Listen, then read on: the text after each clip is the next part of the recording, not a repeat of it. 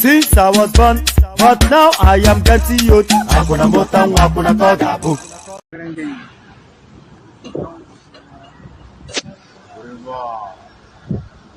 Whatever.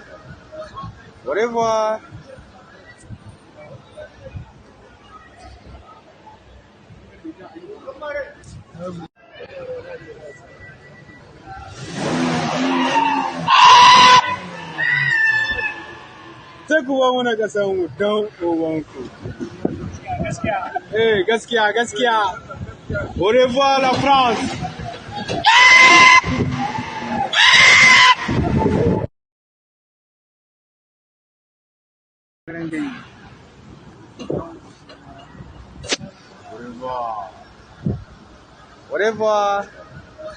Au revoir.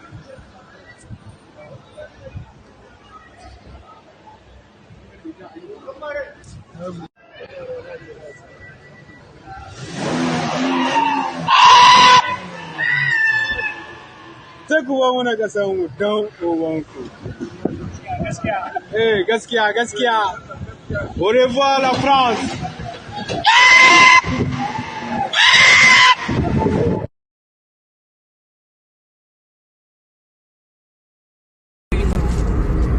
You must arise.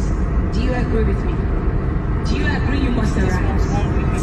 Do you agree you must arise? See all of them face like this, they don't fast for like 21 days.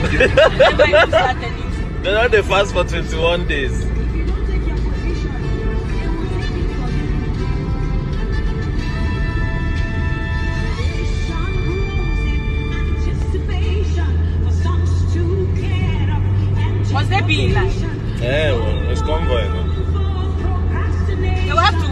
break their line. Which way they come from?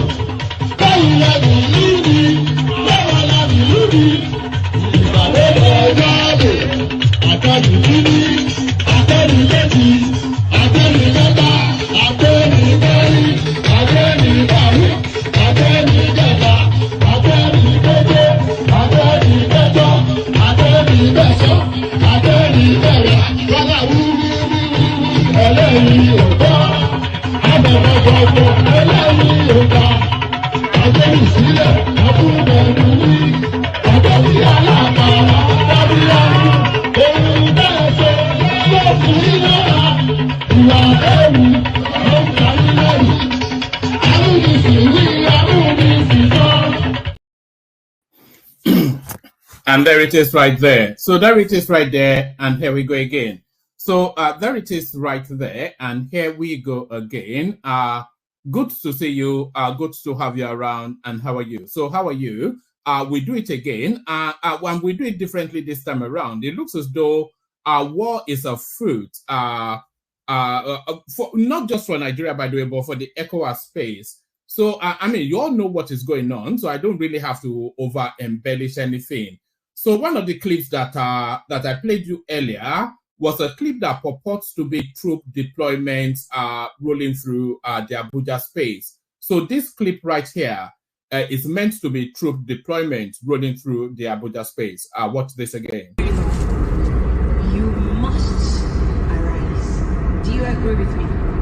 Do you agree you must arise? Do you agree you must arise? See all of them face like them. They don't fast for like 21 days. They don't fast for 21 days.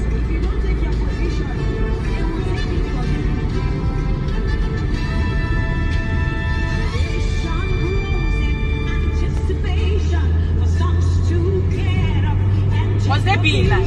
Yeah, well, it's convoy. They will have to wait. Let me. Right. It looks as though the country is on a war footing. Certainly, that's what all the indications are, that the country is on a war footing. So troops deployment. No, let me kick it off with this. Let me kick it off with this. Breaking: ECOWAS orders deployment of standby force against Niger junta, says no option is off the table, including force. So there it is. We were hopeful that it would not come to this, but it looks as though, when that 7-day ultimatum ran out, that was a decision point, because it was a game of high stakes that the ECOWAS space chose to play when they gave that ultimatum. So it was a game of high stakes, and they gave that ultimatum. So after now giving that ultimatum, and the Nigerians, they refused to accede to the warnings from ECOWAS. So now what happens next is a question. So if ECOWAS backs down and then they just do another raft of sanctions, etc., then they completely lose faith in the international space. So that then makes them ultimately a toothless bulldog.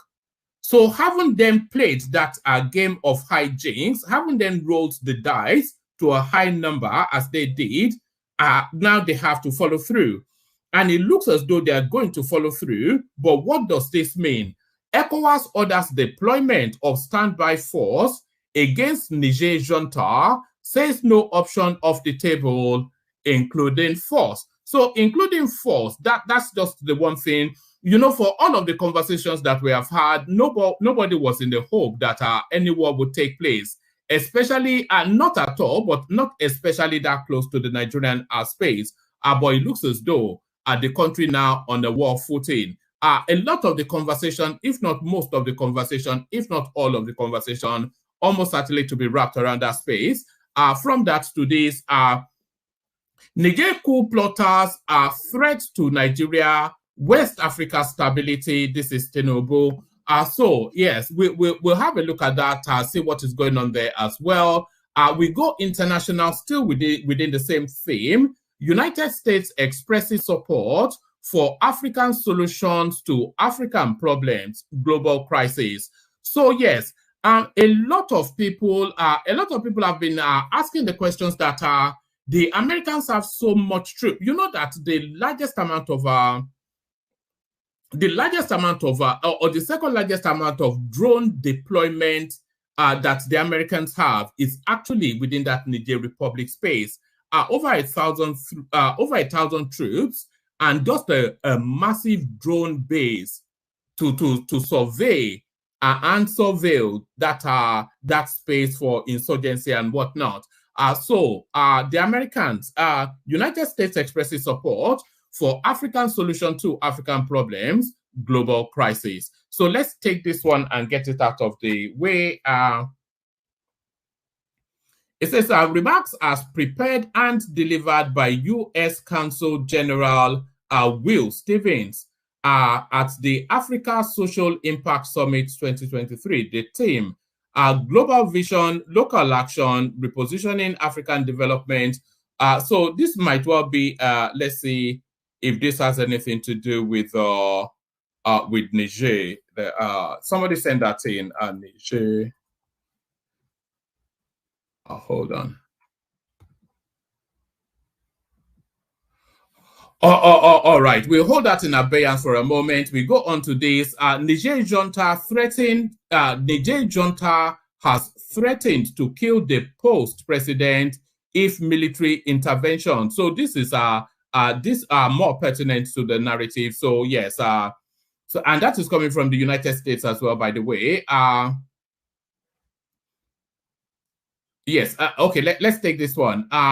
Niger's junta has told a top United States diplomat that they will kill the post-president Mohamed Bazoum if neighboring countries attempted any military intervention to restore his rule, two Western officials told Associated Press.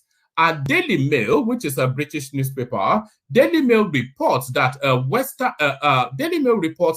Western military official said, while speaking on condition of anonymity because of the sensitivity of the situation, said the representatives of the junta told the United States Undersecretary of State Victoria Nuland of the threat to Bazoum during her visit to the country this week.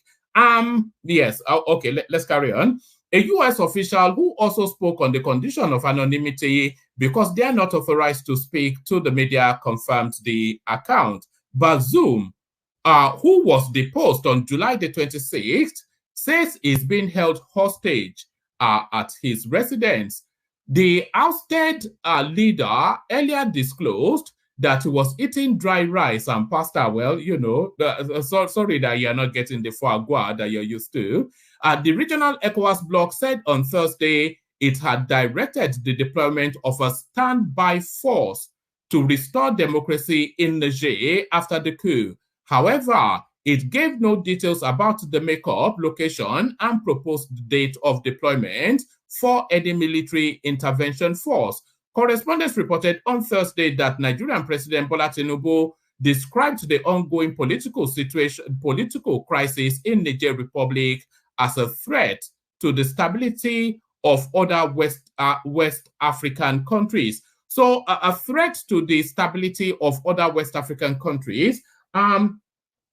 You may or may not be aware that as early as a couple of years ago, 15 out of the, I think, 16 members of the ECOWAS space, they were actually under democratic rule. But now about 5 of them, they are under military rule. So this is something now that is essentially an existential threat to all the other democracies within the African, yes, within our sub-region at least. So within our sub-region at least. So yes, we carry on. Mr. Tinubu mentioned this in his speech at the extraordinary meeting of ECOWAS leaders over the recent military coup in Niger Republic held at the presidential Bola, not Bola. Mr. Tinubu mentioned this in his speech at the extraordinary meeting of the ECOWAS leaders over the recent military coup in Niger Republic held at the presidential villa in Abuja, Nigeria's capital. The presidents of ECOWAS, the presidents of ECOWAS nations at the summit discussed events in Niger Republic following the 26th of July coup that deposed Bazoum. The regional body met in Abuja a few days ago and issued a 7-day deadline for the Niger junta to reinstate ousted President Bazoum or risk sanctions, including possible military intervention. ECOWAS ordered the junta in Niger to reverse their action and reinstate the democratically elected president. It gave the military junta a 7-day ultimatum to vacate the seat of power and hand over to the sacked President Bazoum. But the ultimatum expired on Sunday with no reaction from the military junta.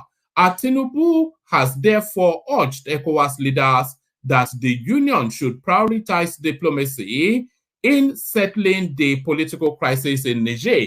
You know, my headline previously was that Tinubu was backing down until this news broke. And then he said, more specifically, as leaders of our respective nations, we must recognize that the political crisis in Niger not only poses a threat to the stability of the nation, but also has far-reaching implications for the entire West African region. By remaining steadfast in our adherence to the principles of democracy, good governance, and the rule of law, we can restore peace, stability, and prosperity in the Republic of Niger, thereby fostering an environment conducive for growth and development for all. A lot of narratives are around this being a proxy war, of course. We'll get into all of that.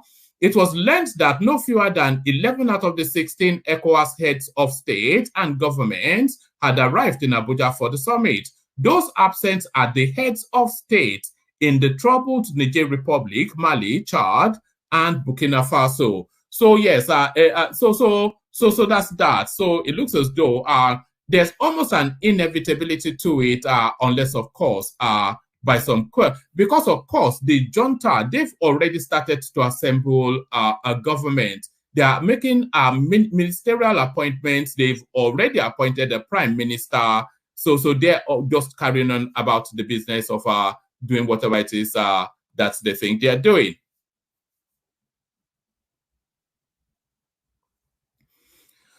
All right. Let's just have this for keepsake. ECOWAS orders defense chief on standby for military action in Niger. The Economic Community of West African States has placed defense chiefs in member states on standby for potential military action in Niger Republic following the ongoing military coup that saw the ousting of President Mohamed Bazoum.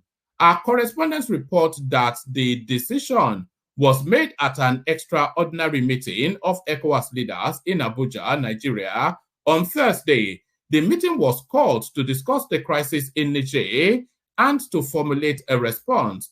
ECOWAS chairperson Omar Aliou Touare said that the bloc had decided to activate its standby force in response to the coup leader's defiance of its 7-day ultimatum to restore constitutional order. We have decided to activate the ECOWAS standby force with all elements immediately, Touare said. We have also ordered the deployment of force to restore constitutional order in the Republic of Niger. So the most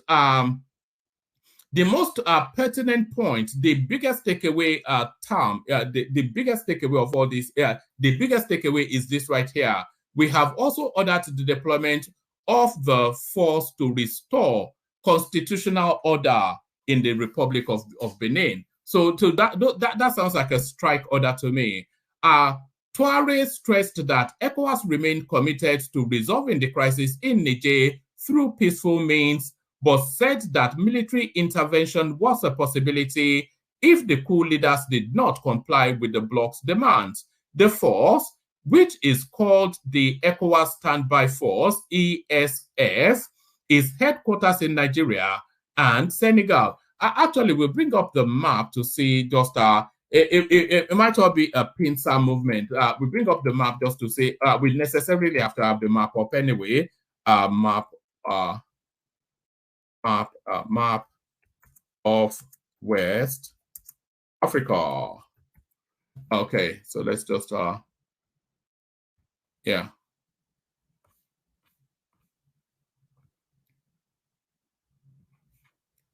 Right. I think this is the one is this the one we need?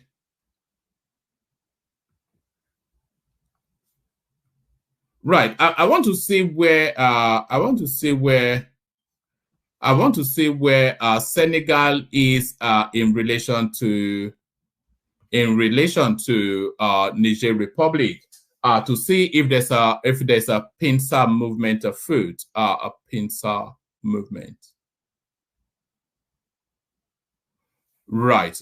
No, this, yeah.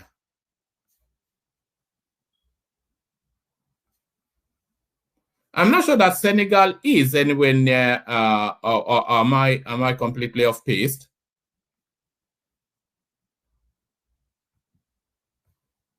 So that's Niger right there, and that's Mali, that's Burkina Faso, and then Benin Republic, a sliver of a border, and then the rest is Nigeria, and then there's Chad there, and then there's Cameroon there as well, and then that's Algeria to the top, and I think this one that we can't quite see, that's Libya right there. So where is Senegal? Oh no, Senegal is actually a distance away. So that's Senegal right there. So yes. Nevertheless, Senegal on standby. So Senegal on standby.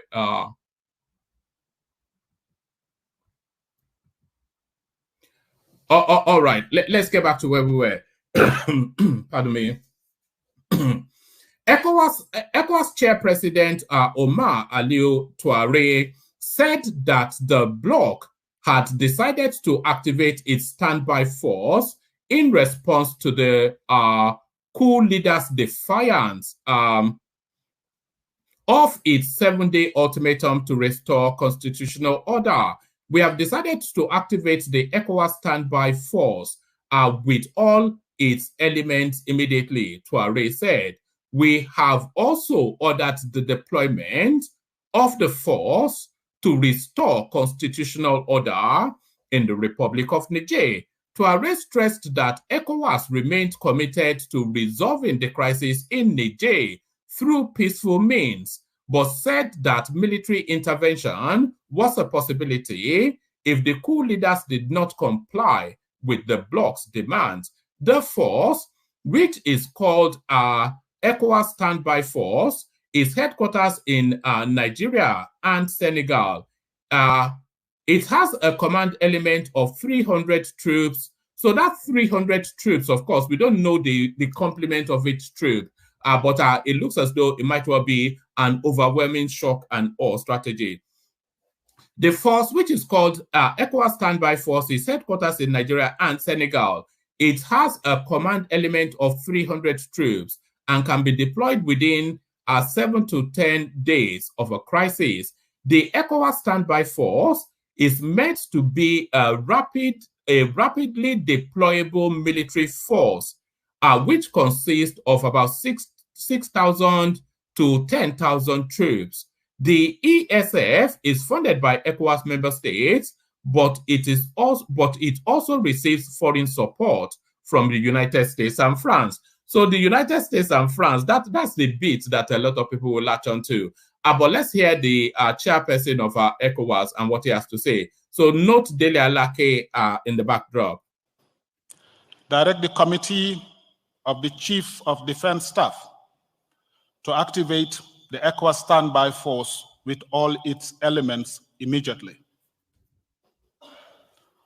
Order the deployment of the ECOWAS standby force to restore constitutional order in the Republic of Niger. Underscore its continued commitment to the restoration of constitutional order through peaceful means. So there it is right there. I cannot see how that I cannot see how this administration would last, the one in the Niger Republic. ECOWAS deploys coalition troop for immediate invasion of Niger. So this is from a ludicrous let me just give you this one as well. This is from a ludicrous platform, of course, who over embellishes everything. ECOWAS leaders have ordered immediate invasion of Niger, charging the regional body standby force to restore constitutional order following the seizure of power in a military coup late last month. President of ECOWAS, Omar Aliou Touare, made the declaration during a meeting of the organization on Thursday afternoon. And then it goes on to tell us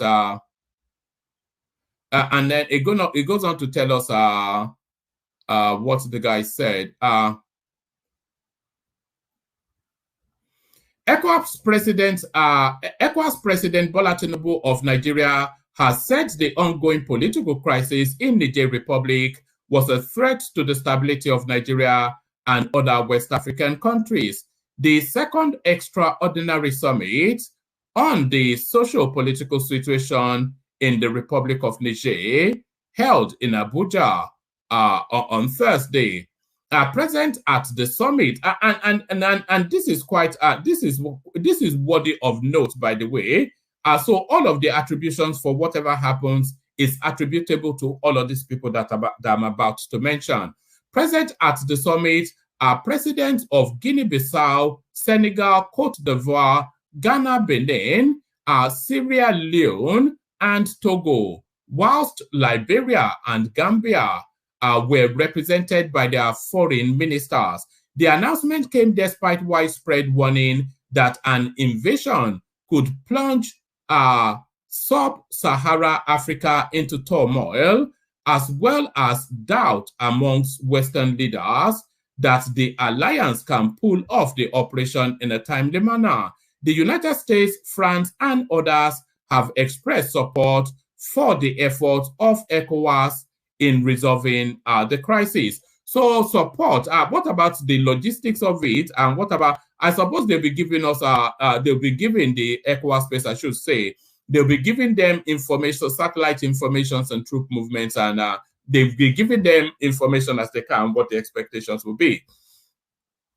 Meanwhile, Niger's military junta had earlier announced a new government on Thursday, naming Ali Mahaman Alamine Zerne Prime Minister to lead other 21 new ministers forming the new government. So I don't quite know what structures because this guy, let me look him up. But this guy certainly, I don't think is anything military. This new prime minister, I don't think it's anything military. So quite well, yes. He's a Nigerian politician and economist. He was Niger's Minister of Economy and Finance. So the new prime minister now is not anything military. So what form of governmental structures are they actually looking at in that space? Is it like the sort that we had in the First Republic, where Nnamdi Azikiwe was some sort of de facto ceremonial space, but then of course the prime minister held sway. There was that Tafawa Balewa, yeah. So maybe it's that form of structure. But we'll just take this now as a deviation from that going on in the Niger Republic. Naira extends drop from record. Naira extends drop from record as black market dollar rates soar. So anybody that can read the financial market now will be richer than Dangote. That's just what's in play. Because the rate at which the Naira is hemorrhaging, I cannot read you this, by the way, because it's behind the paywall. This is from Bloomberg. So it's behind the paywall, and I certainly am not paying just to read an article, unless I regularly read Bloomberg, which I don't. But I know the rates at which the Naira has been hemorrhaging, Naira weakens to 917 to the dollar on the street on Wednesday. Official and black market exchange rate part ways once more. The Nigerian Naira extended its slump in black market trading. The Nigerian Naira extended its slump in black market trading as the nation's dollar shortage deepened 2 months after the central bank move to a more flexible exchange rate to encourage inflow. The currency of Africa's biggest crude producer weakened to 923 Naira to the dollar, compared, that's at the black market, compared to the 917 Naira, the currency of Africa's biggest crude producer weakened to 993 Naira per dollar, compared to 917 Naira per dollar the day before. So just look at that chasm, by the way. That's over 10 Naira just within one day. So imagine if it's falling by 10 Naira every single day. Maybe we'll end up in that Zimbabwe sort of situation that you will have to pack money in a wheelbarrow just to go and buy bread. According to Umar Salisu, a bureau de change operator who tracks the currency data in the nation's commercial capital, banks are unable to come up with the dollars to meet the demand, and that's the most I can read from there. So that's the most I can read from there. But you get the gist. So we wrap conversations around that as well. Actually, let me just give you all the readouts now. Is there any other readouts that? Yeah, let's. Right. So that should do for now. So yeah, let me play you the K guys, and then we kick off the conversation. There's still plenty of room on the platform if you want to come join. So let's kick it off, and then we'll see where we land. Let me play you the K guys first, just to take a micro breath. Water, only water, only water, where they see ma. Water, only water, where they see ma.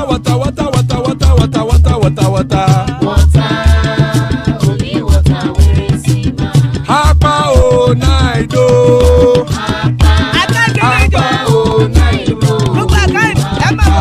Hapa you don't come o.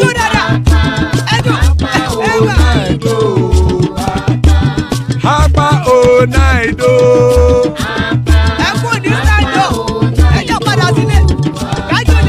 Oro keke elemu ye o. Ide shodi ya keke elemu re o. Obi master keke elemu re o. Chief Latif keke elemu re o. Eruku lele elemude. Eruku lele egbe elemudodo jare o. Eruku lele Ghana ti de egbe body o. Ọmọ ẹlẹ́yẹ ẹ̀yẹ o ó dilé o. Olúyẹ̀lá ẹ̀yẹ o ó dilé o. Petro Sodana ẹ̀yẹ o ó dilé o. Petro Sodunke ẹ̀yẹ rẹ̀ ó dilé o. Ẹlẹ́kọ̀ ọ̀run mú ìní o.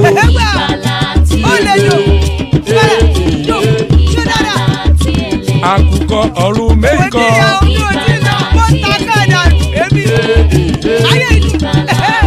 Ikú kò ní ríwà gbéṣe o.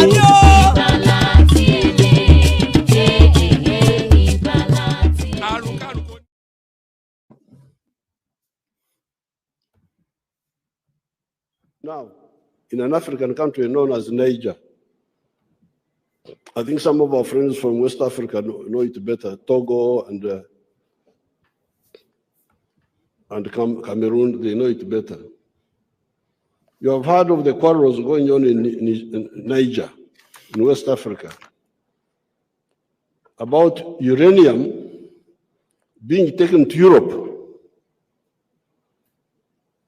That's how I came to know recently. When this crisis started, we started getting information that apparently Niger is exporting a lot of uranium to Europe and to France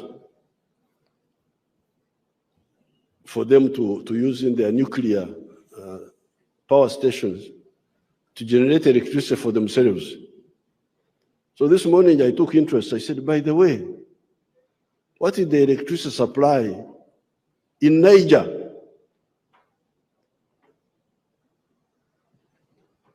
Before you sell uranium to the other person, how about you? What's happening to you? Now I found, I was told, there is a measurement they call kilowatt hour per capita. Kilowatt hour per capita. Apparently, the kilowatt hour per capita of electricity in Niger is 51. 51. Every person in Niger is using 51 kilowatt hour per capita. The GDP of Niger is US dollars 613. Now, here in Uganda, our kilowatt hour per capita was very low, was like this some years ago, was as low as this one of Niger. But now it's about 300, still very low, but that's where it is. Then how about the United States? What is the kilowatt hour per capita of the United States? 12,000.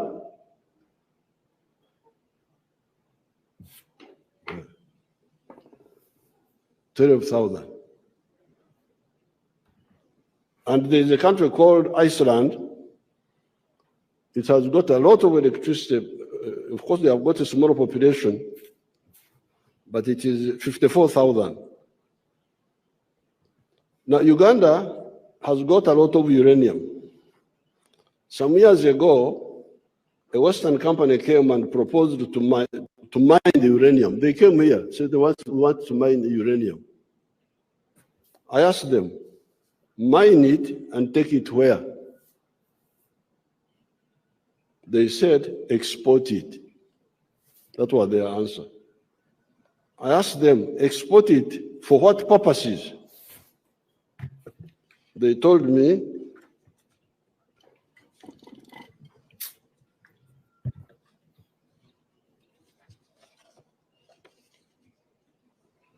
for the purposes of generating nuclear energy, for electricity, and other uses such as medicine, vector control, etc. I then asked them, have you had a rumor that there are some human beings here in Uganda who need electricity, who need nuclear medicine, and who need vector control services? I asked them, you want to take the uranium, but have you had a rumor that there are some human beings here?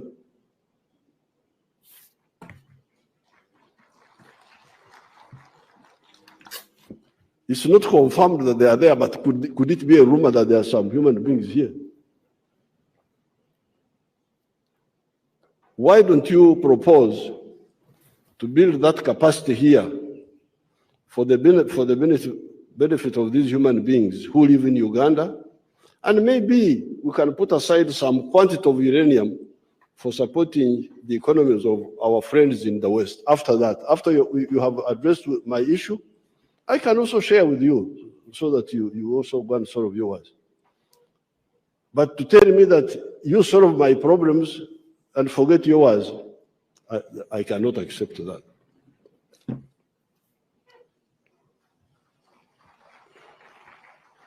They never came back. They never came back. So the uranium of Uganda is sleeping in the ground until we are ready to use it. We have now agreed with the Russians and the Koreans to build 2 nuclear power stations for electricity of 15,600 megawatts total. Imagine, just 2 stations will produce 15,000 megawatts. One, 7,200 megawatts, the other one, 8,400 megawatts. Our biggest dam on the Nile is the Karuma with 640 megawatts. The hydro. The biggest opposition of our plan of building an integrated national economy has been mainly internal, from some elements of the political and bureaucratic classes who perform the role of comprador bourgeoisie, agents of foreign interests Mao Zedong talked about in China.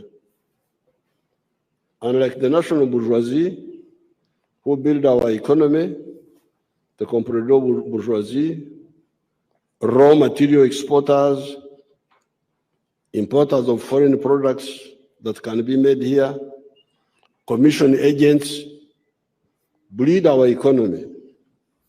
The national bourgeoisie, who are manufacturers, hotel owners, tourism operators, professional service providers, such as doctors who treat people here instead of patients going out for treatment, internal distributors of our products, such as food, build our economy. There are businesses which build our economy, which infuse blood into our economy. There are those businesses which drain blood from our system for the benefit of the outsiders. And these are the ones Mao Zedong called the comprador. Comprador is a French word meaning agent, agent of. Therefore, we, the raw materials producers, need to conduct internal struggles in our respective countries to add value to these raw materials, including coffee, so that we earn more from our sweat and create more jobs for of heads of state and government on the political situation in Niger, 10th August 2023, final communique. The authority of heads of state and government of the Economic Community of West African States convened in an extraordinary session in Abuja, Nigeria on 10th August 2023, under the chairmanship of His Excellency Bola Tinubu, President of the Federal Republic of Nigeria and Chair of the ECOWAS Authority. The extraordinary summit was convened as a sequel to the recent one held on 30 July 2023, following the illegal detention of President Mohamed Bazoum by the members of the Presidential Guard in the Republic of Niger on 26 July 2023. Present at the summit were the following heads of state and duly mandated representatives: His Excellency Patrice Talon, President of the Republic of Benin; His Excellency Alassane Ouattara, President of the Republic of Côte d'Ivoire; His Excellency Nana Addo Dankwa Akufo-Addo, President of the Republic of Ghana; His Excellency Umaru Sissoko Mbalo, President of the Republic of Guinea-Bissau; His Excellency Bola Tinubu, President of the Republic of Nigeria, His Excellency Macky Sall, President of the Republic of Senegal, His Excellency Julius Maada Bio, President of the Republic of Sierra Leone, His Excellency Faure Gnassingbé, President of the Togolese Republic, His Excellency Mamadou Tangara, Minister of Foreign Affairs, representing His Excellency the President of the Gambia, His Excellency Ambassador D. Maxwell Sarr Kemaya, Minister of Foreign Affairs, representing His Excellency the Head of State, the President of Liberia, His Excellency Belarmino Silva, Ambassador of Cape Verde, representing His Excellency the President of Cabo Verde. The summit was also attended by Evariste Gnassingbé, President of the Republic of Burundi, His Excellency Mohamed Ould Ghazouani, President of the Islamic Republic of Mauritania, Omar Aliou Touré, President of the Commission, His Excellency Leonardo Santos Simao, Special Representative of the United Nations Secretary General for West Africa and the Sahel and Head of UNOWAS, His Excellency Ambassador Bankole Adeoye, Commissioner for Peace and Security, representing the Chairperson of the African Union Commission. The authority, having considered the memorandum presented by the President of the ECOWAS Commission on the current situation in the Republic of Niger, as well as ECOWAS engagement since the last extraordinary summit, and having considered the reports of the envoys of the chair to Niger and various other places, carefully considered the report and recommendations of the ECOWAS Committee of Chiefs of Defense Staff, extensively discussed the latest development in Niger since the last extraordinary summit held on 30 July 2023, noted that all diplomatic efforts made by ECOWAS in resolving the crisis have been defiantly repelled by the military leadership of the Republic of Niger, taking note of the expiration of the one-week ultimatum given for the restoration of constitutional order in the Republic of Niger, decide as follows. A, reiterates its strong condemnation of the attempted coup d'etat and the continued illegal detention of President Mohamed Bazoum, his family, and members of his government. B, further condemns the condition in which President Bazoum is being detained and hold the CNSP fully and solely responsible for the safety, security, and physical integrity of President Bazoum, members of his family, and government. C, uphold all measures and principles agreed upon by the extraordinary summit held on Niger on 30th July 2023. Underscore the determination of the ECOWAS authority to keep all options on the table for the peaceful resolution of the crisis. Enforce all measures, in particular border closures and strict travel bans and assets freeze, on all persons or groups of individuals whose actions hinder all peaceful efforts aimed at ensuring the smooth and complete restoration of constitutional order. Warn member states who, by their action directly or indirectly, hindered the peaceful resolution of the crisis in Niger, about the consequences for their action before the community. Call on the African Union to endorse all the decisions taken by the ECOWAS authority on the situation in Niger. Further call on all partner countries and institutions, including the United Nations, to support ECOWAS in its effort to ensure a quick restoration of constitutional order in conformity with its normative instruments.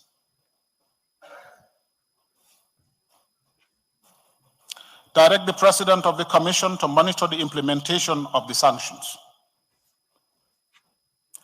Direct the Committee of the Chief of Defense Staff to activate the ECOWAS standby force with all its elements immediately. order the deployment of the ECOWAS standby force to restore constitutional order in the Republic of Niger. Underscore its continued commitment to the restoration of constitutional order through peaceful means.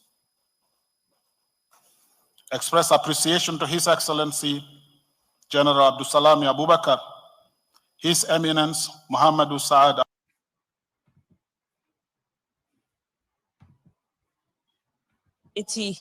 Just to be explored in order to resolve this thing amicably. Does that mean diplomatic effort will continue despite? Definitely. And I pray that the Niger military open a door for diplomacy. Why the deployment of the standby force? What purpose is it going to serve? What you know among the issues raised was that all avenues will be explored, including, if the worst come to the worst, use of force. But what that use of force is, that is left to the authorities. So, but like the possibility of all of them? No. Nobody wants to go to war. We appreciate that. Yeah. Thank you.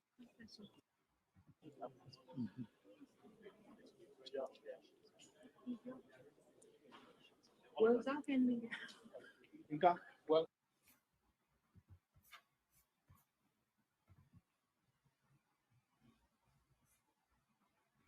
for me to have you here, it's indeed a great honor for me to have you here because you accepted my invitation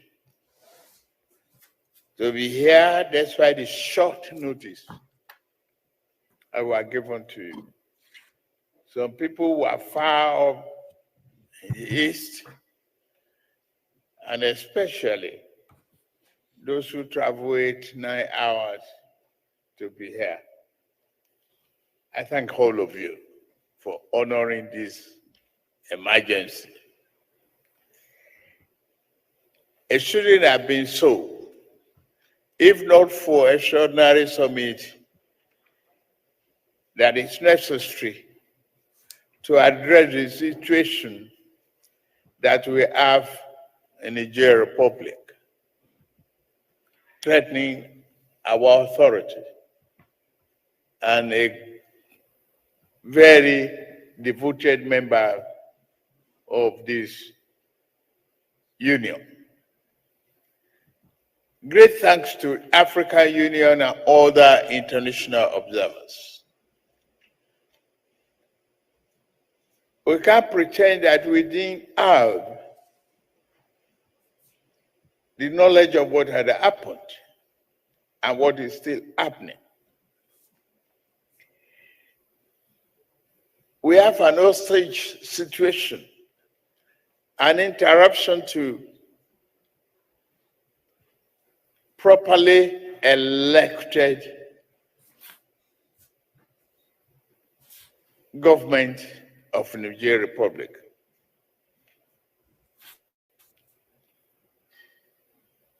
Your presence here reflects your commitment to democracy, principle, and value. I appreciate that. It is a very challenging time for us, and it is time that we must demonstrate our commitment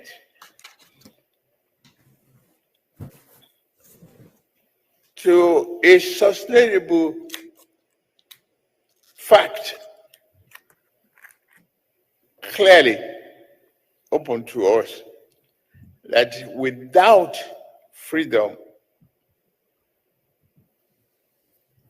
and democracy, there can be no development. There can be no end to poverty.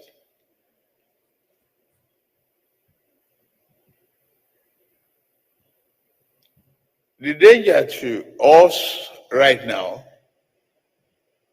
is the fact that one of us, His Excellency Mohamed Bazoum, is in hostage by his own army.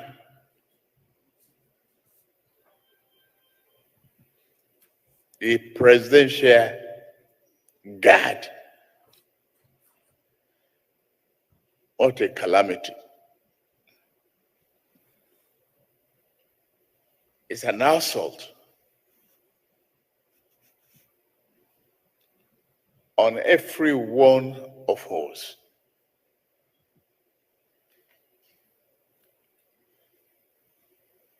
And we must take a very strong action.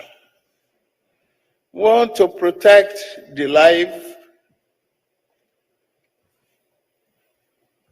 of Bazoum, President Bazoum.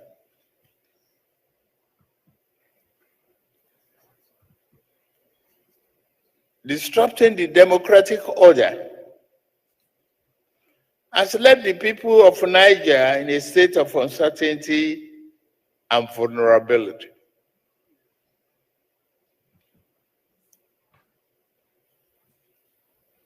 But we have to face the challenge that we have right now.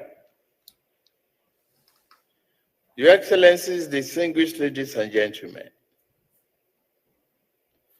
during the 63rd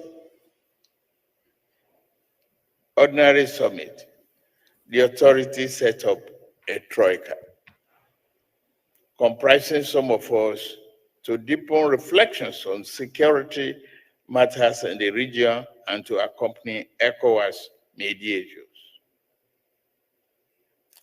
We'll be discussing other details, but just let's cast our mind back.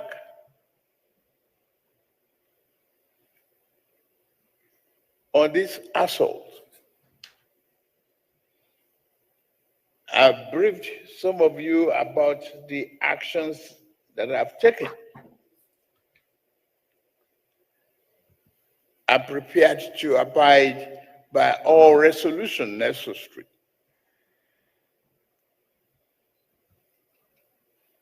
to respond to this assault and to make sure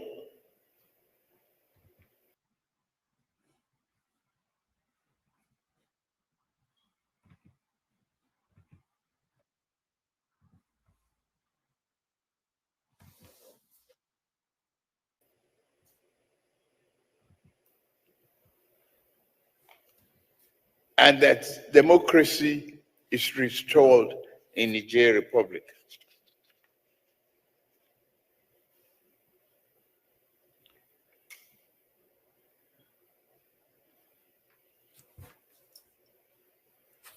Whether we call it constructive dialogue or otherwise, whatever you and I resolve will make or mar our democratic credentials.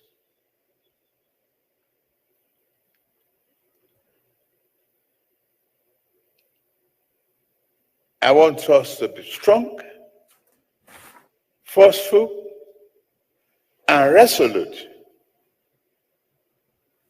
about the survivor of Bazoum, as well as the freedom and restoration of the constitutionally elected body in the Niger Republic. I want to say welcome and thank you very much. But no more time for us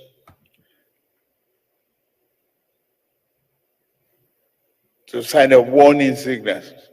It's time for action, and we should walk our talks.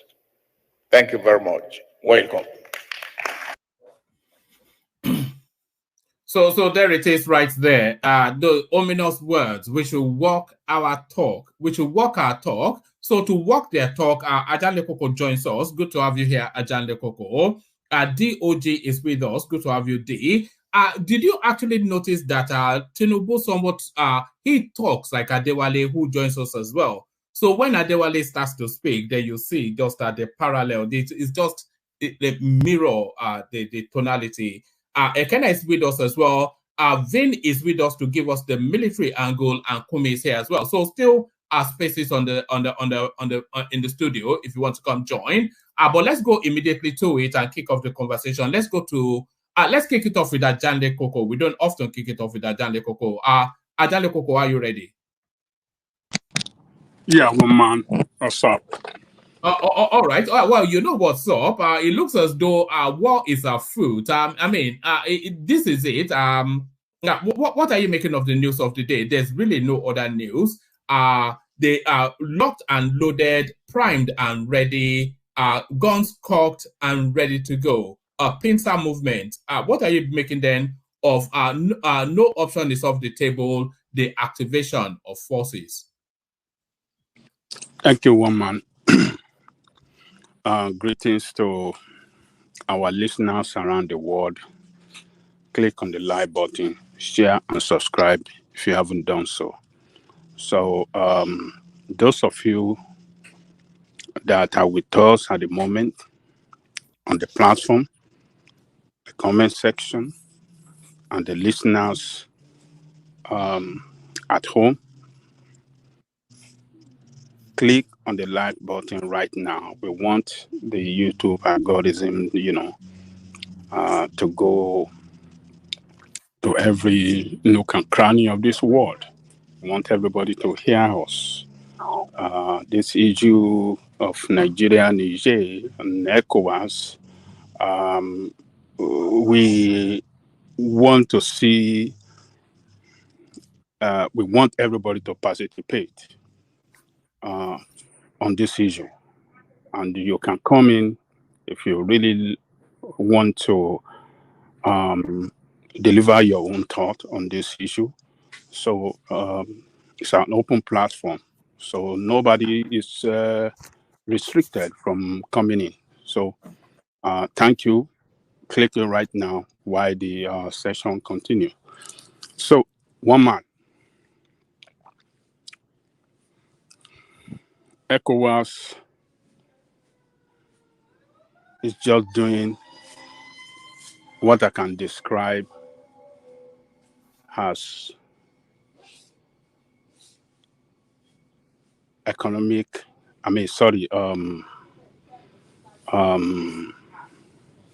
psychological warfare. They are unleashing psychological warfare against Niger with the new name for their army. What did they call them? What did they call? They said standby army. What did they? Yes, ECOWAS standby army. That's yes, standby. So it's just a way of threatening those guys, a way of bullying them. Are you still seeing it as a threat? It's a threat. They cannot do anything. Yeah, it's a threat. And what if those guys called their bluff? They said they've activated a standby force to go and reinstate democracy in their country. So what if those guys call their bluff? What happens next? Nothing is going to happen. But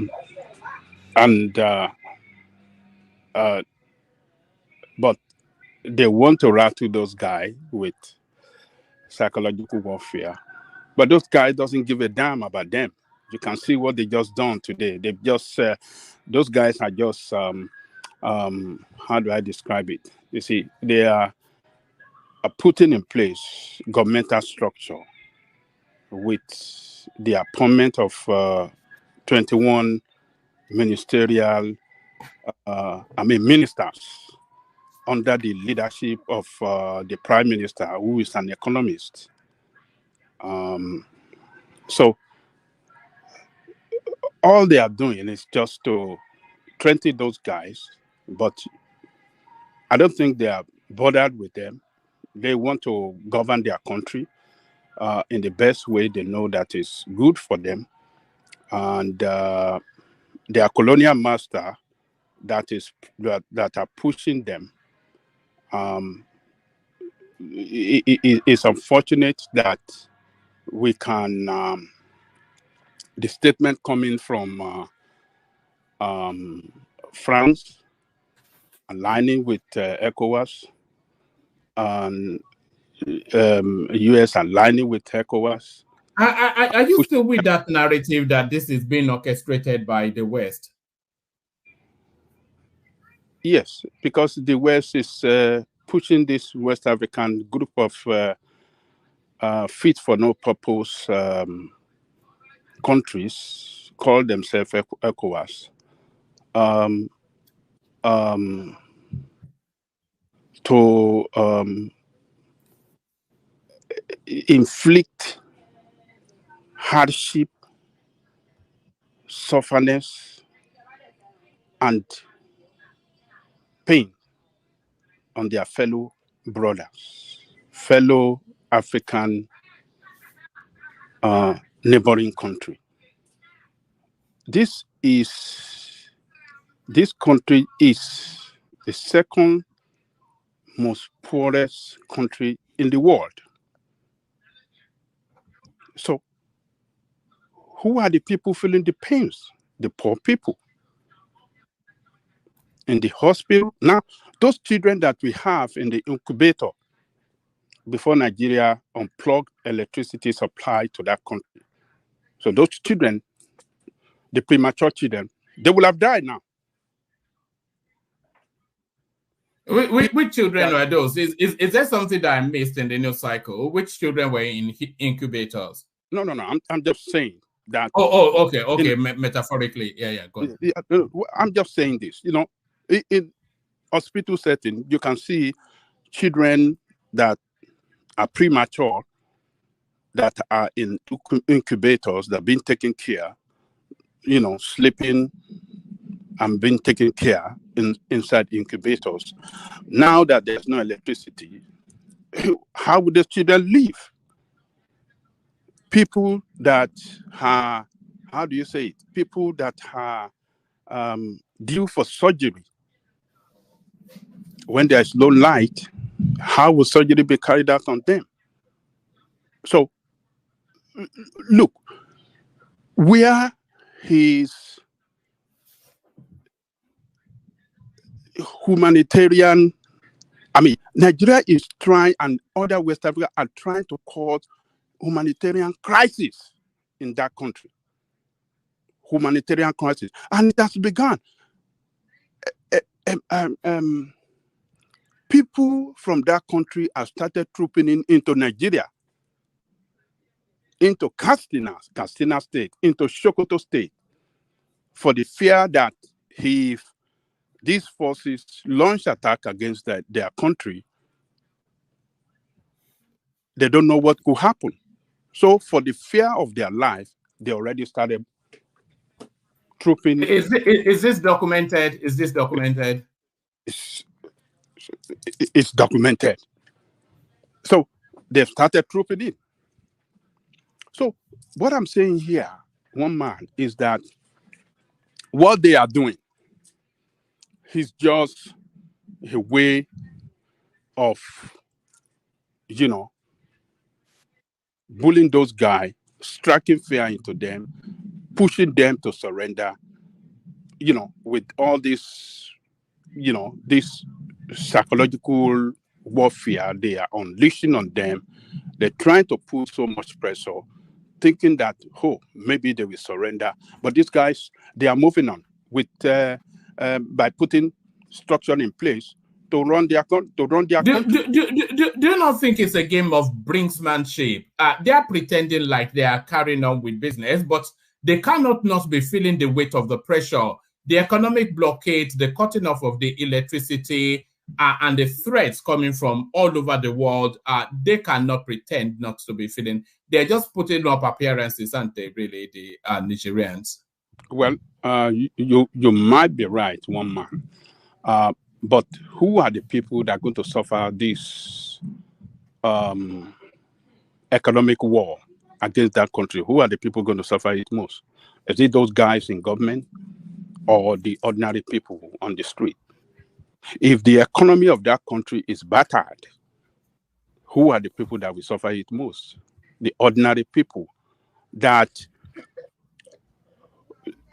whose resources has been looted for so long. The uranium that they have that should have been used to generate electricity for them, they never had electricity plan. Their France never at any time look at it that we are taking these resources to our country to light up our country. But and neglected these people completely. So diplomatic.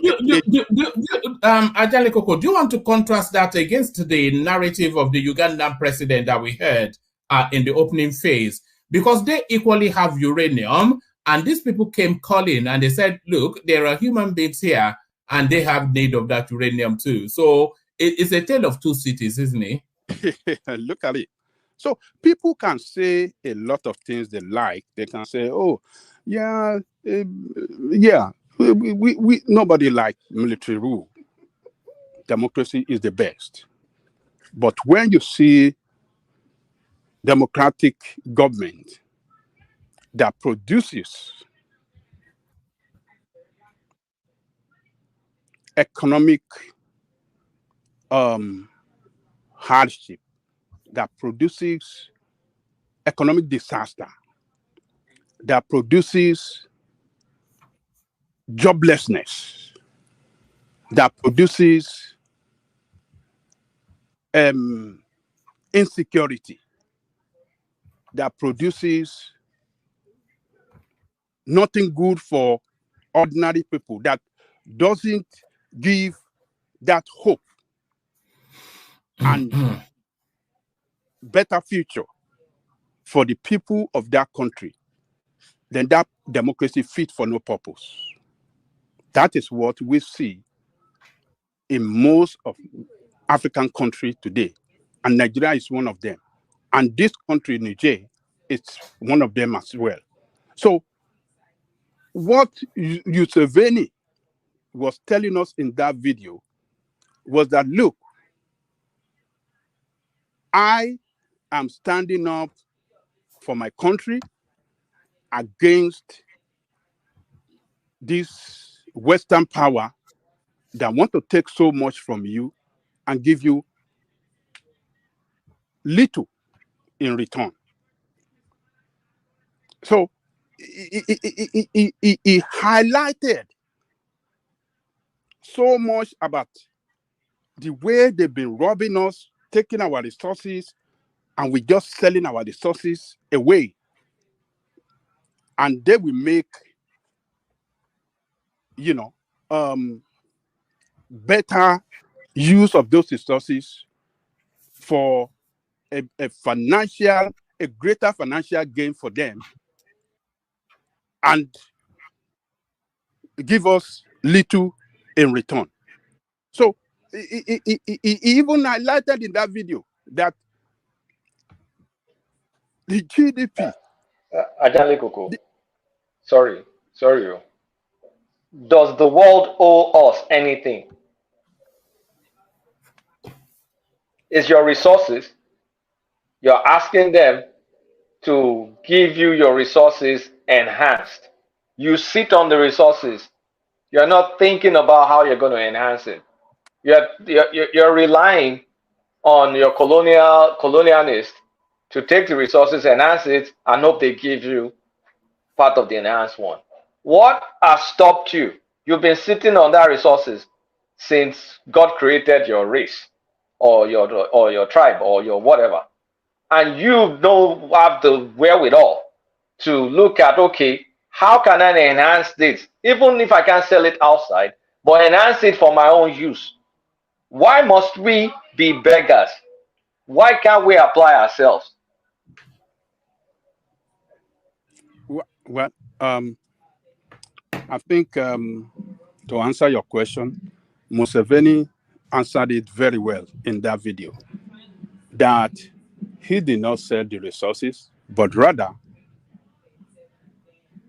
waited for Russia and Korea to come in to say, okay, we are going to build electricity plant in your country that will generate 30,000 megawatt of electricity to them. So natural resources that we have that we don't, processes to finish good, that we create economic opportunity, jobs, and expand our economy. So African bad leaders that were selling all these resources to them have rendered African country useless. And this country is one of these countries. I mean, this Niger has suffered so long under this France and this colonial master that never wanted them to grow for anything. So one man, Museveni, even told us the GDP of United States, which is about 25 trillion, China about 13 trillion, Japan about 4.5 trillion, and that of the entire Africa, 2.7 trillion. The entire African state, all countries in Africa, that is ridiculous. We cannot continue like that. We can never be competitive in anything if we have to continue like that. And 65% or 70% of resources that drive this world to be a better place to live in are in Africa, and we are the most poorest. All right. Hold on, everybody. I want to take this topic round, Ajanle Koko, and give everybody a 5, no more than 7 minute slot, because this is a seismic moment in time for Nigeria. We're about to go to war right at our border. So, but let me take it round. You want to take it to another person, right? No. Land it, and then I'll take it to I'll take it to Boris first, who joins us for the first time. Then Ahizon, DOG, Kulata. Then I'll just take it around because it's such a big topic. Continue. So but those guys are standing firm, and they started running their country. They have constituted their government. So now that their government has already been constituted, they already constituted their government, or maybe they are, is in the making to be fully constituted.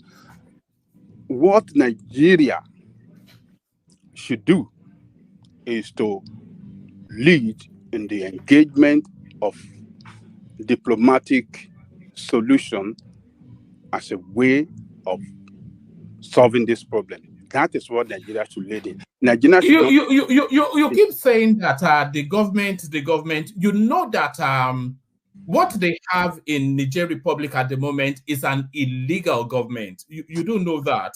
It doesn't represent the will of the people because it's not coming in via any ballot, and it's not recognized by any nation internationally.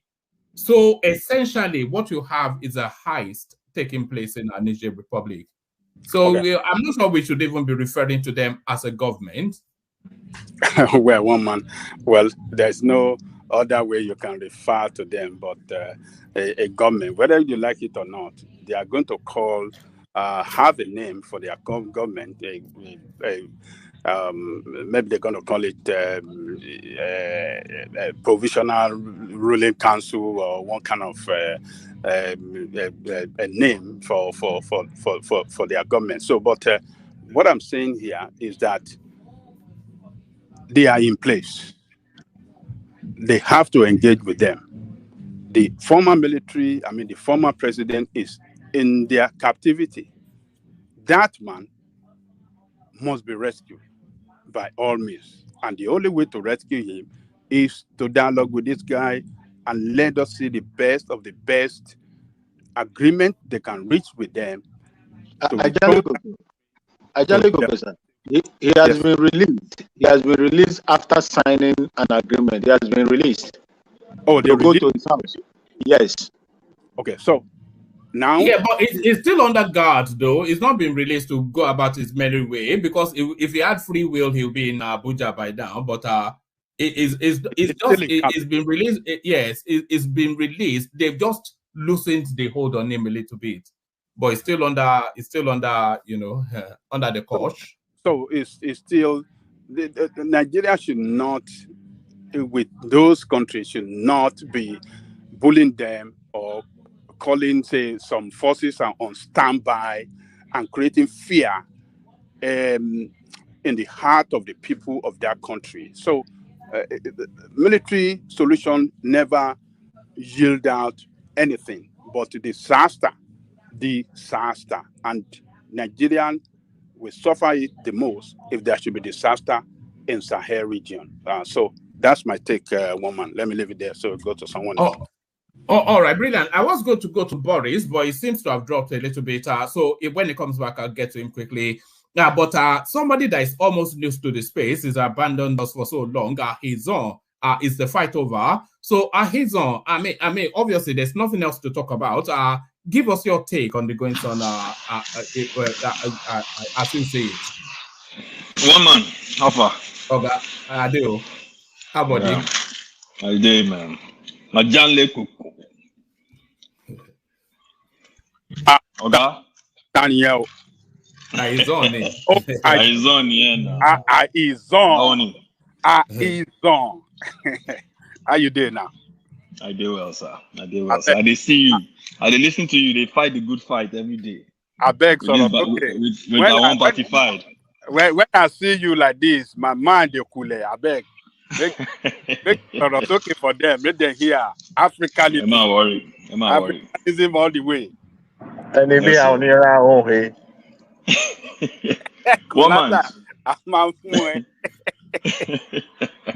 One man. So yes, this issue, it's very sad, very devastating. Since I have 5 minutes, I'm going to try and make my thoughts very coherent, so I'm not rambling up and down the whole place.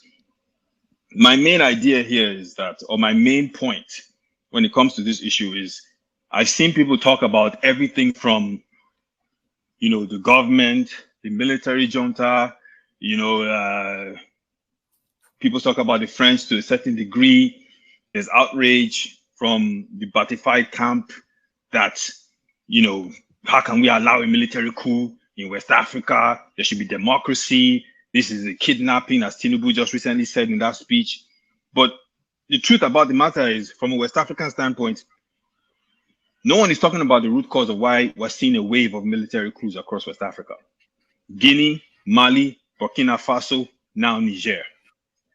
No one is talking about why are these former French colonies all of a sudden taking over power by force and trying to self-determine their own futures. Aizon, Aizon, I was actually listening to the BBC just earlier on Radio 4, and they were saying that it's a particular malaise within the Francophone countries, that they are the worst examples of all this post-colonial governance in Africa. But sorry, carry on. No, exactly, and that is the point I'm getting to. Is that the main point here is that as West Africans, as people who formerly experienced colonialism of the worst kind, I'm not even going to go talk about King Leopold and those people. I'll talk about the Middle Passage and our people being taken as slaves, right? That were still reeling and dealing with those issues. Some of our people were taken to IT, and those people had a revolution and kicked the French out. Until today, they are still paying the price of kicking the French out. Do you know the French charged them for kicking them out? They had to pay the French for losing those plantations. And on top of that, there's still sanctions on IT till today for kicking the French out during their revolution. But I digress. Let me come back to West Africa. So for us, as we're concerned, in the colonial times, there were these people they called warrant chiefs. Lord Ugard instituted indirect rule. Rule the people through your self-appointed leader. You put a puppet in, you control the puppet, you control the people. It was a brilliant plan. They put it in place, it stuck, and they've been using it till today. West African leaders are warrant chiefs. They're foreign agents. They don't work for us. They work for their neoliberal establishments abroad. It's a fact. Look at everything they do. Their houses are abroad. Their bank accounts are abroad. They will first of all make sure the interests of the Western countries are satisfied before the interests of their people. It never fails. And they always do this first. When the Niger Delta issue happened and the movement for the emancipation of Niger Delta came out, the Nigerian government came down with such venom to crush these people because their Western fathers were upset that they may not get their oil. We're seeing the same thing here again. This coup has happened. A coup is wrong. Force should not be used to take... Sorry, Aizon. I was just saying earlier that there was a period just a few years ago that 15 of the 16 ECOWAS countries were under democratic rule. Now you have 5 under military rule. Do you not feel that it's a matter of self-preservation that we're looking at here? Yes, it is. It is. It's a matter of self-preservation. So, but you have to understand that when you look at the historical context and what's going on, it becomes clear that, you know, the people are facing this neoliberal establishment. Neocolonialism is a real thing. Nkrumah said it, right? He said it, and it's a real thing. And these people are facing this situation. I'll give you an example. Professor Arikana, who was the AU ambassador to United States, who got fired, by the way, for highlighting the injustices that France has been doing to West African countries. She got fired. She highlighted that the French, and this is going to answer Kulata's question when I asked Ajalo Koku, the French created a pact for the continuation of colonialism after they left Niger and their Francophone countries. What was in that pact? Their money must be kept in French banks. They must continue to use the CFA. The French government will have the first right of refusal to any resources that comes out of their country. Now you ask yourself, Kulata is a business-minded person. I'm guessing he's probably worked for one of the top 4. Ask yourself this question. Who in their right mind can survive if you cannot self-determine your own future? If your money is kept in another man's bank, another country, by the way, that doesn't have your best interest, you cannot self-determine. The projects that you would need to create an uranium power plant are heavily capital intensive. How are you going to create those kind of projects? Well, you can't even control your own funds. You know, so when you look at the West African nations, they are upset about this coup more than they are upset about the fact that they're being exploited every day. As far as I'm concerned, that is what you should be more angry about. The fact that these countries, America has 2 bases there. The French have 1,500 soldiers in Niger. Niger has become a backwater state that is only good for extracting resources, and that people are living in abject poverty. That is 21st century slavery. So how can you look at that situation and say to yourself that, yes, a coup should never happen? Well, how are these people supposed to revolt? Are you serious? What, they're supposed to get up and go? How about the people's revolt, Aizon? Do we run the danger of infusing an anti-colonialist narrative on what is just essentially a smash and grab by just a bunch of military men? Yeah, it's not a smash and grab, and here's why. There's a larger question here that we need to be debating. And that larger question is, what kind of future do we want to chart for ourselves? Not this coup. This coup is the symptom. the underlying cause, the root cause of this is, how do we want to govern ourselves? How do we want to move forward? How do we want to make sure we self-determine our own futures? How do we want to break away from these people? These people are leeches. Why does America have 2 bases there? Why? And as a Nigerian, let me say this to you guys. We should all be angry that America has drone bases just a few miles from Katsina. That's a national security issue. Why are we not more angry about that than we are about a coup? Why are we not more angry about the fact that the French is controlling their money than we are about people taking over power forced by? Yes, we should be upset that they're taking over, but look at the greater picture here. That is the larger question, and that's what I'm talking about. This thing, and you look at these leaders. All those leaders are warring chiefs. They're all puppets, all of them. They're running around, going to Abuja, sitting down. Look at Ouattara. Ouattara gave himself a 3rd term. Is it Paul Biya you want to talk about, or is it Debbie's son in Chad? These guys are puppets. And the reason, the ones that have stayed there the longest, the reason why they've stayed there is because they continue to do the bidding of the French.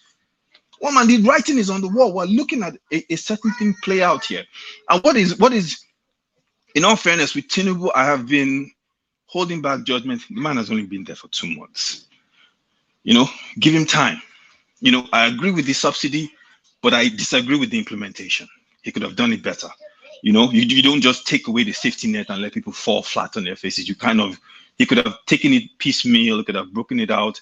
There are ways he could have done it, but that's not the issue now. For the most part, I've just been holding my judgment on him because you need time. But this here, if he ignores the Senate, if he ignores the northern part of Nigeria, if he does this, he would have signed his own death warrant politically, because he will not get elected in 4 years. They are just they cannot do anything. It's just no, don't say that to Ajande Koko, because if these people call their bluff, he know the. I wish we keep. I wish we stop saying Tinubu now. It's ECOWAS, isn't it? It's an ECOWAS. It's responsible to ECOWAS. It's responsible to us. We elected him. Well, man, his first priority is Nigeria. He's responsible. His primary. Yes, but then all the more reason going to that war is in a Nigeria strategic, even existential, somewhat interest. That is not true. Going to that war. We should have the war option should not even be a thing. They should take that off the table. You're talking about. Just look at this picture now. You know how northern Nigeria is. You know, we pretty much don't have. Which language do military men understand? Hausa? Force. Military men. Which language? You're talking about force. You're talking about okay. You're talking about but military men. Here's what I'll say. A military men. What I'm saying about this situation is this. Why do you want to even have the military option? You need to take that off. The economic sanctions you're putting on them, I don't even agree with that. They're talking about what? Second poorest country in the world, and what? You want to take them below? You want to diminish their already terrible ranking? You want to make them last? You know, you're going to sanction them. You have to handle these things smart. And guess what? Here's the thing: if they do this military thing, and it doesn't end quickly, one man. Now, Tinubu would have taken ECOWAS, and ECOWAS, we all know ECOWAS is essentially Nigeria. He would have taken Nigeria into a drawn-out conflict, doing the bidding of these imperialists that have a greater interest there than we do at the moment. For what? And then you're going to piss off your whole northern establishment, who, by the way, got you into office. He won't be president even for the North, especially the Northwest. And those guys are telling you, bro, don't do this. He's not. If he doesn't listen to hold on, flip that narrative on its head, Aizon. If Tinubu goes in and there is every expectation, knowing the strength of that space and knowing the backing for this action, let me not say Tinubu, if ECOWAS goes in, and a lot of people putting it under the signature of Nigeria. If ECOWAS goes in and it's a quick kill, How would that translate both for Nigeria and its president?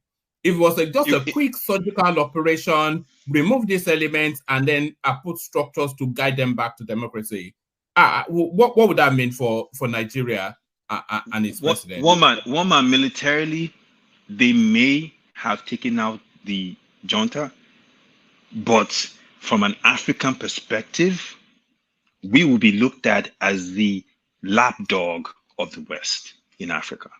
I kid you not. The lapdog, or the lapdog, essentially the puppet. No. The puppet of Western nations. Have you seen the public opinion on this coup for most of Africa is not that, oh, this is such an outrageous thing. No, the public opinion is, we're surprised that this didn't happen 10 years ago because of what the French had. Everybody's been complaining about what the French has been doing in Africa. This is the thing. ECOWAS leaders have not taken action about what a foreign nation has been doing in their backyard. You're strong man in you're strong man in no, one man, I'm not, because one man, look at this. Where people, so I'll put it in this perspective for you. Just a second, I'm not sure who that is, but where people who have a history of subjugation. These people came into our land, made us slaves in our land, took some of our brothers, sold them out, kept us, as they said, Victoria Island used to be a place only for white people. People like me and you, woman, weren't allowed there, or except we were workers, or we were there to cut their gardens. That's what they were. It's essentially, if they were allowed to, they would have had apartheid in Nigeria. That's a fact. So these people, that's what they saw us as. Fast forward, we got independence, all these things happened. We've kind of done some things on our own, but we are still under their heel to a certain degree. Nigeria or West Africa doesn't exist in a vacuum. The whole international community thing, what that means is Western nations, Western Anglo-Saxon nations call the shots on what happens with our future. If they don't agree with it, it's not going to happen. This is a fact. They control the monetary system. Gaddafi came up with an idea to change it. They whacked him. So you look at the situation and you ask yourself, these people are exploiting your brothers in most West African countries are Francophone. And look at what's happening there. Why weren't we outraged about that? Why are we more outraged about this? That's the point that we need to take a look at. You know why I said you're strong manning? There are two narratives going on here. There's the narrative that you are agitated by, and that agitates all of us. The way they find all of those things that you said, the exploitation. Everybody exploits Africa, but the French, they especially exploit Africa. Was it who was that French prime minister that said if you take Africa away from France, France will become a third world country? I'll go and look for who made that quote. It was one of their presidents. So that's a separate narrative. But the narrative in play now is just a bunch of ragtag usurpers who have snatched power in the most egregious sort of manner. The elite guards that were meant to protect the president. And by the way, this same elite guard, they foiled a coup just after the inauguration of this guy. They now just suddenly, the worst sort of treachery in play with no real justifiable reason. When they came in, they told us that the administration of that guy, that it was corrupt and it wasn't fighting the jihadists. And those were the two spaces that they used to take power then. It was only now when this wider French narrative just happened upon them that they've latched onto it. So that's why I said, are you straw manning? Are you trying to superimpose what is not in play? Yeah, no, I understand what you're saying. I think, the whole thing about it is this. They did what they did, which, by the way, majority of their population supports. You're not going to pay 30,000 people to fill up a stadium. You're just not. So there are people support this. And if we're going by the doctrine of democracy, if there are people who really support this, who are we to tell their people that you can't have this kind of government? You know what I mean? So in essence, we are in no position. We can advise, we can act as a brother to their country, we can try to guide them on the right path. We should not sanction them. We should not use the military option. You know, I don't believe that either of those things will be productive, short or long term.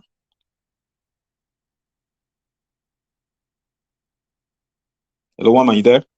Yeah, all right, brilliant. Thank you. You know that space we were talking about, the French exploitation. I've got a 3-minute clip to play to you, but let me hold it. Stay in situation. I'll play it in a moment. But let's hear, pardon me, a 5-minute submission from DOGD. Good to see you. Thank you, woman. Aizon, nice to hear from you again. I think Nice to hear from you, bro.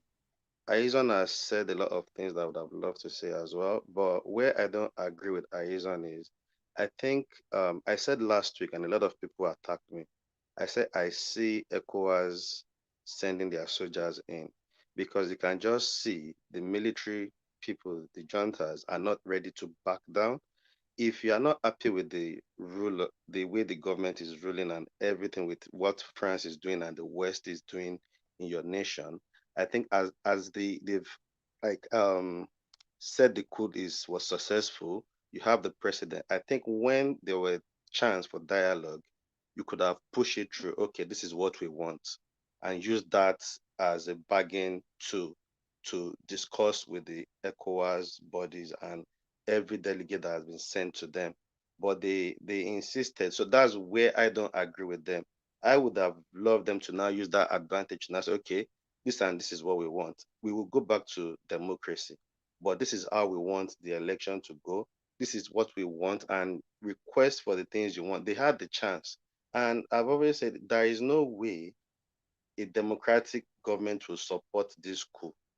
Everybody will be against it. The West have their interest, fine.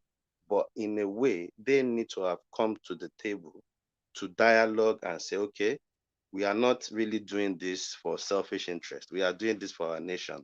This is this and this are what we want. Make their request known.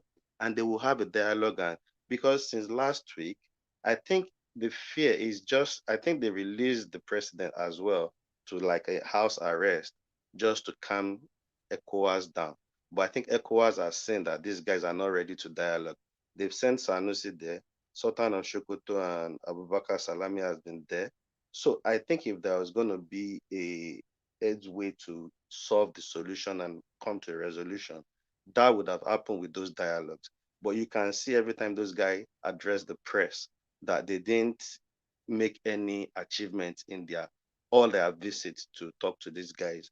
That's where I said last week, like I said, the ECOWAS sending their military in that country, in Niger, and it's going to be bad for them at the end of the day.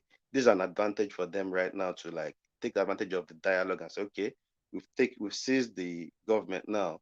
This and this and this are what we want. And that should have easily bring a resolution. If they were going to have another election, fine. I think ECOWAS would have agreed. They would have found a way around it. And to be honest, people are saying, oh, Nigeria shouldn't be involved in this. There is no way Nigeria won't be involved in this. There is a lot of things in the whole situation that affects Nigeria as well, and they are so close to us that there is no way we won't take charge of the situation. Because if we stay behind, if Tinubu stayed behind as a puppet and not really taking charge and bringing about this meeting, and I think he's trying to avoid this. Actually, that's why he's sending those delegates there. And I'm thinking it's getting too late because you can see the way Sanusi sound when he was addressing the press. I think a lady from the press asked him, oh, so did your visit, were there any success in your discussion and dialogue with these people? It didn't sound like anything tangible came out of the meeting. So that's how I say it. Fine, it is wrong what the West is doing, what France is doing, the country itself, but I think these guys should have used this as an advantage to put things in place and request for what they want. And I think they would have gotten it. Thank you, Omar. All right, brilliant. I want to play this clip. It's not more than 3 minutes. It's really along the lines of what Aizon was just saying. So I'll play this clip and then we hear from Kulata Vinden Dewale. So Kulata Vinden Dewale. But let me play. Let me play this clip. for the protection of our own land. That's what they call the government in place in Niger at the moment. What protection are they talking about? Well, in Niger, before the coup, the situation, socio-economical situation in Niger was not sound. Things were actually deteriorating drastically. And so many people, or let me say generally the Niger community, the nation had so many grievances. Out of that, the insecurity, unfortunately, Niger, among the very few countries from different regions, insecurity is boiling. Terrorism is hitting the nation in the southern part, Mali, Burkina Faso border, and the northeast of Nigerian border. Both are highly unstable. And there's no tangible and visible impact from the government side to settle those problems. So discontent was there to massive extent. But I tend to think the protection, what they are talking about, to free the country from the control of France. And that's what met Niger, the citizens from four corners of the nation came out publicly in support of the military junta. Not because of they want the military regime, no. They came on board to liberate the country from the control of France. And I tend to think from there where they got in that name. So you think this is liberation? That's what the Nigerian people are perceiving us for now. Hello guys, good day guys. You are all welcome to today's video, this very video. You have to live after. All right. So Kulata, let's hear from you. It's a convoluted and a complex situation. But now the ultimatum by ECOWAS ran out on Sunday. They've now put in a more harsher timeline. So is it an inevitability that Niger Republic is going to be lit up like a Christmas tree, Kulata? I don't know about fireworks, but I'm talking about bombs. If we're going to be throwing banger, what's the name of that fireworks we used to buy in Nigeria? But it's banger now, and those red ones. But this is the thing: is Tinubu made a strategy. I won't say Tinubu. ECOWAS made a strategic error. They gave a very short timeline, and they did things upside down. It's like walking on your head. Why will you? The threat of military force in 1 week. That's ridiculous, man. So they already made the mistake. This is a strategic blunder. So 1 week has passed. That means red line has been crossed. They have to do something to show that, okay, this 1 week means something. So I believe that's why they're deploying soldiers. So, that's a blunder. They should not have done that. They should have first offered to talk before they start threatening, pulling out. So they did things in a lopsided way. So rolling out troops is just to save face. But now, here's where the problem is. I believe the US, or maybe Western interests, have started assembling a bunch of ragtags that are saying they want their old president back. And that's the Western way. They will just go and fund opposition that will now start fighting. And then all bets are off. Nigeria will turn to a mess. So in order to avoid that from happening, ECOWAS may have to take charge so you can control your destiny. Because if you leave it to all these Western players, this dirty playing CIA, dirty playing French, whatever, they're going to ruin that country, and it's not going to stop them from taking the resources that they want to keep taking. And do we want that situation? I don't want that, because it's just going to turn to Sudan. So do we want Sudan, or do we want to control our destiny? The mistakes have been made. What's gone is gone. But I'm not. I mean, at this point in time, I don't want it to become one tribal lord fighting against the military junta. Which is worse? I think that's the question we should be asking ourselves. Do we want that situation funded by the West, or ECOWAS trying to take charge? And you can see that the junta are kind of like, I think they're showing some signs of concern based on the fact that they're already talking that if America or the West funds an opposition against them, that they will kill. Are you in a blizzard somewhere? Are you in a blizzard? I'm going on the wall. Oh, okay. Okay. Yeah, we can hear the wind, but carry on. Oh, I'm outdoors. I'm going on the wall. So if so the junta already said if America or one of these Western countries funds that guerrilla group, that they're going to kill the civilian president. So that's I'm seeing them quaking in their boots based on that. But the fundamentals are the fundamentals now. Should ECOWAS intervene, or should we let it slide into civil war? They're both bad options. Which is the best of the bad options? Being able to control your destiny, that is ECOWAS intervening, or just letting luck or letting happenstance, something happen, and then you figure out where it goes. I think ECOWAS should be able to control his own destiny. We've already messed up. Tinubu and his gang already messed up.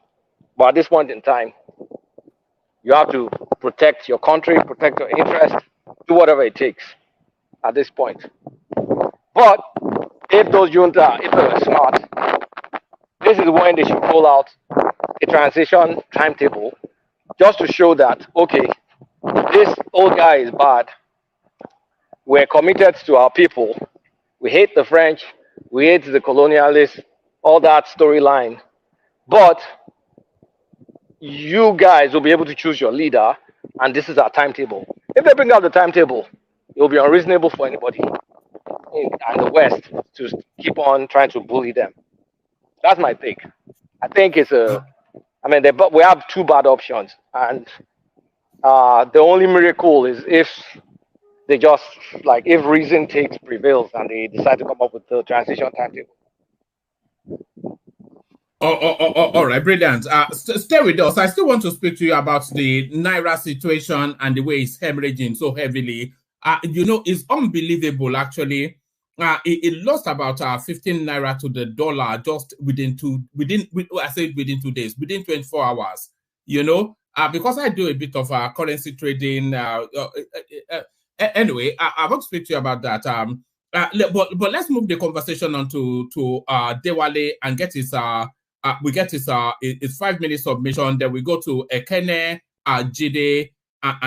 So we go to Max. We go to Max after Dewale, then Ekene and Jide. Dewale, good to see you. Dewale. Oh, all right, we don't seem to have Dewale for the moment. So let's go to Ekene. Ekene. Yeah, man. Yes. So the situation, Ekene. I mean, what's your take? It looks as though they're about to start raining bombs on the Niger Republic. What are you making of the situation? What's your take? Well, you already know my take. This situation seems not to bother me much because we have more situation in Nigeria than Niger. So, but hence, the Nigerian government wants us to continue in that line of discussion concerning Niger. We must talk about it. But my take is,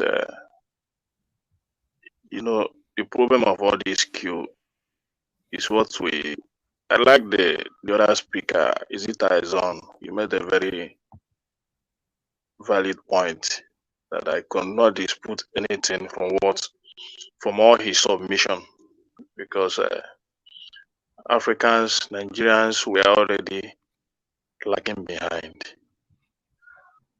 We are lagging behind, and we continue to depend on the aid that we receive from all these foreign countries. Nigeria is not an. Nigeria is not. Are you talking about Niger or Nigeria? Both Nigeria. We like the aid. Nigeria is not an aid-dependent country.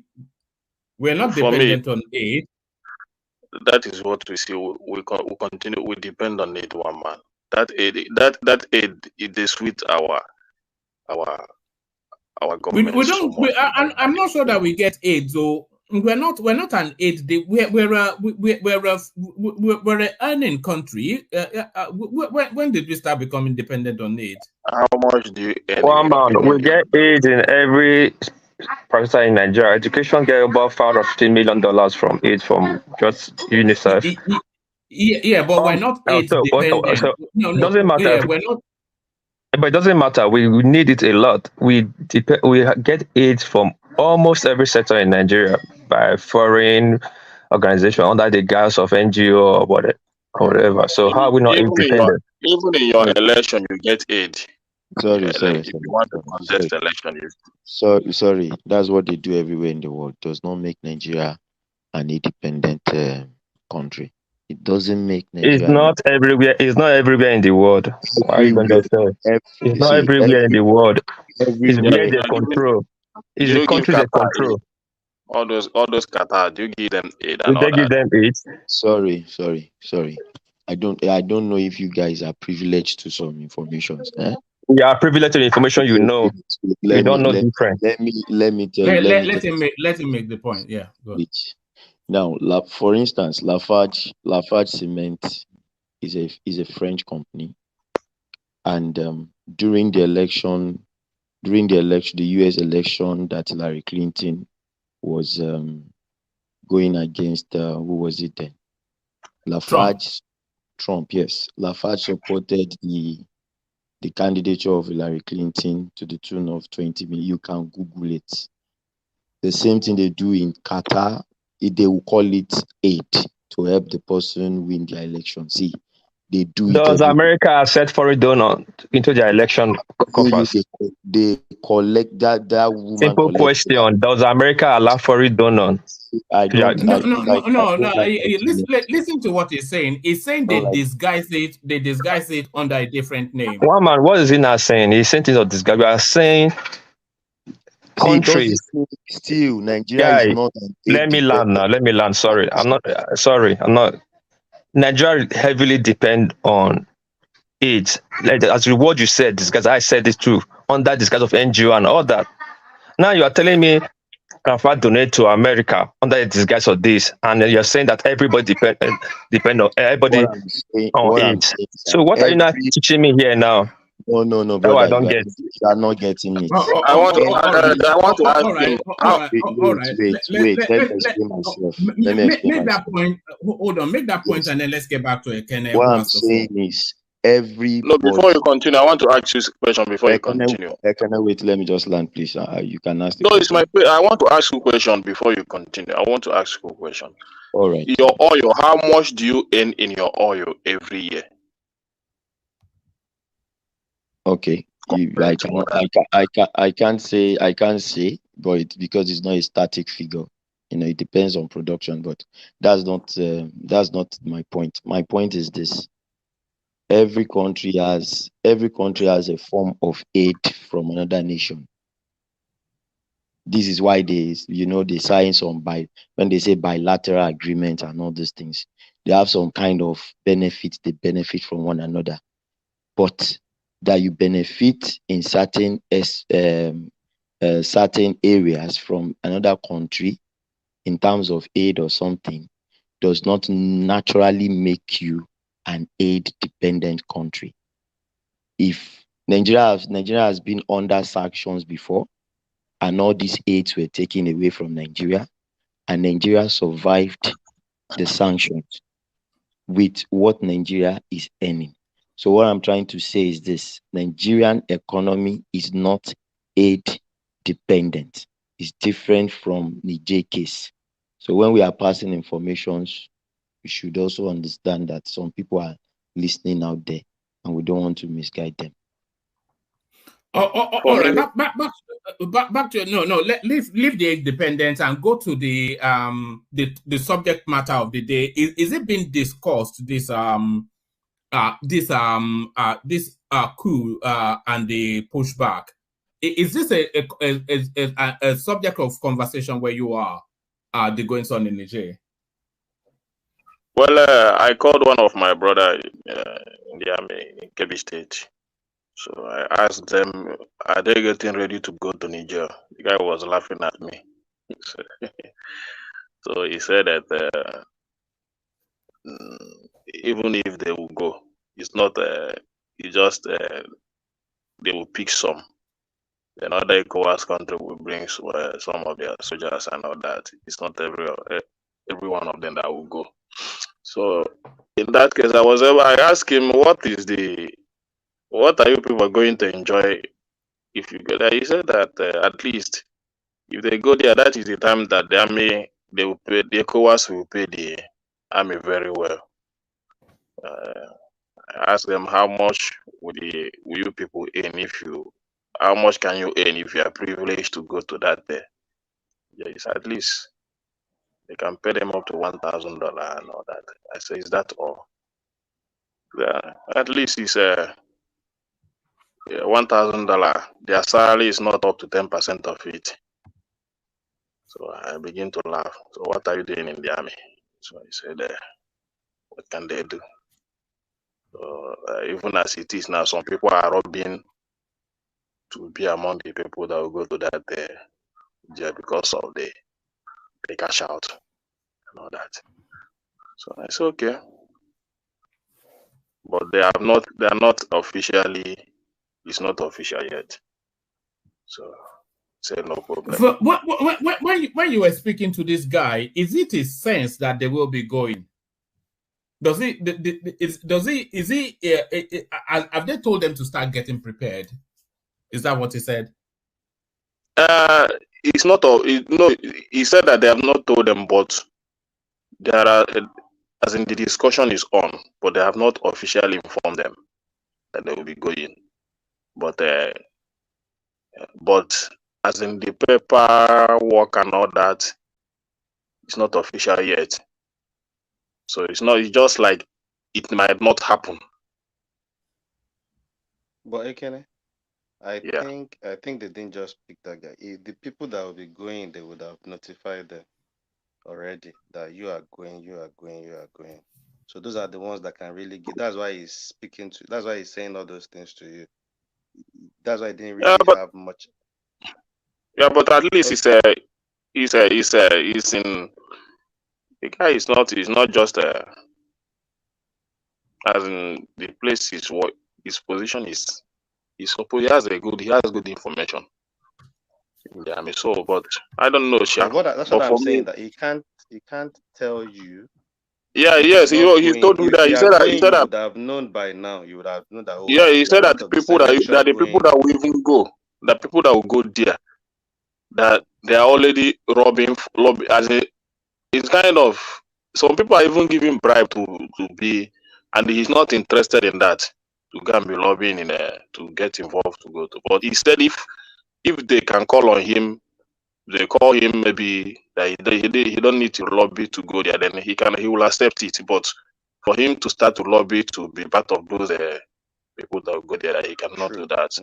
But I think some people are already lobbying for the troops of the people going. All right. Thank you, Ken. I'm not sure that you are particularly enamored by that topic. Let me go from you and to Dewale. So Dewale, you're up next. The goings on in the Niger Republic. Your thoughts? Oh, this is my favorite topic. Thank you, woman, and good evening to everybody in the studio and in the comment section and every listener across the globe. I'm so happy. I'm happy that ECOWAS is not backing down. the reason why I'm so happy is the fact that the ECOWAS, despite the emissary sent to these usurpers, ECOWAS choosing their own battle, regardless of what you and I say about what is happening in Nigeria. You know, I've been thinking about it. Um, the problem that is going to arise in Nigeria if these military people decided to hold on to power, they themselves will not be able to extinguish that fire. The One of the commentators that was invited to our Sleep TV today, the one clip that you just showed, gave the background of the coup. And while he was talking to, I forgot the name of this guy in our Sleep TV, he said that when the commander of the brigade, Tishani, took over the presidential palace, there were kind of like a second coup as well, and the military heads were unable to reach consensus. There was a division among them. That tells you this narrative that will parade around, that they are there to fight for the right of Nigerians, are not true. Because if it is true, they won't be struggling or having trouble securing the power. It was after 1 or 2 days that they are not able to reach consensus and choose that man, the current head of the military junta. So that tells you that they are there not because of the interests of that country, but for their own selfish agenda. They're just using what they are saying to the public as a guise, just that people will believe and buy into it. Look, what I think is going to happen is this. Yes, that country has been subjected to all kind of manners of maltreatment over the years, but it's just not now. Because if the country or Africa generally are to liberate themselves from their uh, colonialist, there's a way they can do it.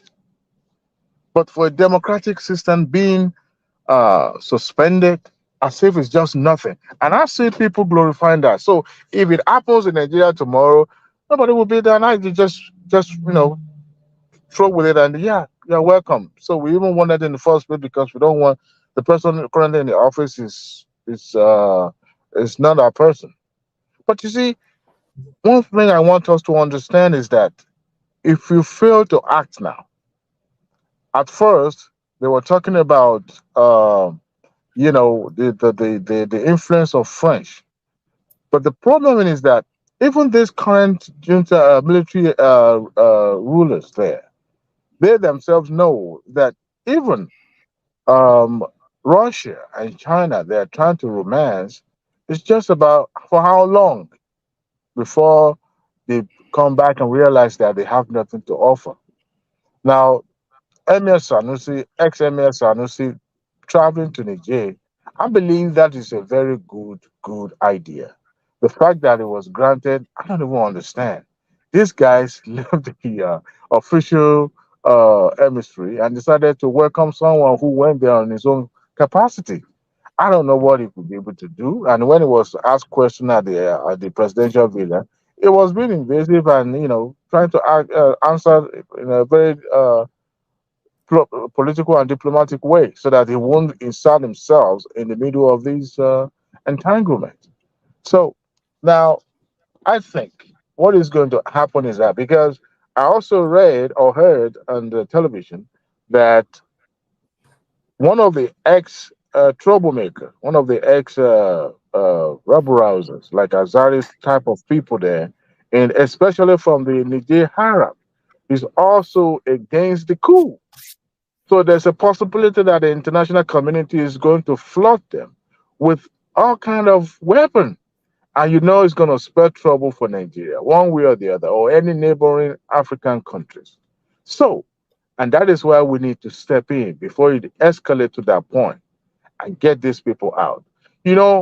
I'm a very firm believer in democratic system, whether it favors or it doesn't favor. As a matter of fact, it was meant for people to be self-discovered so that they will be able to govern themselves in the way that is just. If you are aggrieved, you can approach the court. There's a way. Dewale, Joe Biden actually cited Niger Republic as a as an example of a democracy. Until this instance that we had with these guys, they were 10 years into a democratic experimentation, and they, for the first time, transited from one democratic order to another. So one guy served this complement of terms that their constitution allows, and then he ran an election and handed over it to this Bazoum, which took them up to the 10-year mark, and then suddenly they're back to where they were. Or 20 years back to where they were in the, in the 20th century. I think if they at all, the country is going to disagree with their leaders, not through barrier, not through gun, because you insert and impose yourself with nobody's mandate, claiming that you are fighting for the right. Militaries are not trained for public office. Military are trained to ward off any infraction or any infringement on their territory. And that is what they are trained for. And they are for peace. I mean, you stop is making sure the lives of the citizen, lives of the subject are protected and the properties are protected. Simple. They have no place in the public office. Now, when people are trying to justify that, yes, their leaders, their previous leaders have subjected them to all this kind of treatment, they've lacked understanding of history of this region or this particular Sahel countries. Because yes, the French or the West now, put them through all this. But you see, for the fact that they're able to get to this point that they are self-governed through democratic means they are on the right path to discover themselves. Even if democracy doesn't work for them, there's also a means they could constitute, a confab where people can come together and talk about this. We've forgotten that they also have tribe in Niger. If you look at the president and look at those people agitating in the south, they are different. Some look like Arab people. Some look like you and I. No, the presidency is Arab. It's of Arab stock. Yeah, it's a minority as well. Yeah, and the coup plotters, they are Hausas, I think, predominantly. Yeah, the president is a minority, but the president is a minority. It's a minority. So there's a possibility of ethnic clash as well coming into play. And we should not forget, using our own example, of what happens in the 60s. But, at the end of it all, who is going to lose out in terms of economic sanction, in terms of security, in terms of terrorism? Personal loss it will be unquantifiable. And I just can't wrap my head around the fact that people chose to impose themselves and try to justify that action by saying that there's so much going on in the land. I cannot celebrate that. I'm sorry. I cannot. Military imposition is not the right answer. If the country disagree with their leaders, there are so many ways. This voice, up to this moment in Nigeria, right, we have our differences, right? On this platform, we have people who support different political parties, but we are still one because the interest of the country bonds us together. And sometimes we disagree to agree. Now, when we now have people who took it upon themselves that say, you know what, we want to wrong the right, that means they are being backed by another superior power. Now it's like a from fry pan to fire. No country make incursion to another country or make venture into another sovereign country just for the fun. No, nobody is a Mongo pack. Every nation goes to another country for their own self-interest, and that interest and their self-interest alone. Forget about the Father Christmas or the money or grant being given to them. They subjected themselves to it, and they can wrong the right if they come in unison. But when you have just a selected few, when I listen to that man on Asleep TV, giving account on how the coup actually, came to be. And I marvel how these people are celebrating it. They themselves were even confused because they have no mandate. They have no reason for that. As a matter of fact, the current head of the military rulers was supposed to have been retired as a form of retaliation from the Bazoum to him. Apparently got wind of this and he decided, you know what, I'm going to take revenge before you hit me, and decided to organize the surroundings of the presidential palace, and this is somebody who's supposed to have been retired or is about to be retired. So that tells you the selfishness of all these people. Yes, people, because those who are celebrating in the street, they I want to believe they've been brainwashed in certain ways, and they're justified in I feel that is orchestrated. I'm not placing any perhaps, stock by yes, in and yeah. they've been Yeah. brainwashed to believe in that because People that been there's no subjected into poverty for so no, many no. years. I'm not saying that's not right. I'm not saying that it's not true. It's actually true. But they are using that, just like in a populism system, they are using that as their backdrop for them, coming into power, so that they will gain the support and the consensus from people. That is what I mean. I'm Okay, not let me saying ask that you this they're not question. been through a lot. Is that not even does Nigerian politician not do what do they call this thing when they fill up stadium? Do they not pay? What do they say? Is it pay? I mean, how do they mobilize? When they mobilize and pay people, what is the difference? I don't even think these Which people one are is it even being paid. What between I'm the two? saying is that Cost? no matter how we The look at it, democracy that people does not voluntarily come out to support their candidate, but I'm not rather talking. you have to pay. Hold on. The way you guys will paint this kangaroo and So if coup happened in Nigeria tomorrow, you would celebrate it. That's what you are trying to tell me. Hold on. This one that you have to pay people to mobilize people to I'm come not out saying and they are fill the being stadium. paid. Don't misconstrue what People I that said. I'm are not saying paid, they are being so paid. I said one is better?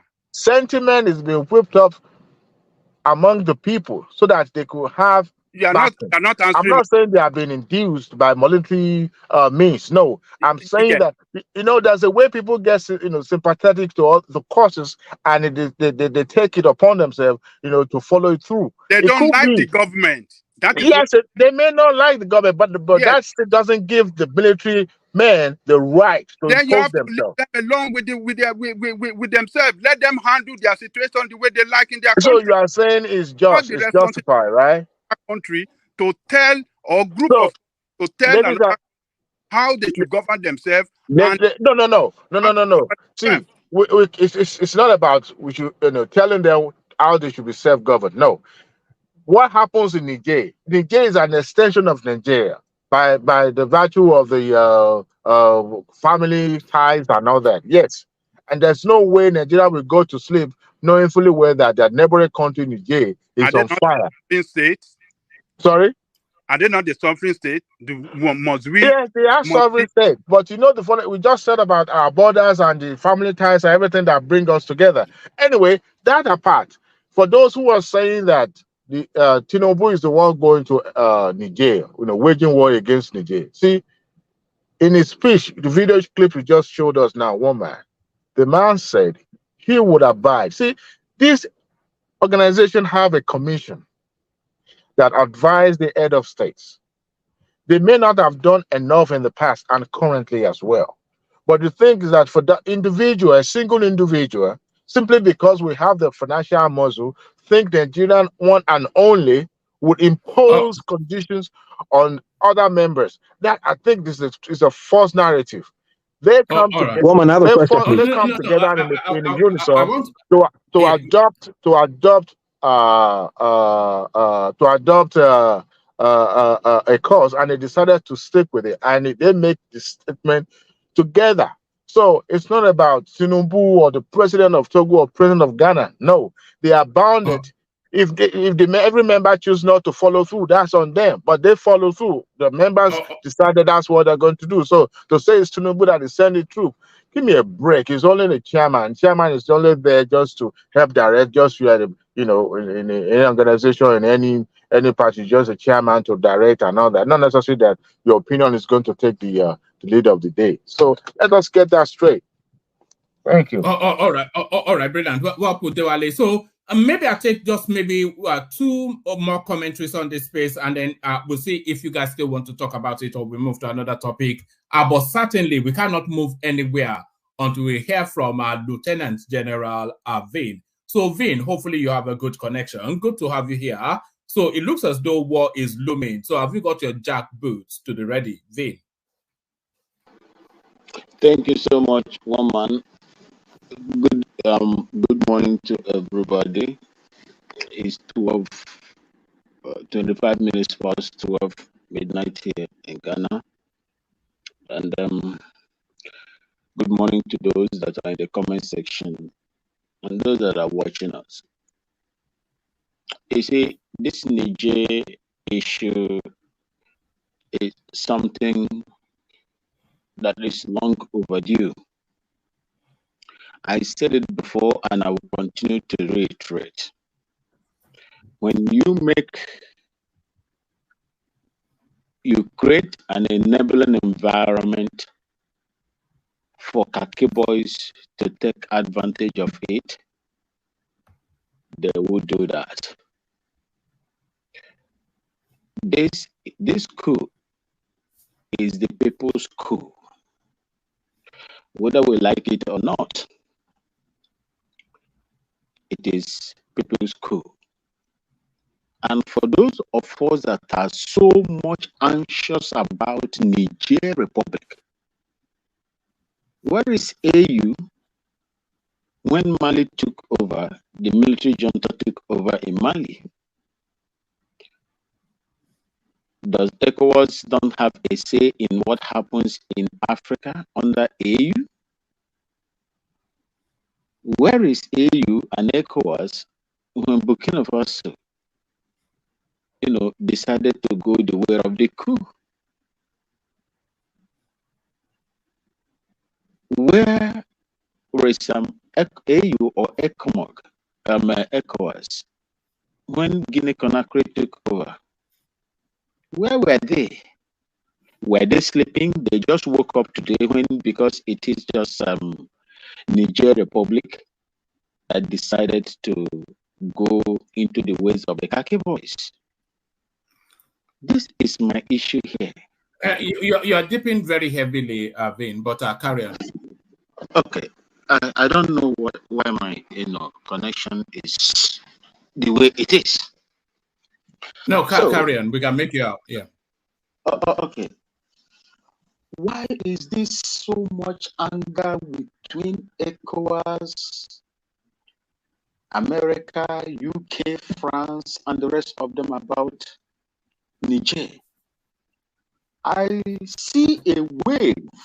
It will not end. You see, this military coup that we're talking about will not end in Niger Republic as long as France continue to emasculate these people.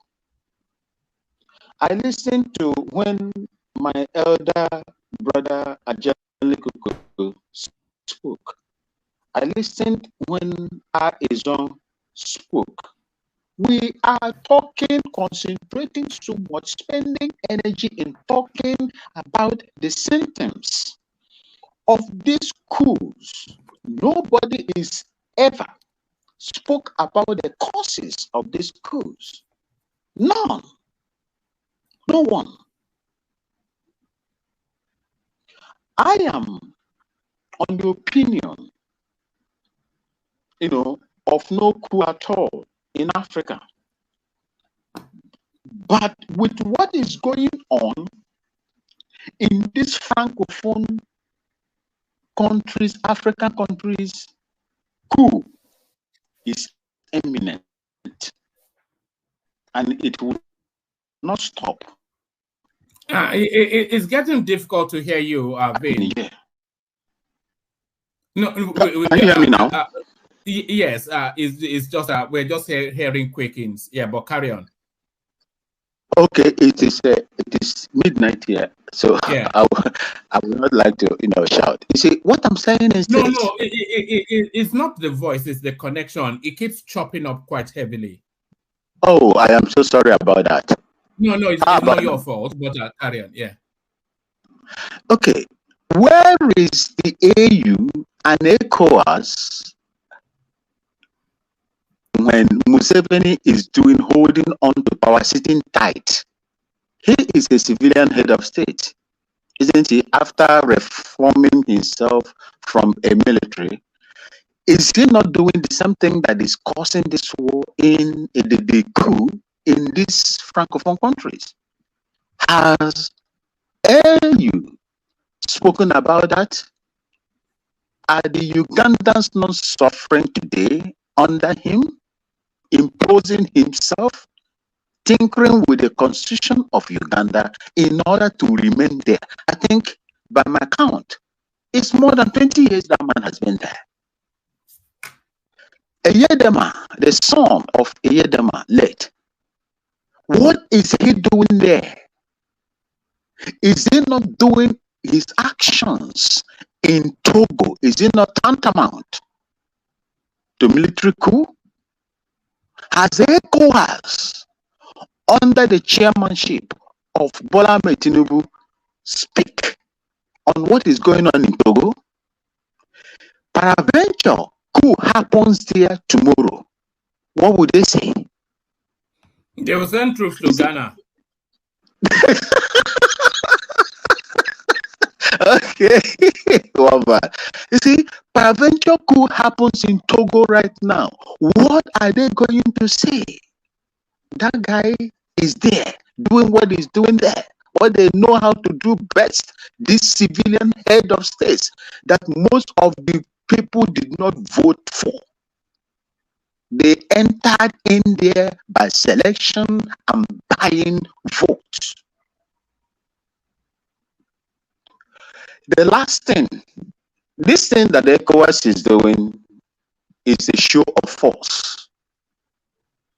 And they are doing it under this supervision of the American, French government, and the rest of them, those that have, in fact, let me just say, everlasting economic interest in these countries that made those countries to be where it is today. When you go in the streets of Nigeria, most of the Almajiris you see there are Nigerians. When you come to Ghana, most of them that you see here also are from Niger.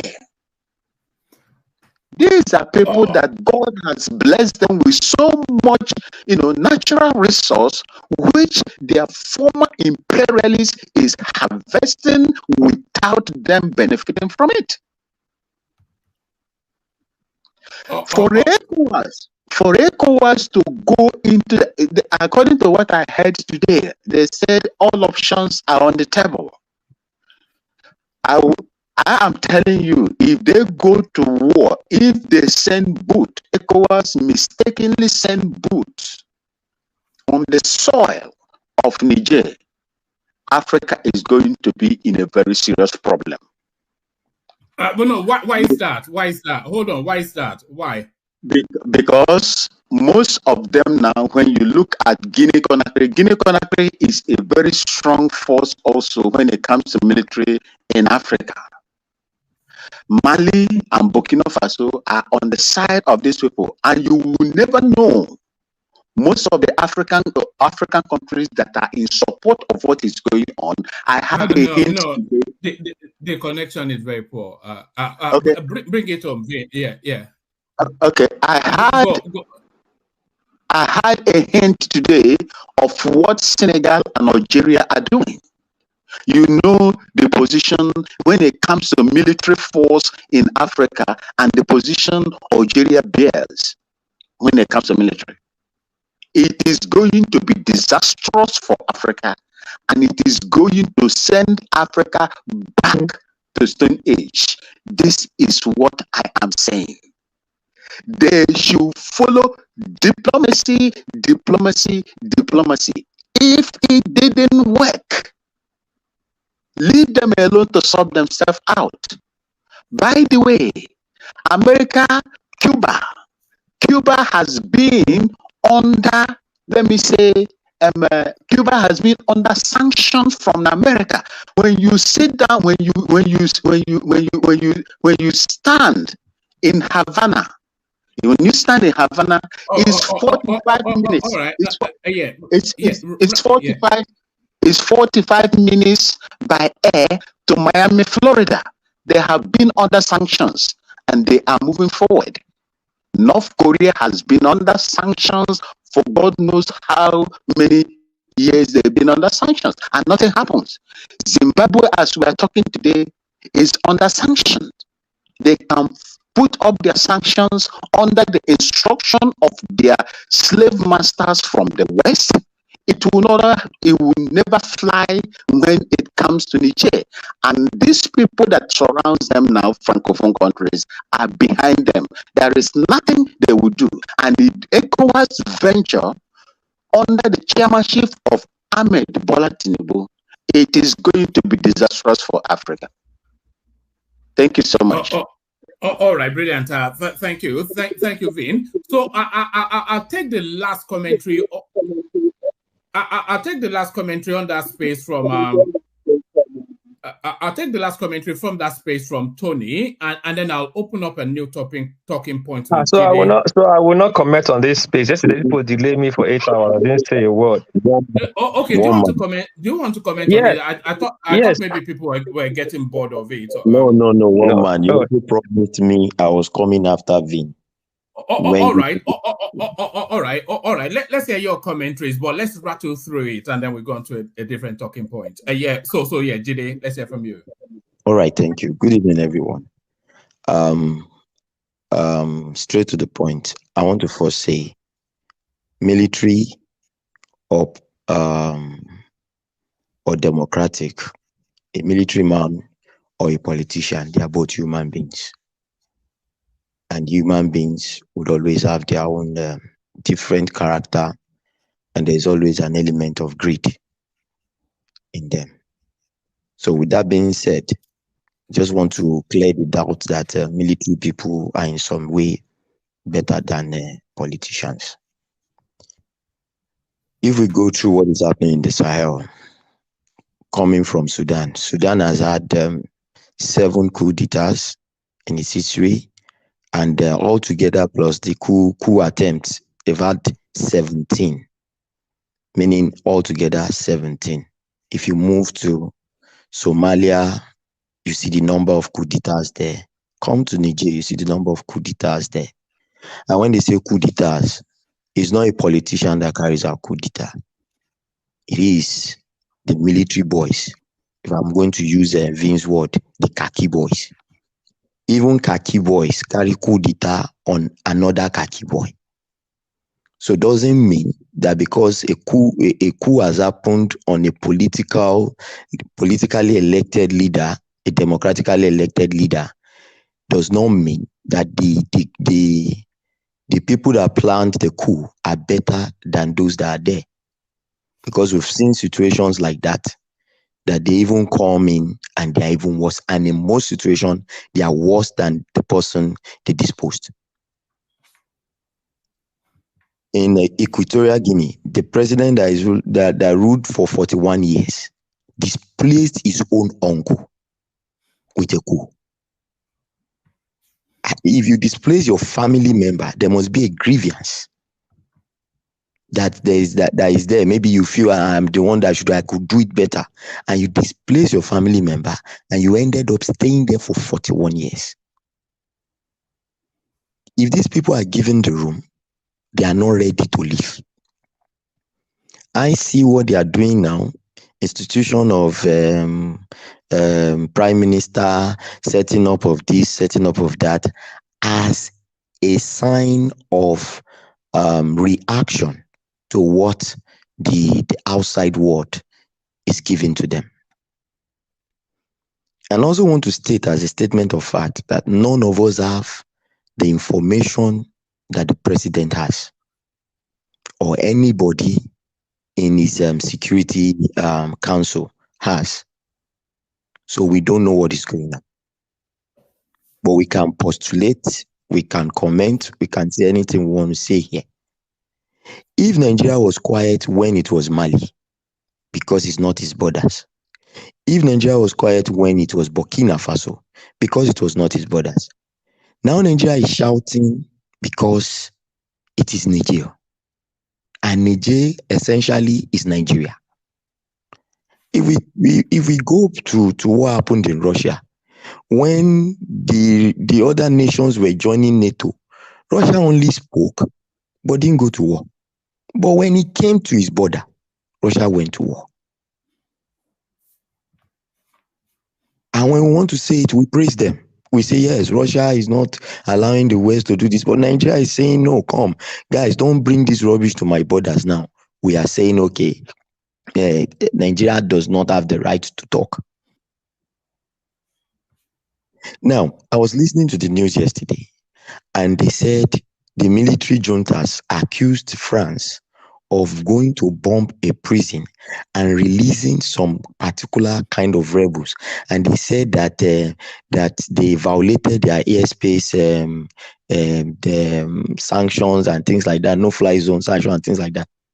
First thing, if you say no-fly zone, do you even have the gadgets, the equipment to keep your airspace secured? You don't. That's number one. Now they have bombarded the prison, released some rebels. US has a military base in that country, so it will not be difficult to fund those rebels with weapons. So what France did is acceptable to you, right? No. I am trying to make a statement here. I was the first to break the news yesterday, but people wasn't sure because I was watching on TV, Japanese TV, and I was telling people on news that I'm hearing something like fake news, or I don't know, it's fake news that Mali they just bombed Mali, Niger, and nobody seems to know anything about it. And now you are confirming it, my brother Jide. So is that thing right? Yes, the military junta said it was on the news. They accused France of violating their whatever. Though France has denied it, because France 24 denied anything that has to do with it from their own end. They said they don't know anything about it. Till now, they don't know who did it. But now it's like they are building an army of rebels. That's the point. And when they build this army of rebels, and they are properly armed, it will now turn to a case of no control. And when there is no control, there is chaos. It will now even be difficult for any country that wants to go on peacekeeping to keep it. Is that not the reason why Nigerians should be careful to handle this thing peacefully instead of taking that the reason it is the reason no, Baba Koko, it is the reason why. Is that not the reason why Nigerians should come out strongly against France and other Western nations, that we don't want to involve in this matter? This is our brother. We are engaged with him. We are getting sorted out. Nigeria is inseparable from that country. Nigeria is, undetachable from this country. Nigeria will handle it. We don't want any other person involved or any other country involved in this thing. Is that not why we should play diplomacy at the highest level to achieve it, and not saying, oh, everything is on the table, including use of force? Baba Janle Koko, let me first state something. ECOWAS is a pawn in this game. ECOWAS is just one of those options. Okay? The West have several options to dispose these people. Okay? Now, if ECOWAS go in and do the job, the West will clap for ECOWAS. Doesn't mean they actually want to sponsor ECOWAS to do it. If ECOWAS go there and do the job, they will clap for ECOWAS. And if ECOWAS folds his arm and doesn't do the job, they will sponsor rebels that will do the job.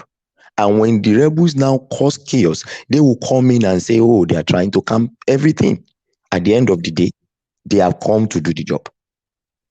So this is an issue. The issue now is this, and this is where I want us to think in that direction. Should these rebels get their weapons and they stage a war against these military juntas, which even in their army, there are a lot of grudges in the army that they are just trying to manage. If it breaks out, we can even have three-party war in the same Niger. Now, if Nigeria folds its arms, these people will come to our borders. They will become a terrorist to us. A lot of our people will die. The same famine that we are talking, people are suffering, that they have been suffering, they will still suffer and they will still die. But if Nigeria and the whole of ECOWAS goes in at this time, disarm these people, even the West does not need any rebel, because somebody has done the job. Okay. Now, in this case, it's always going to be a surgical operation in this kind of a case. So even the West will not come in, and it will now be Nigeria and ECOWAS mediating on behalf of everybody, not the West now taking control. Somebody was saying that if ECOWAS plans to go in, they will kill the president. I'm telling you, the West care less about who is president. If they kill the president, if the president is killed today, the more reason why they will come in and they will just give a reason that they have killed the president, it is against human rights, it's against this, and they will come in, overthrow that country, and continue to steal while the war is on. In Syria, they wanted to push out the government.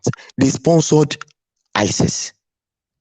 If not for Russia that stepped in to back the president, they would have disposed the president. This is how they play their games. They don't like us. We know, even President Tinubu knows, that the West does not like us. It is not an hidden fact. Everybody that walks the floor of Africa we cannot dissociate ourselves from the pain our fathers and our forefathers went through during the slave trade, to how our forefathers fought for independence, to how these people still kept the chains and the cuffs on our hands, even after independence, trying to control our resources and everything. Every Nigerian that is born and bred in Nigeria knows this. Every African knows this. It is in our DNA. We know it. Tinubu knows it. And then, Jide, they are offsprings, for that matter. Then what the hell are we waiting for? Like a Kulata state. That is what I'm saying. Yeah, what the hell are we waiting for? Why should we allow them? Why are we talking about the West that we already know that they are against us, and then at the same time we're trying to support them? Let us just put politics aside, because once upon a time there was an election coming, and then we all voted for Tinubu. Most of us here, he won my local government in Edo State. Okay, you know what? But at the end of the day, he also won my community in Ibadan. So, but at the end of the day, it's not doing our own bidding. You know what I'm saying? That's what we're talking about. So people are suffering. This is not time for war. This is not time to lead to those vested interests. That's what we're talking about. So right on, because my time is coming. Right on. Okay, I'm sorry, my brother. Let me just try to land this thing. You see it like the president is not doing your bidding, fine, or is not doing it with the interest of Nigeria. But I tell you that should rebels take over Niger, it will be worse than what happened in Libya and Syria. The military is not rebels, because we have to just oppose the time of hold on, please. 22 years or 24 years now of democracy, so-called this current dispensation. Okay. How many industries can be linked to this this democracy right now? And then then you have to move backward to the time of a military. How we get all this petrochemical project, Kaduna, Peugeot Automobile, then this Volkswagen of Nigeria, which was later. Yeah, Karen. Okay. Let me just land, please. I like the way you people glorify military rule. The biggest loot in the history of Nigeria was carried out by a military man. Recorded. IBB, right?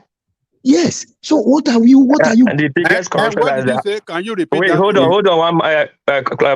Sorry. And the biggest corruption ever in the history of Nigeria, past 8 years regime. They looked at everything that IBB had looked at 100 times. Do you have the figures? Buhari regime that just passed. Thank you very much. And you say nothing about it. You don't say anything about it, but you can go back to IBB 1985 and call it the worst. And when Buhari just left with trillions of dollars. Can you let me have my time, please? Okay, continue.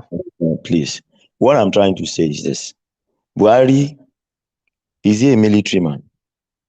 Is he more of a military man than a politician? I don't know what is wrong with us in this country. Is Obasanjo a military man or a politician? Somebody off his uniform and wear agbada, all in the name of, see, let's not deceive ourselves. You cannot dissociate the problem of Nigeria from military men. So what are we saying? And we come here and we glorify them, but that's not the point. Let's not go to Buhari and military men and military whatever. We know what Nigeria was when they were there. We know how we are now. Yes, the economy might not be, but we know where we are now. We know what and we know where our future is, and we know that our political system is growing. A sitting party. Now we have governors losing their incumbent governors losing their position in Nigerian economy, Nigerian the democracy. Even this past election, the president that is there now won by narrow margin, though the case is still in court. Is that not progress for our democracy? Can you compare the same democracy that we have now to the democracy we have under Obasanjo during the days of Maurice, when it was the soldiers and the military that were going to snatch ballot boxes for them? So please, let's not talk about that. Forget that. Let me stay to Niger, please. Let me end Niger. These people have been going through series of coups. If the military were the answers to their problem, all this coup would have stopped their problem.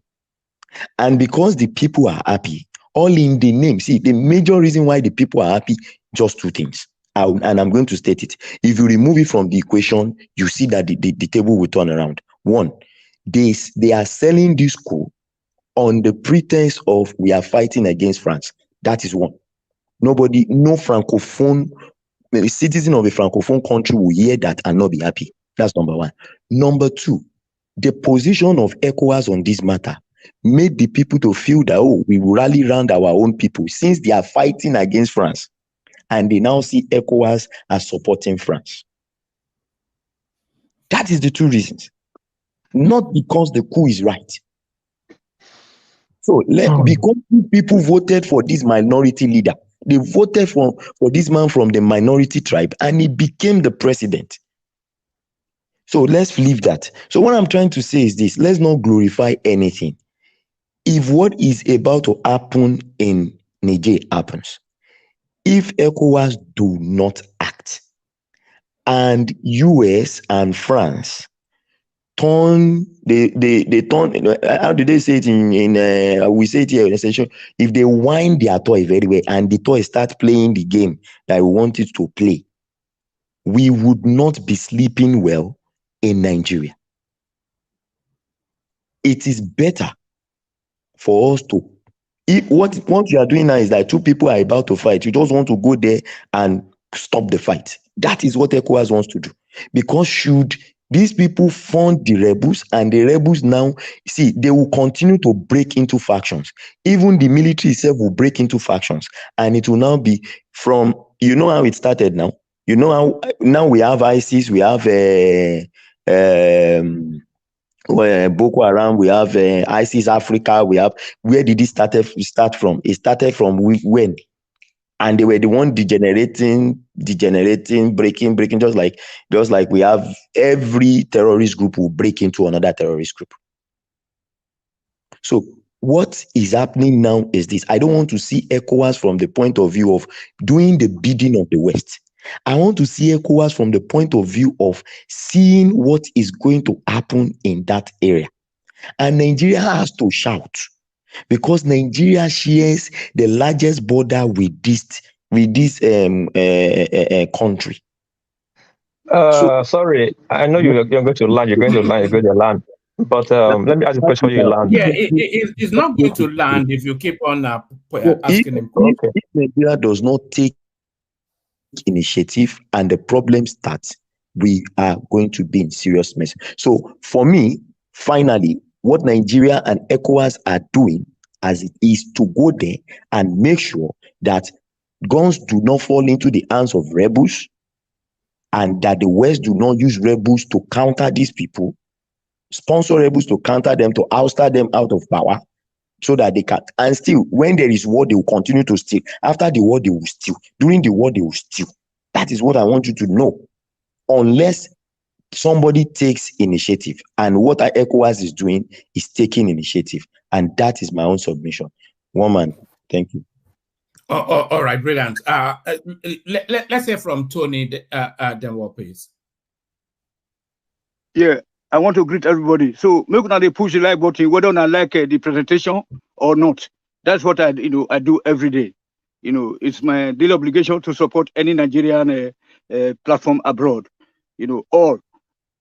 So now let me just expand a little bit, sir. Thank you very much, Woman, sir, for giving me the opportunity to air my view, which might go to those people that are in charge of our country.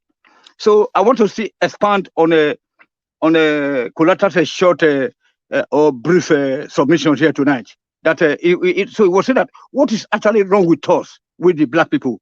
Why should we be waiting for these people to be dictated to us? Why should we stand aside and let them come and take our resources, only to be bringing us some money back in form of aid? So one thing I want you guys to realize tonight is that the fact that our people are suffering, at the grassroots level, that is what it's making us to root for military something. There are some other benefit which they didn't realize is that when there's a military government in Nigeria, the armed robbers will cease, all these terrorists will cease. There will be no religious fanaticism or whatever. Even the churches are not, they will know their level. So that's why we are saying that we should. And then meanwhile, very important point also. You that say I want no, to I was no armed robber during the military in Nigeria. No. Yeah, but once you are caught, it's a death penalty. It's a death penalty.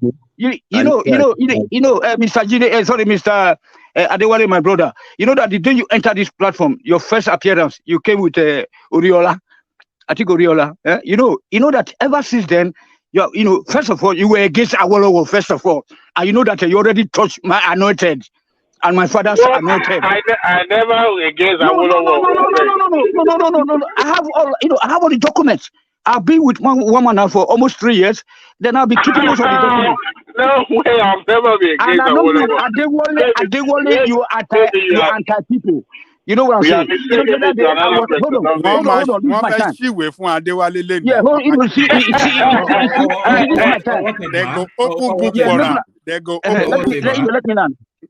Bitte, sorry, I say bitte, I say please in German. Bitte has is please. So from that day on, I said, okay, I have to be watching this guy. There was once upon a time we were talking about religion, so you came to support me a bit about preserving our African culture. That hottest debate that I had with Madame Victoria. So one thing is this: we are saying that Nigerians are the most intelligent people abroad. They are the most educated in America. Why can't we replicate that at home? Even though we know that during the military government, all these cabris, Nigeria breweries, they were duplicating them abroad. We have this tree factory in between Djibouti and Ekpe, which was located between that stream water. So people are being employed. If you are schooling, see with that environment, you can go and work. So Cabri was having a branch in Ghana, in Ivory Coast, in everywhere. Then a Star Beer. Today now, Star Beer has lost the Nigeria trademark. It's now a Holland beer again. We are losing. So during the military government, we had all these refineries built for us. You know what I'm saying? All this Volkswagen, automobile, which was like a university, education level. You know what I'm saying? So people go to Polytechnic data. You can also go to Volkswagen of Nigeria. Sorry, where are you taking us to, man? Where are you taking us to? I'm trying to say the advantage and the disadvantages of military government, because I can see that people here, most of our guys here, let me just talk to our people tonight, that they are just enjoying being abroad. Our uncles went abroad, they came back to Nigeria, to go and do their ACCA, economy, this accountancy, like my uncle and the other uncles, they went to just do their masters and they are coming back to Nigeria.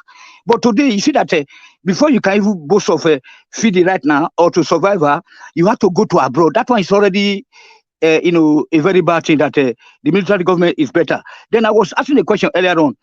the 24 years of military, civilian so-called democracy, where you are given the right to talk, what do you want? Look, now freedom of speech. Now you want shop, or you want to get schools with roofs. Right now, Nigeria, all the primary school and secondary school are roofless. So why can't you just, reason that with that? Okay, let us go there. Right. And then meanwhile, let me close up, sir. So let me tell you guys tonight that dictators always build countries. When they build the country, they now hand over to the people to enjoy. That's otherwise known as democracy. So the European countries and the Japanese, they build their economies with a dictatorship. So somebody had to spring out someday. Maybe it's me, maybe it's you, one of us here, and then we are going to, maybe eliminate 1/4 of our population in order for us to move ahead. Thank you, sir. One man. All right, brilliant. You're up next, Wall, please. Sorry, one man. We want to eliminate 1/4 of our population, and it does not want Nigerians to die. No, if it means doing that, people that will go, on our way towards developing our country, we don't need this so-called parliamentarian that are just sucking our blood like mosquitoes and flies. Okay, I agree to you, Gatoni. I'll be waiting. I almost forgot everything I want to say. Anyway, I greet everybody, the panelists of the house. I congratulate you for your son, eh? My daughter, thank you. And click the like, share button, and thumbs up. Well, I'll be listening to this Niger matter. And yesterday, I think I was the first to break it that Niger just accused France of bombing their country. And people were saying that it's not true yet because it wasn't on the media at that time. Anyway, let me quickly say this. As Jide was saying, stressing. Sorry, when did sorry, are you saying France bombed Niger? Yeah, that's what I watched in Japanese news. They said they bombed, but I was saying when I saw it on my TVs, I was telling them like, I'm saying they just bombed somewhere in Niger. I've not seen that anywhere. But they denied it. That's why it's not in the media. I think Jide just reconfirmed it. Yes. The military junta accused France of flying airplane into their a particular prison to release 1,000 rebel. Yeah, 1,000 rebel. Yeah. So what I was saying yesterday, I was cautious of saying, is it fake news? But I was confused that Japan don't say fake news anyway. But I wasn't too sure. Thank you now that we are friendly because I just woke up using money here now. But again, let me quickly say this. My friend is just shouting, is Nigeria interest? If we allow this coup, Nigeria will be in crisis. And just here yesterday, people were reading out the coup that has been taking place in Niger. The last time there was a coup in Niger was just 10 years ago or 9 years ago. And I did not see this chaos, this panic mood that I'm seeing now. In this, like mostly in this forum, Nigeria was peaceful and calm. There was no alarmist like, oh, ECOMO must go there, otherwise there will be this, there will be that, there's this. And like you guys said, since 1970, this pipeline deal has been on ground. I didn't see Nigeria crying at to jeopardize our pipeline, this thing. So why now? There has been coup in. Hold on, please. Hold on. Sorry. There has been coup in that place. And suddenly, we are showing interest. Okay, so let's agree to disagree and disagree to agree that we are waking up to our responsibilities right now. Why can't we, as Ajalico said, somebody said, why can't we tell the West and France, like, hold on, let's handle this in our own way. These are our own people. This is geopolitics, man. We know these people. Let's handle it. But the problem here is this fire brigade approach that France wants Nigeria to take is the problem. And Jide just narrated it in a way of fear. That's the way they used to do our slave masters used to do our slaves then, that every year they will allow one slave to go. Sorry, what do you mean this fire brigade approach that France wants Nigeria to take? What does that mean? It means 7 days ultimatum was a fire brigade approach. You've never even Yes. taken you've never taken a recon mission. You don't even know what is going on Yeah, ground. but what do you mean that France wants Nigeria to take? What does that mean? It means that France want Niger back with every means possible and as soon as possible. They could not bear to even wait a day extra because they get their uranium from there that they use to power their light every day. Every day, uranium leaves that country. So a delay is dangerous. One day shutdown of that mine is a problem to Niger. To France. So they want force to go there immediately to turn that whatever is going on there. At Sorry, do you France said they have 2 years worth of storage of uranium? So it's not you are not the one to speak for France. So please hold on. If France will have whatever they have, let them have it. And if they have it, they should not bother. They should have sit down and use diplomacy and talk to Niger and tell them, come, I don't even need your uranium anymore. I have 20 years of your uranium. Before that, there's other uranium places we can exploit.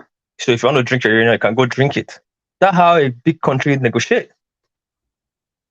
But by pushing, this is how they're pushing Libya. France actually spearheaded Libya and destroyed Libya. Today, we don't talk about Libya anymore, France. We talk about America involved in Libya. And Obama came out and said, I regretted going to Libya. And people came out then, just as Jide came out, make all this narrative. No, they have to do this. No, they have to do this. They have to go in now. But today, look at Libya. Nobody say military junta is the best for Niger. But what people are saying is that, at least for once, let that region decide how they're going to govern themselves, including ECOMOG or ECOWAS. Sit down with these people. Coup have taken place. We know this president is not coming back. What's the grievances? What led to this coup? What's the problem on ground? Okay, we give you 6 months, arrange a new government, change power. Even the France are so bitter that they were beaten to their game because this coup took over power without one bullet shot or gunfire. How will I say? No life lost, no blood dropped. Now, if you want to use according to the treaty, World Treaty or military treaty, ECOWAS have no right going there now because there's no chaos in that town. France are looking for where at least put debt on the government now, so they have reason to go in because they took over that power cleanly and swiftly, which was very brilliant and smart. I wish there was resistance from other military men. Yes, ECOWAS have the obligation to even go there without even waiting for Niger to request for them, because that is the work that they are meant for. Peacekeeping force, not regime turning force. Yeah, peacekeeping force. When ECOMOG went to Liberia, did they remove Taylor? Taylor assassinated Samuel Doe and became the president, and there was chaos. When ECOMOG went there, did they remove Taylor? That's the question we should be asking ourselves. Everywhere ECOMOG went to, they went as peacekeeping mission. They never overturned the government that was there, either it was by force or crook or legitimate. So this is different right now. That will now bring us to the question: what is ECOMOG interest in it? And people can always say, "Oh, it's the France that is using Nigeria," and don't blame people to say that. Conspiracy theory is very vital in geopolitics. Now, look at North Korea. We all know North Korea is controlled by China, by extension, Russia. Kim Jong-un never make any statement to China. Whatever China says, North Korea do. Same, we can say conspiracy theory that France is using Nigeria because our president take treatment there. Anybody can say it, anybody can fall for it. We don't need this war in Niger. We do not need it, and we should not allow it. We don't need by one week going there, and we should not allow it by letting the West use us. At least for once, let's have people that can sit down with the West and negotiate. The problem I think we have in Africa, we don't have people that can negotiate our right for us. Anything they tell us we do, and we are scared to negotiate our right. Westerners are businessmen. Nobody wants to lose. No businessman wants to lose his investment. You have to sit down with them and tell, come, it's a win-win situation. You profit, I will profit. But let it be like this. If they don't like it for the optics, let it be like this. That's why you see in Middle East, what's going on in Middle East is far worse than what's going on in Africa. But you don't see the military there, the West there, because they negotiate their way out. Everything is negotiation. You keep going there and go there and tell that you give them, make an offer they cannot refuse. Sit these Western people down and negotiate with them. We don't need this instability. It's not good for you. It's not good for me. If they bring out rebel right now, you think it's only France that have interest there? The world is so advanced right now. China is very close to Africa. China have base in Eritrea. Russia has base. There are so many people that Indian. They all come. Everybody needs nuclear. What do you call it? Is it nuclear fission or whatever they call it right now? The world is hungry for it. So you think when if the rebel come in and there's a secretarial war and insurgency in that country, you think it's only France that have the monopoly to control insurgency? Russia will come in. China will come in. They all be controlling resources. They all will hold their own section. They can hold to their side. And that will bring the stability. That Amajiri you are complaining about, they will still troop into Nigeria. If Ekomon goes there, Amajiri will still troop into Nigeria. If you look at it from both ways, there's no win-win situation in this situation. The best situation is to sit down and smart the French and smart the Nigerians. And for crying out loud, why is it that the West must impose the kind of democracy we operate? Why can't they just allow us to operate the kind of democracy that suits our people? If you look at Middle East, their type of democracy is different. The one that can balance their region. You cannot just oppose a democracy that will not work for people, and you say that democracy is gradually growing. How will it grow? Can you water a stone for it to grow? We can water a stone from now to tomorrow. It won't grow. Like I said before yesterday, Nigeria is not by, or Africa or West Africa, whatever is happening in Africa, is not by default. It's by design. These people designed this thing to be like this, and they are playing two-sided sword, two-sided game, by a two-edged sword. If you bring military junta, if you complain, they'll bring puppet regime. If you complain, they'll bring military junta. They are playing the both sides. For crying out loud, it's not good for us. All this fear and show of force that some people need in this platform is not nice at all. And again, nobody can stop Tinubu not to go to telling Ekomon not to go to Niger if he decides to go. We can only say what we want, and he has the final say for executive order because it's the executive decision. But you should understand, the blame will fall solely on him, because you can never tell how the war will go. At the end of the day, even America, it took America 2 months for them to invade Afghanistan. But at the end of the day, what happened? It was a big mess. Iraq, the same thing. Libya, the same thing. What happened? It's a big mess. And we can say military is not military. Have people checked the world? How many presidents are military president in the world? Today, go and check and you'll be surprised. I think Thailand is a military control government. Rwanda is a military. Kigali just only pull up a khaki and put up a t-shirt, khaki safari. But we don't say that because it is on the military, on the Western interest. But when it comes to our own, we want to bull ourselves to death. And again, people that is wishing for military regime in Nigeria, it will never happen. Nigeria has had its own fair share of military. My Edo brother. Yeah. How you doing? I can hear you. Izo? Yeah. No. I agree to you. Yeah. So.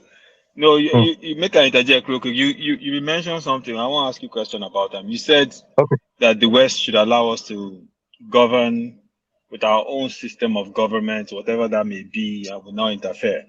I agree with you. But I was just thinking about that because what would that system of government be? And the reason why I ask is because You know, we have every African country in West Africa has multiple languages and ethnicities. You know, is it something like what the Swiss have, where you have Is it me that is breaking, or is the zone that is breaking? it's on. Yeah, it's on. You're breaking. Region, we can. And you have essentially 7 or 6 different leaders at the same time, and then one person. Yeah, that's better. Okay, can you hear me? Start it from the beginning again. Hello? Yeah. Based on what you were saying about system of government that we should have, what would that system of government look like? Let me summarize it. So is it something like what the Swiss have, where you have different regions? So in somewhere like Nigeria, we do have, you know, maybe 12 regions and 12 regional premiers, and all of them come together to make decisions for the country, and then one person represents us internationally. What do you think about that? Okay, thank you, Islam, for that question. You know, sorry, before you answer, they have a similar system in Somaliland as well, in Somalia, yes. Yeah, they have, people don't even know, in Malaysia, they have 20 datus. 20. That is, they call it like ayatollahs or called king. Like a council of elders sort of government. Yeah, they rotate it to 2 years, every 2 years, because the datos are in charge, like just in Britain. The datos are the head of government. They sign any policy the prime minister they voting. The datos have to sign into law. Now they have 20 datos as for their 20 region or whatever it is, and that is thing they rotate it every 2 years. They change one head. They have a council that in every 2 years it rotates. Now, people even know in Afghanistan, it's like Afghanistan, Taliban just only deal with the international community. The local is mainly like warlord control their province. That's why Afghanistan is a safe haven for Islamic jihadists. And no one warlord have powers is rather than the other warlord. Now, to your question you asked me, let me really answer it properly. If they allow us to govern ourselves, our leaders will find a way to govern ourselves by their coming together, sit down and decide what is best for them. It's give and take. It cannot be 100%. They must sit down. They will sit down, negotiate what is good for them, the law that will be good for them, and they will hold on to that law, go that way. But because we have never tried it, we never know how it's going to be. That's why we keep coming up with this question. We have more than 200 tribes in Nigeria. How can we govern ourselves? How will we govern ourselves before they came? We are living in peace before. No tribal sentiment, no issue. I guarantee you, if they allow us to govern ourselves, there will be several town hall meetings. It will not be easy, but we'll get it through. People will sit down, agree, disagree, and agree again. The way we should go. All right. I'm not quite sure that you are right to say that we were living peacefully. If we were warring and enslaving each other, one man. Let's see, one man. The truth of the matter is, from the 18th century, the British have been playing. Hold on. Don't go on a long history run, so I can go on. I know. So, yeah, shall make it short. From the 18th century, if you look at it properly, British have been giving minority people weapons to fight against the majority, so that they can get if the majority lose, they'll take the majority slave. That's why we think that, right from day one, we'll be fighting ourselves. It's not really true. We're not really fighting ourselves, apart from we have scores to settle, but let's move past that. Let me come back to this Mali. Let me come back to Nigeria so I can round up so that people come in. Yes, round it up in a couple more sentences. Yeah. So my own take is this. And in as much we are blaming ECOWAS, blaming the West, blaming Tinubu, yes, we still have to blame the coup plotters. Should they fuck this up? No, sorry. Should they mess this up? Their own, what will be for them will be worst, because a lot of hope is in them. At least there should not be a knucklehead. There should not be a rockhead. In how much they have people support, they are getting feedback. at least there's a little bit subpedal in some certain rules and allow for certain things go some certain ways so that it will be 50-50. Because if they go on this hard journey, you give the West all the reasons to overturn you, use any means necessary, and they'll still blaming on you. And in Nigeria, Tinubu should be very, very, very, very careful the way he's taking military into Niger. Even though he take military to Niger and he succeed, he will create a bad blood in the north. And if he doesn't succeed, he has created an enemy in the north. And 2027 is close, and we can kiss it bye-bye. One more, thank you. I yield the floor for the next person. All right, brilliant, brilliant. Bishop, let's hear from you. Hopefully, you have a good connection so that you can give us your take. Bishop, good to have you. Hello, good evening, everybody. I hope I have a good connection. I don't know if you are hearing me. Yes, carry on. Okay. Yeah, we can. Carry on. Okay. Let me start by saying good evening, everyone on the platform. Thank you for your contributions. Please, if you have not clicked on the like button, please do that one. I mean, I don't know why we have to be repeating this one, but please do. And a few minutes ago that I checked, it's still not very impressive. So if you are this Biko, Dalu, I beg you, click on the like button. You can suspend Bishop, can you speak up just a little bit more? Can you speak up just a little bit more? Carry on. Okay. I am saying, please, if you have not clicked on the like button today, please do so. I am begging you on our knees. It's not too much to ask for. So please kindly click on the like button if you have not done so. Thank you very much. The what's on the front burner, the topic of the day is this Niger issue, and opinion is very sharply divided, and this opinion is shaped by various by different things. You know, there are different factors. It's shaped by different factors, but some things are factual. So I just want to deal with a little bit of the facts and not the emotions or the sentiments. Number one fact is that ECOWAS Commission has taken a decision, and that decision is that they have explored why they have not removed the option of negotiation off the table, but they have insisted that if that fails, as it has failed in the past week, they will use the military option. It's a decision they have to make. It's a decision they have made. Am I in support of that decision? Yes.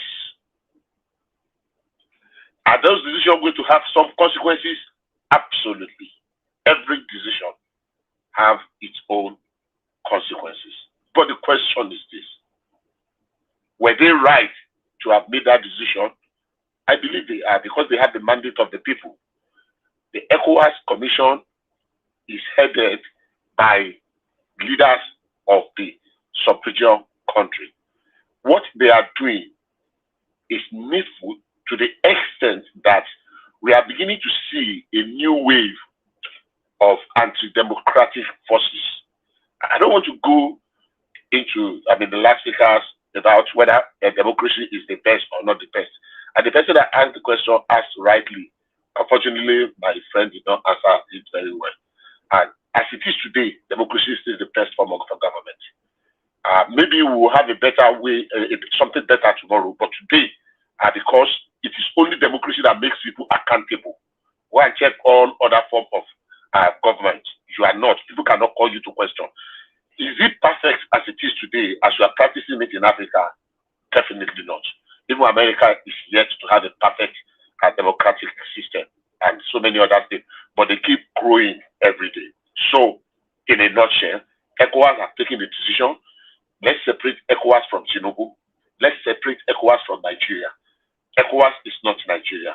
ECOWAS is not Tinubu. Nigeria is not waging war on any country, talk less of Niger. This idea of, the North is going to be the North, it is because the elite and some vested interests have continue to make that narrative, and that narrative is beginning to gather some flesh. You know, there's flesh to eat. Oh, people are angry. Oh, people are not going to be happy. Oh, the North is going to be this. Oh, there is ethnic campaign. Nigeria is not fighting Niger. Nigeria is not going to war with Niger.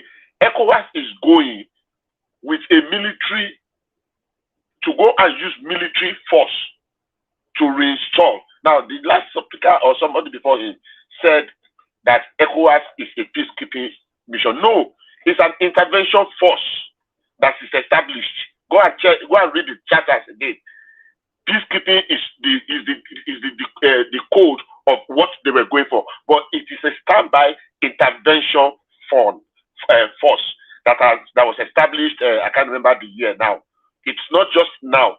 They have a standby intervention force, so it's a force, intervention force. They only determine based on the case on ground, determines what they will call it. It could still be peace. Another fallacy is that because they gather 10,000 people in the stadium, that Nigerians are in support of that coup. That is blatant. That is not correct.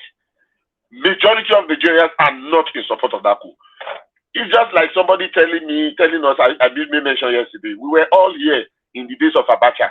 We know they were organizing something in stadium, carrying people with buses to go and say Abacha, use NSKN for Abacha.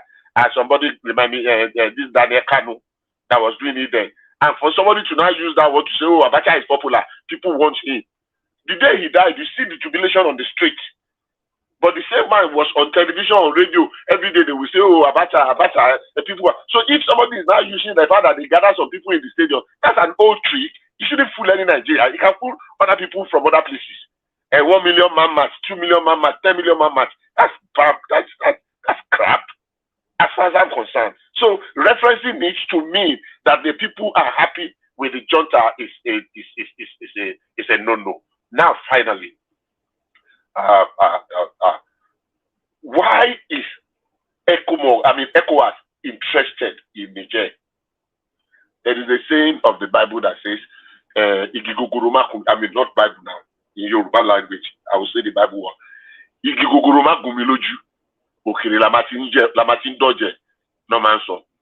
Bible one says that a little leaven can leaven the whole lump. I think somewhere in 1 Corinthians chapter 5. A little leaven, if you allow it to fester, it's becoming a pattern. We were getting democratized. You know, Bishop, that ECOWAS will still need the sign off of United Nations before they can really. No, they don't. Do they not? They won't. No, let me answer straight away. Number one, they don't need, but they already have it. Yeah. They don't need the United Nations. No, they don't need. Hello, woman. But they already have it. No, let me answer straight away. Number one, they don't need, but they already have it. They don't need the United Nations. No, they don't. Hello, woman. Hold on. Hold on. Yeah, no. There's too many voices cascading, and Bishop, carry on. Yeah. Did somebody want to interject? I thought I had somebody's voice. That's why I stopped. Oh no, yes, that voice. Yeah, you could hear it was carry on. It was a bit okay. off. So let me answer your Carry question. on, Bishop. Carry on. I'm behind you. Carry on. Thank you, sir. Thank you. What I just said is that they don't need United Nations approval, but even at that, they already have it. Do you understand me? They already have AU. There was an AU special representative at the ECOWAS meeting in Abuja today. AU sent their delegation. AU also had attempted to mediate, to meet with the coupists. So they already have it. Let's leave that. And why is ECOMOG interested? Because it is a bad signal. Number two things are very certain to happen. If ECOWAS backs out now, then they have lost their relevance. They have go back to the days of mere bulldog that cannot even back, talk less of bite. That's number one fact. Losing relevance and becoming completely. Number two, it will encourage some other mutineers and coupists in other smaller countries that look, If these people do it and they got away with it, we can as well do it. And I can assure you, in the next 3 years, we will have up to 10 military governments in Africa. Those two things are enough clear. Let's forget economic interest. That maybe Nigeria pipeline. Some of them are justified. They are really very justified. But I don't want to go there. I'm going to the fact that we cannot allow Niger to demystify ECOMOG now. One, we cannot allow the propaganda that it's a popular coup because of people gathered in the stadium. Two, then we cannot now let this be an example for other ones to want to follow. That there's nothing they will do. If Niger just did it and they went away with it, we can as well do it and we'll go away with it and nothing will happen. Bishop, let me interject. I feel like you're making sense, yeah. But one would ask, if you're going after Niger, why not in overall say, all right, I'm going after Mali, I'm going after Burkina Faso, I'm going after all these people that have the military government under them. You have to do that for us to actually know what you're trying to do, not just go and target one person. That is the problem. Hold on, Bishop. Hold on, Bishop. Hold on, Bishop. Des, reflect on what you just said for a moment. Reflect on it. Des. I don't get what you mean.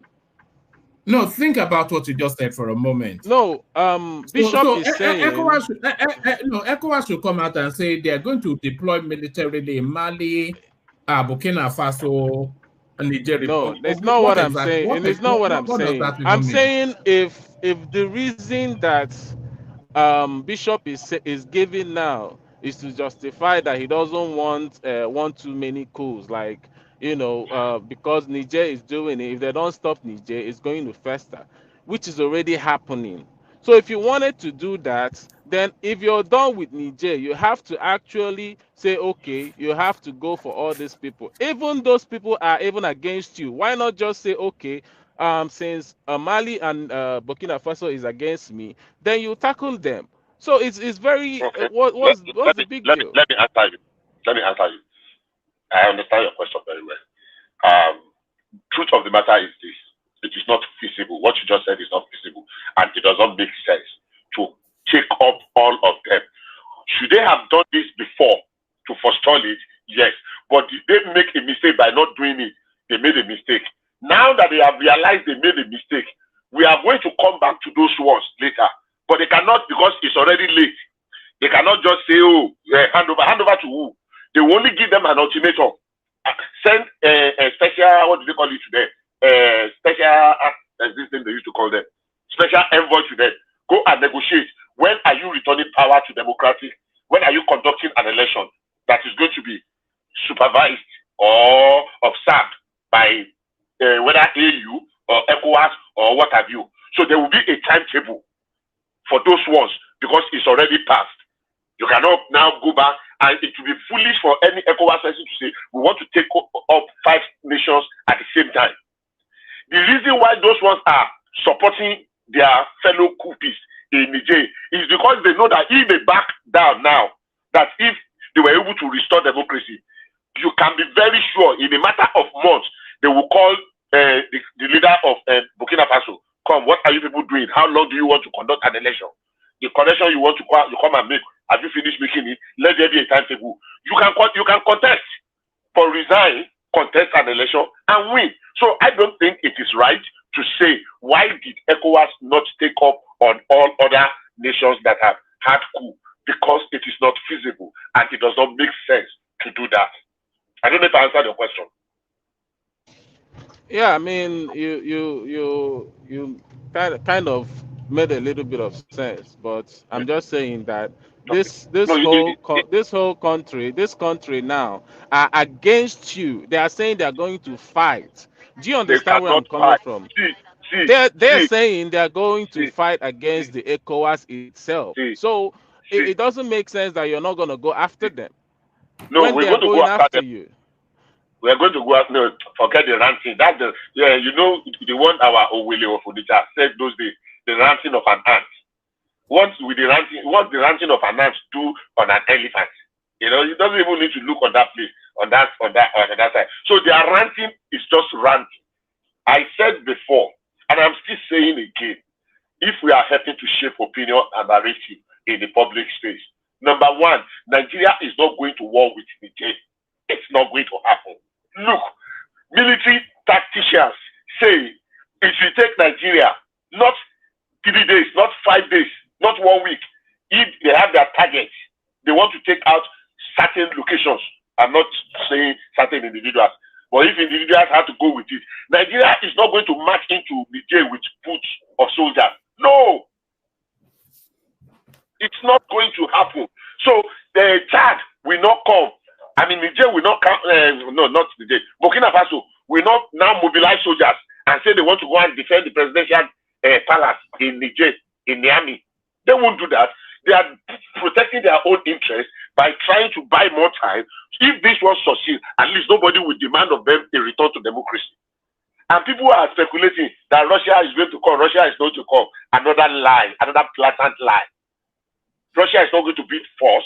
And sometimes we have this Wagner group that people are talking about. Sometimes I think we are overrating them. They won't bring food soldiers into Niger to come and defend those coupists. They have enough in their hand. And I asked this question a couple of days ago. Are we saying the Wagner group is representing Russia? My answer is no. But people have a different opinion on that. So I don't want to anticipate energy on that. Now come to the local politics. You know, the Nigerian faction. The way we are so divided about our internal affairs, probably we should not be that divided. I've listened to opinion, you know, television, I've read articles, I've seen people's, and it's very easy to pinpoint where people stand depending on their political affiliations. That majorly is what is defining majority of opinion on this issue. More than 90% of opinion is shaped by political affiliations. For me, I think it is a minus for us as a nation. It's a no-no. I mean, Nigerians are playing games. Some people are even wishing them to lose because they don't want some things to be recorded because once the administration they like is not in power. I've seen that. I've read that. I've heard that. And it's a no-no. If we remove those political affiliation and sentiments, quite honestly, we will not be as divided as we are about this Niger military issue or not. A military regime in Niger is not good for Africa. Nigeria is not good for West Africa. They are almost commanding the entire belt from the east border, from the west, from that Guinea, whatever, to the other side is cutting us in place. So if ECOWAS can insist and restore order in Niger, it will be a sign for other would-be coupists that look, there's no way there. And on the other hand, the ones that are there now will be having a rethink on how to go back. And with all intent and purpose, finally, with all intent and purpose, what has military government added to us in West Africa? Where is it that after they left, the people are praising them that, oh, they did well? Let us point at one. Just one. That, oh, they're the one. Somebody said that the dictatorship that built something. That's my friend, Tony. You know, is it Tony? Yeah, it's Tony. That said it is dictator. And he advocated. Actually, I wanted to make something, a comment about it. But when we now say a quarter, we should kill 1/4 of our population, I just did a quick arithmetic. We should kill 50 million people so that we can. Mr. Woman, thank you very much for the opportunity. Let me ask you a question before you leave. Go ahead, Naba. You said the Wagner is not there for Russia. That's what I said. Okay, so on whose authority are they there, and who? Hold on. And who is supplying them the weapons and all the logistics and everything that the machinery of war they are using to support their host? Can I ask you a question? Yeah. How many mercenary groups do you think are operating in Africa as we speak today? I don't know. I know of Wagner. I know that South Africa have some, but I don't know about others. Okay, I can tell you conveniently. But that doesn't relate to this to my question. Does not relate. Has no relation with that. It has, because Wagner is a mercenary group. From where? I don't care because they are from Russia. Does it now mean it's the Russian government that sent them? It's Russia that gave them the license to operate as a military contractor. No, Russia employed them. That is not true. Dalikoko, ask talking about. Dalikoko, ask Bishop who sent Wagner Group to Bakhmut in Russia, in Ukraine. I mean. Listen, let's get something straight. Wagner and his group, there are a lot of thousands of mercenaries across the globe. It's only the one that you hear from. They are used every now and then. It's not that it's owned by Russia. Where did they emanate from? Where did they emanate from? It's because mercenary, the one you're mentioning now, because it came from Russia. Other than that, there has nothing. There are others. Who said Wagner to Donetsky to operate as mercenary group? Who? See, do you know that Ukraine also has mercenary as well? Do you know that? There are thousands of America. Hold on. There are thousands of America that signed up with other. So the mercenary group owned Ukraine. The mercenary group Ukraine owns is controlled by Russia. I said there are. No, I just asked a question. No. I'm not saying the American Blackwater. What I said. Who give them the arm? Who approved them to go to any country to operate? Who? See, because they emanate from a country doesn't mean they are owned by that country. They are being commissioned by those countries. If they need their service, you request for a service and they render it. As it is right now, Nigeria can request for a service of mercenary. It's as simple as that. The last commandos that came to them, I think it was Maiduguri, that extracted one of the expatriates that was kidnapped there. They were not even American military. They were mercenaries. People just woke up. Who contracted these mercenaries? Because okay, Adewale,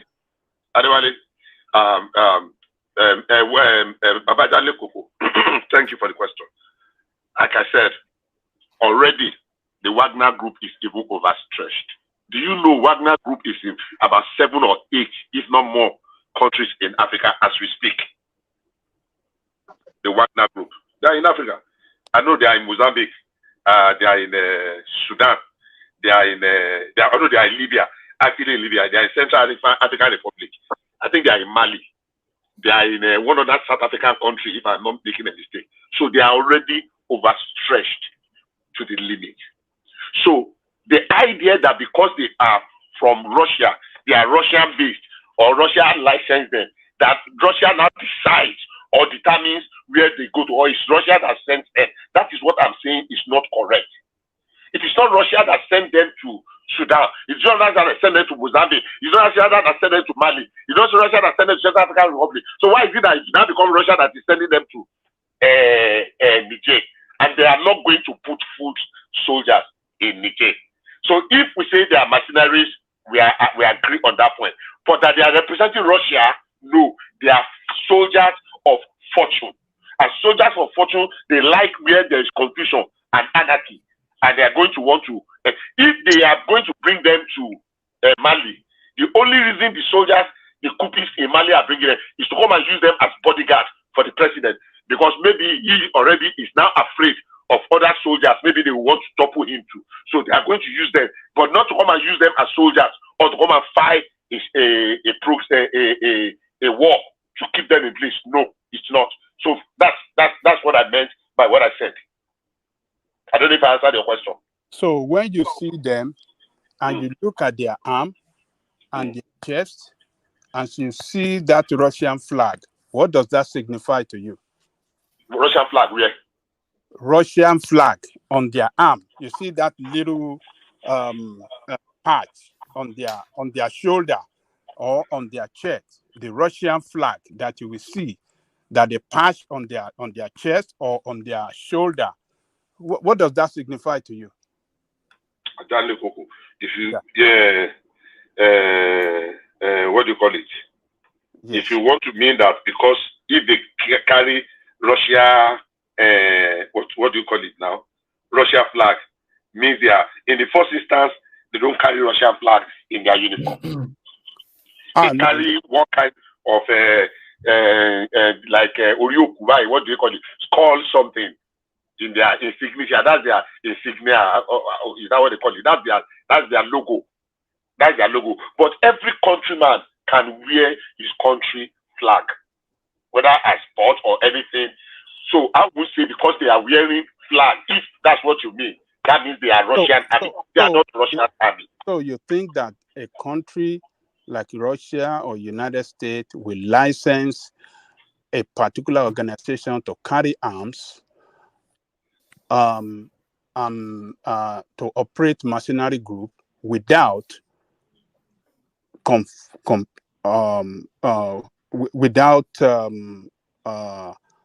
following directive or instruction from that country, from the country that give them. When America, when Whitewater, I say Whitewater, don't know. Yes. Blackwater. Bishop. Yes. You think they don't give them? So you Bishop. think they give them? Yes. So is Baba Jaleko saying that? You think they don't give them rules of engagement, how to operate, what to do, and what not to do? Oh no, Bishop, wait though. Yes. Yeah. The Nigerian fighting on behalf of Ukraine against Russia. Are they carrying out the mandate of America or the mandate of Ukraine? Nigerian. We are talking about No. I am saying that wait now. I'm talking about American. Yeah. Wearing the patch of Ukraine. Okay. Fighting on behalf. Sorry, Dewale. At the prime dot, you are on twice. So which one do you want me to remove? Or remove one? Sorry, carry on, Dewale. Okay. What I'm trying to imply what Babadele is trying to say is that the Americans that are volunteering and fighting, that chose to be on the side of Ukraine by joining the mercenaries in Ukraine to fight against Russia, are they fighting by the mandate of America or by the mandate of the country that employed them? These are private military people that choose to go and fight to earn a living. Okay? So if you see them, they are part of America. Well, some of them wear their own military uniform that they used when they were in the battlefront. So if you see that, would you say that America was the one that sent them to fight against Russia? Thank you. Now, just the example I wanted to give, the crisis of the Blackwater abuse in Russia, in Iraq, when the thing blew and there were evidences, why did America deny them? If you remember that story very well, the Blackwater scandal in Libya, where they tortured people, and not Libya, in Iraq, that they tortured and killed some people, extrajudicially. And they were trying to bring it to the United Nations that, human rights, whatever, like America. Why did America deny those people? Were they not licensed by America? That they were licensed by America does not mean America will take responsibility for their actions. Bishop, sorry, I don't understand this analysis you were just saying about the Blackwater, that America did take responsibility about the action in what they did. There was an inquiry, there was a scandal about some of their actions in Russia, Iraq. Yes, when it Iraq. Out, America did not take responsibility for their actions. Hold on, Bishop. Hold on, Bishop. When the Blackwater committed in the Iraq. Hold on, everybody. If you are not speaking, keep yourself muted, because there's somebody there that's just giving us background noise. I think that's Bide. If you are not speaking, then please keep yourself muted. Otherwise, you interfere with the stream. Okay. Bishop, when Blackwater's warrior committed atrocities in America, they brought them here. They put America to shame. And American people, and American state. You said they committed atrocities in America. No. Let him put it to you. Let him put it to you. Yeah. When Blackwater warriors, or mercenaries as we call them, went to Iraq and committed atrocities against Iraqi people. They put American country, American state to shame. And American authority took it up against them, tried them, punished them, put them to jail. So that to tell you that even though they are licensed to go and work, they have to follow the rules of engagement. No. You are missing it up. Ajani Koko. Okay. Hold on. America what I'm saying, saw them put on trial. Oh my we God. saw them put to jail. You are missing we it up. saw them punished Would you let me say by something? American authority. Yes. Okay. Have you landed? You are saying two different things. Now, if America actually sent soldiers and soldiers committed something, America is taking responsibility for that thing. That an American citizen committed an offense somewhere and is now being punished does not mean America has taken responsibility for that offense, atrocities committed. They are two different things. If American soldiers, real American soldiers, it's not just going to be limited about punishing those individuals involved. It's going to be like, look, America has taken responsibility for the action. Look, the detonation of the Hiroshima and Nagasaki till tomorrow is a stain because it was an American act. The act of the Blackwater was an act of some military contractors for some mercenaries. That those people were caught and they were tried does not mean that America, you kill somebody, you kill somebody. It's established that you kill. Come and start trial for murder. If they had even wanted to be very fair, the Americans were talking about, in that case, they actually should have sent those people back to the place they committed their offense. Let them try them there and let them be jailed in that place. Why coming to jail them in America? So there are two different things. Bishop, Let me land. I'm not getting it wrong. Let me land. What I'm saying is that America did not, and we can do that research, take responsibility that, yeah, they punished those people that were involved. Does not mean that they took responsibility that it was the act of the American people. That those individuals committed that atrocity. Oh, Americans commit atrocities everywhere they go, even the military. The one that they cover up, they cover more than 99% of the things they do. But it's a fact. It's a matter of time that it begins to cover. We saw. I mean, we eventually went to those pictures of Guantanamo surfaced. We knew how much effort they tried to cover it up. So what I am saying is that there are mercenaries everywhere in Africa. At least there are more than 10 different mercenaries in several countries in Africa. And they are operating independently because they want to make money. The Wagner Group will not come and fight on behalf of Russia in Niger. It's not going to happen. That's my submission. All right, brilliant. Did you want to say something? Yeah, go on. Let's say, look, Bishop, you did not follow. I'm not sure if you follow that Blackwater's scenario in Iraq. I'm not sure if you follow it well. American states took responsibility and they put those people on trial here and were punished and jailed because it's America that contracted them to work for her. So whatever they did it on behalf of American state. And that's the reason American took responsibility. America gave them the job to do. They were working for America. Even though they are a private organization, America gave them job to do for her. And they committed atrocity in that process. And America took responsibility and tried them openly and jailed them, punished them. So we saw it. I got Jalikoko. Yes. Sorry, one man. I got Jalikoko. They won't try them on the highest order. They tried them on the parliament. We were watching it here on CNN every day. Yes. They were infested. What's Bishop saying? What's Bishop saying? Congressional hearing. Congressional hearing. There was congressional hearing. They took all the pictures. Number one. Congressional hearing is not trial. Come. Hold on. After that, they were tried. Hold on. See, when you believe in your own truth, not my own truth. You are saying that hold on now. You were saying they were tried at the congressional level. That was not the trial. There was an investigation. How can you say they were trying? No. Hold on. It was what do you call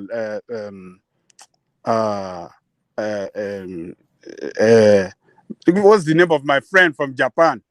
World Peace. It was congressional hearing. It was World Peace that added congressional hearing. I was talking of trial because I remember the trial. But when you corroborated him now. Go and listen to but yourself. It's true. But it's true, Bishop. All right. They tried them. That's not the wider point. The congressional hearing happened. Congressional hearing got all the facts right. And on the basis of that, they tried them under the law, punished, put to jail. Look, America took responsibility, and they apologized to Iraqi people. They apologized openly. Ajale Koko. Yeah, let me leave it there. Yes, sorry for interjecting you. Okay, you see, the American legal system is one of the world. Okay, and everybody knows that. And I don't think you can compare that scenario, even though they are similar, because it is well known that it's America that contract the military contractors there. It was the United States government that gave them contract there. But in case of Wagner, it's not the Russians, it's the African countries that invited them. So you cannot hold Russia responsible while it is us, the African countries, contract them to come and give us securities or train their army here. So this is just the point I want to draw, so that at least we can understand. Sorry. Hold on, Bishop. Hold on, Bishop. Let me give you something, Ribadu. And by the way, I was going to move away from this topic, but now you are here and it's so close to you. Then I'll hear you will take the last shot on that. But when I was I was listening to the BBC earlier on today, and of course this topic was the topic of discussion, and they were talking especially about the Wagner Group. The Wagner Group is a satellite arm of the Russian government. Did you hear that? The Wagner Group. If I can get that clip, I'll send it to you on your WhatsApp, Ribadu. The Wagner Group is a satellite arm of the Russian government. Do you know what they used to do? They will open up the prisons, and then the Wagner Group will go in there and take the most. This is what they were reporting on the BBC, and it's BBC Radio 4, by the way, which is the intellectual, the real deep thinking end of the BBC. They will open up the prisons. They will go and harvest hardened criminals, and then take them to the Ukraine. If you die, you die. But if you don't die, you are granted a state pardon. So that is who grants that state pardon? The Russian state. The Wagner Group is the Blackwater of Russia. That's beyond question. Well, man, same thing they showed to us in Japanese TV here. Wagner Group, Wagner leader, he's a former mayor in Russia. The people don't even know this is St. Petersburg. He goes to Russia prison, the worst of the worst, pick criminals and recruit them and take them to not only Ukraine, to Africa too. And like you said, if you die, you die. If you survive, you are pardoned. Who pardons them? Who owns them? Why are you guys spinning all these things? Who arms them? Who arms them? They use Russian tanks, Russian weapons, Russian uniform. Everything is Russia. It's the Blackwater of Russia. See, Let's guys. One man. You still have the floor, but Bishop. I know Bishop has the floor, but I just wanted to chip in real quick. See, come in. I think we are misunderstanding each other. You see, mercenaries are not even called mercenary when it comes to the engagement abroad. Their primary job, usually they are attached to VIP. That's their primary job. But oftentimes, they're usually used as a tool by the power countries in order to carry out their dirty job. Yes, Wagner may be incorporated in Russia, but they go for the highest bidder. If there's no insecurity or anything, they don't get paid. So whoever needs their service is who they go to. Now, is Russia going to hold them accountable in their country? They could barely hold them accountable when they turn around to face Russia the last time. But Americans stood tall to discipline their own. Like I said earlier, there are thousands of mercenaries working for foreign government abroad. Their job is not only carrying arms, some about gathering intelligence, more or less like a contractor. But you and I would never for once think that they also do that. But primarily, they are into protection of VIP, but they branched out. However, if a country like Nigeria needed their service, of course, they are covered because they needed protection, not to kill. What happens in the Blackwater was because there were collaterals. I believe it was little children or so, and then they shot the individual and they were taking picture and using that person's head, playing around. And America felt that is wrong for them to have done that, and they disciplined them. However, when you talk about Wagner Group, not necessarily carrying out the dirty work of Russia, they are getting paid by being called upon to render service. Just like the Nigeria wanted to do, they can call Israelis to come and help them. These are also mercenary as well. So that is how it works. But sometimes we mix this thing up as if I think you may be mixing it up, Dewale. I think you are conflating. You listening to BBC too much, one man. Oh, all right. I listen to a variety of sources, but I think you are conflating. What did you propaganda. What do you? I balance my view. I don't just listen to liberal channel. BBC is like a Fox News in America, so I just balance your view, one man. Well, yes. Then you listen to the BBC if you want to hear a balanced view. Anyway, go ahead. Yeah, what I was going to say is that you are conflating mercenaries with military contractors, which you may say they are both aligned, but a mercenary is somewhat of an independent rogue gun for hire. But a military contractor is a shadowy arm of a nation state. No, you're wrong, woman. All right. You're wrong. There's nowhere anybody would be contracting a group to carry out arms against another. No. Adewale. All right. Let's hear from Ribadu. Yeah. Adewale, let me clarify what you were saying so that one man can even understand you better. One man, I don't like to disagree with you, but in this very juncture, I have to say you're very, very wrong. And let me convince you why you are wrong, okay? You see, let us concentrate on the legal aspect of it, okay? Both Wagner and Blackwater, they are all private military contractors, okay? From training to defense to security and all that. The point we are making here to differentiate where the responsibility lies, where the accountability lies, who is going to be held accountable for their action. I think that is the point we are missing.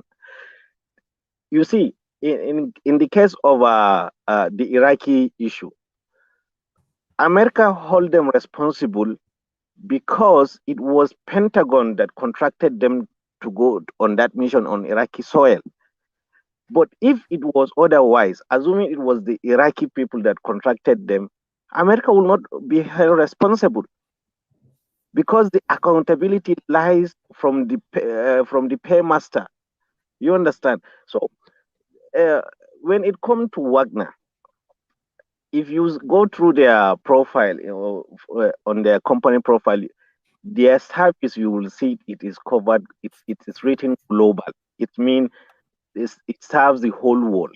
Okay, so their method of recruitment that lies in so many strata of legality. Okay, they may have understanding with the Russian government that we can pull our recruitment from so and so. Okay, so in fact it's not just in the military, it's not in the defense sector only. Even these Chinese that our governors are rambling around, shaking hands with them that are coming from China. all these civil contractors, majority of them are coming from their prisons. Okay, if they come to Nigeria, they just put a tie and they become VIPs. So it's everywhere. It's not just the defense sector. So what the point I'm trying to make here is, let me not divert, is whoever contracted these people, the accountability of their action lies with that person or with that body or with that government. We have to understand that. Okay, so if the Central African countries or from Mali to Burkina Faso and all that, if they contracted Wagner, no matter the level of the atrocities they commit on the field, okay, does not, legally speaking, does not lies with the government of Russia. It lies from with the nations that brought them in. This is the point that I'm trying to make. So if we can clarify that, see it in that way, then we will be able to differentiate and say, okay, A is A, B is B. This is the point I'm trying to make. I think that is what Adewale is trying to tell you. So yeah, I'm listening to. It's like you're about to say something to me. No. I still maintain my ground, but yes, I still maintain my ground. All right. So somebody sent this in just to corroborate what Ajanle Koko was saying. It says Blackwater guards found guilty in 2007 Iraq killing. So don't make me have to buy anything because I'm not paying for anything. So okay. This really is to corroborate what you were saying, Ajanle Koko. Let me see if I can read it from a different. No, it's going to make me pay. You see, this is what the Americans do. You can't even read an American article without they want you to get your wallet out all the time. All right. But yeah. Back to you. That is what capitalism is all about. Okay, so you can see it's even from the sourcing of news. And I don't know if you guys have seen the interview of Professor Yusuf Usman on is it Channel TV or Arise TV, something like that? Arise, yes. Yeah. So you see, the issue is from day one. I think I told you on this platform that Tinubu did his first diplomatic blunder. Seriously speaking, he have to put Nigeria first.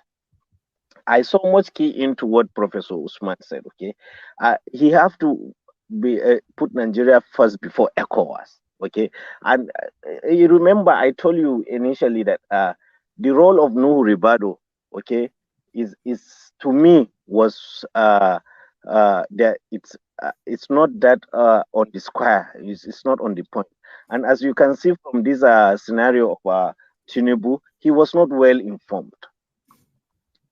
You see, and this is the primary responsibility of Uncle Nuhu to inform him as a national security advisor. They were not even allow him to utter that statement just like that without a serious consideration. And now, as I told you earlier that day, that at the end of the day, if he withdraw that statement or if he withdraw his position of that ultimatum he's giving, he's going to lose face in the world arena. And that is exactly what he's doing. I've been vindicated. You understand? So it is very wrong for us. It's very, very, very wrong for us because from 1960, the Nigerian foreign policy was Africa first. If we can recall, I don't know if they changed it, but as far as Tinubu spoke on that at his he spoke on that anyway after he became president that Africa is going to be at the heart of his foreign policy thrust. So, but does this decision he made is too hastily. You cannot deal with your final cut from the first stage. That ultimatum of military action should be the last thing to come. And everybody, I don't know why people are so keen into the global north mentality. I mean, what are we as an African continent? What are we going to gain by fighting each other? Ribadu is dancing to the tune of colonial masters. That is it. It's not, you can't blame Ribadu. I believe, what's the name of our brother, the special advisor on I think it's Ribadu, yes. I think you are both of you are the same name. So you can't blame Ribadu. They are related, you know. It's his, Yeah. it's his uncle. It's his uncle. Okay, so you can't blame Ribadu for that. I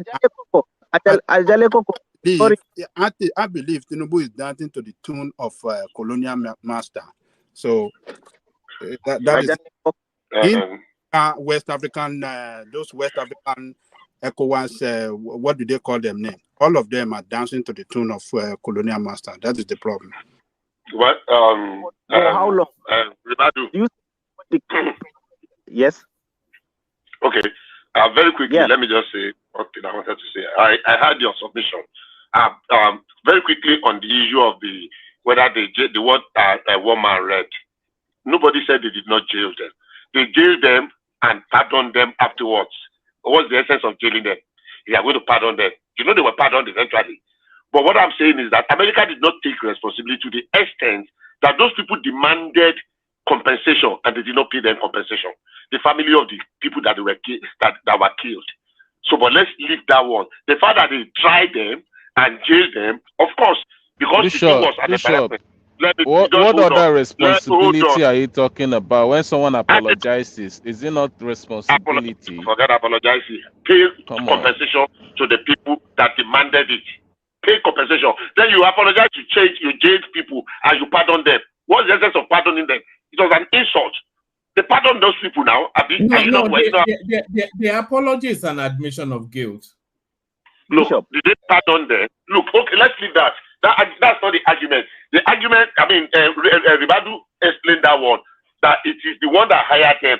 As a country, Russia is not taking is not going to take responsibility for Wagner, even if they call, because Russia is not sending them. People hire gun for hire, what do you call them? Mercenary and military contractors. They are working for money. We hired some South African mercenaries when they came to Nigeria. Was South Africa responsible for them? No. Anything that happened between them is a contractual agreement between Nigeria that hired them and those people that came from South Africa. When they left, of course, many of them were killed. But they are not going to count it on Nigeria. So to the extent that if you go and hire a mercenary, it does not matter the country they are from. It is between you and that contractor. It is not between you and that country. That's the base. That's what we are arguing about. But if you somebody think otherwise, okay, so be it. Bishop, all right. I want to play this clip, and then after this clip, Ribadu will give us his submission on the Niger Republic narrative, and then we move on. We've been on it for quite a few hours, but let me play this clip. First, a story that no one's talking about is the massive pipeline that is nearly set to go online. Now, it starts in Nigeria. It flows through Niger on its way up into Europe. First, a story that no one's talking about is the massive pipeline that is nearly set to go online. Now, it starts in Nigeria. It flows through Niger on its way up into Europe. Chevron and the United States have already invested $13 billion into this pipeline. And guess what, guys? After the Nord Stream pipeline destruction, Chevron stepped up production to get this up and running. Hey, we'll speed this up. We'll fast track this. And now the people of Niger are saying, wait a second. Why are we going to allow a pipeline to flow right through our country so Europe can have natural gas? You are doing nothing for us. You continue to steal from us. Sorry, no more pipeline. This is why Europe is terrified this morning. The United States already blew up the Nord Stream pipeline, put their own pipeline into action in Africa. It's a smart business move, right? We'll just blow up the competition. Imagine Walmart doing that to Target stores. Yeah, we're just going to blow up those stores. Now you got to shop at Walmart. And now Niger is saying, hey, sorry, you're not going to use our country to transport your natural gas into Europe. Get out of here. So Europe is facing catastrophe with no Nord Stream pipeline coming from Russia any longer. And now the threat of this pipeline being shut down through Africa. This was their salvation, this pipeline. And then add into it uranium and Europe's nuclear power. The United States gets over 50% of its uranium from Russia, despite all of the sanctions that the United States has placed against Russia. They left uranium off the list. I love this. I love that they chose to sanction every other thing, but they left uranium off the list because we need it so badly. We need it desperately. Why? The United States is so heavily dependent on Russia for uranium that Putin could literally flip a switch, literally destroy the American economy by turning off the lights. A major backup resource of uranium is Niger. The French, the United States, have been essentially stealing uranium from African countries for decades. And again, these countries are saying enough is enough. We are sovereign countries. Get out of here. We are going to keep our own minerals and make our own decisions. And Russia is giving them that option right now. We want you to keep your sovereignty. We want you to be an independent country, not a slave to the West. Listen to Africa Bureau Chief Musa Ibrahim explain how the people of Africa want to gain back their wealth, their minerals, stop giving it away to America and Europe. What people want is to gain back their wealth, back their uranium, their gold, their iron, their phosphate, their oil, their gas.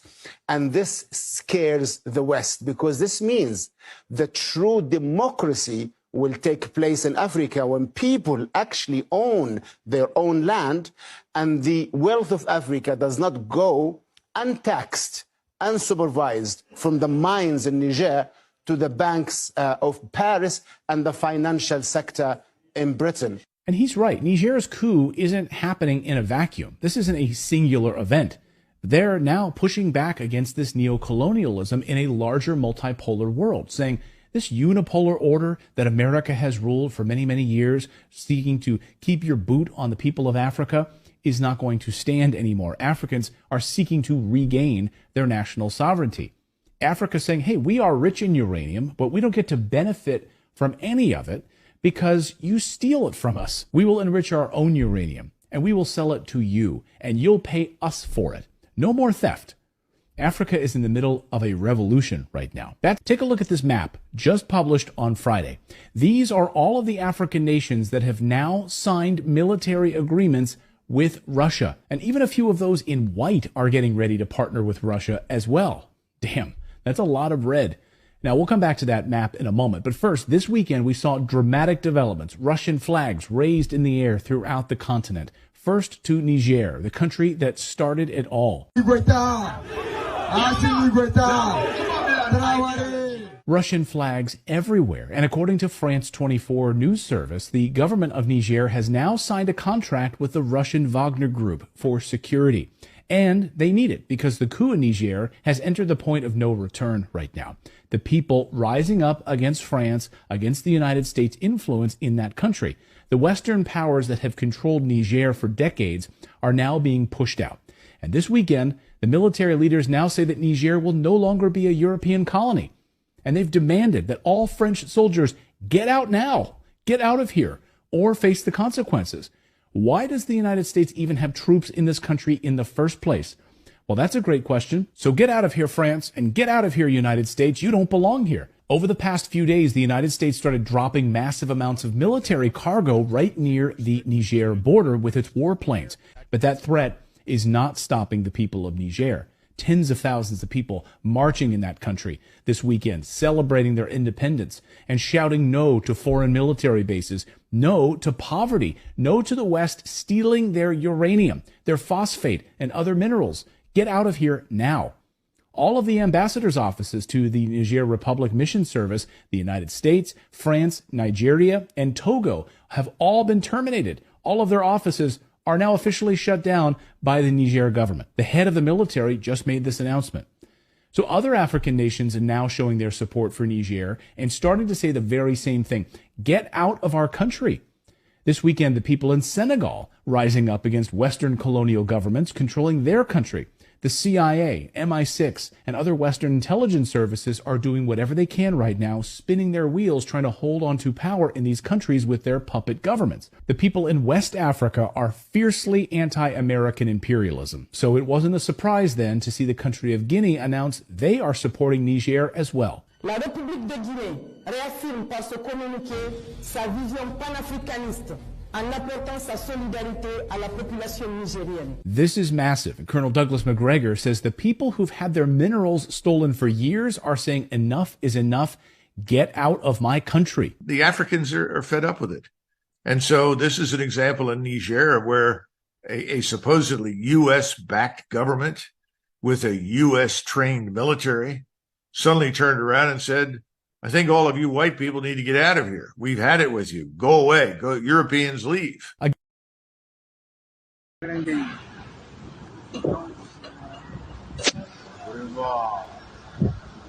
Whatever.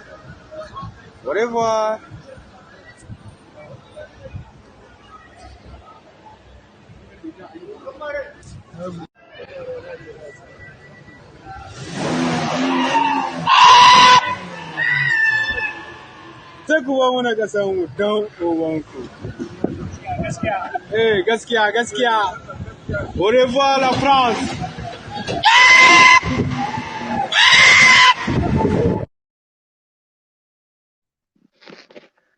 Oh, okay, so pick it up from there, Ribadu. Okay, I want to give you a background before I deal into the topic. But Redacted is one of the channel. I think if you will go through there's, I think 19 June, my submission was there with his wife because he could channel him and his wife. And also there is another channel, Dispatches Breakthrough News. Around the same week, I also had my submission on the same. I would like you to go through those channels, through their videos around that 19 June. You will see my submission. So, you see one man in global politics, okay, is something that is very complex, and it's something that is it's something that is too brutal and selfish, okay. It's very unfortunate for us in Africa that still we lack the willingness to well, I will not say understand, but the willingness to act and defend our own interests when it comes to world politics and diplomacy. See, the uranium in Niger, the French companies are selling it at the rate of $218 per each unit, okay? And they are remitting only $11 to the government of Niger. Imagine such exploitation. $218. They are remitting just $11 to the government of Niger. Okay, that is one. And before even that, you see,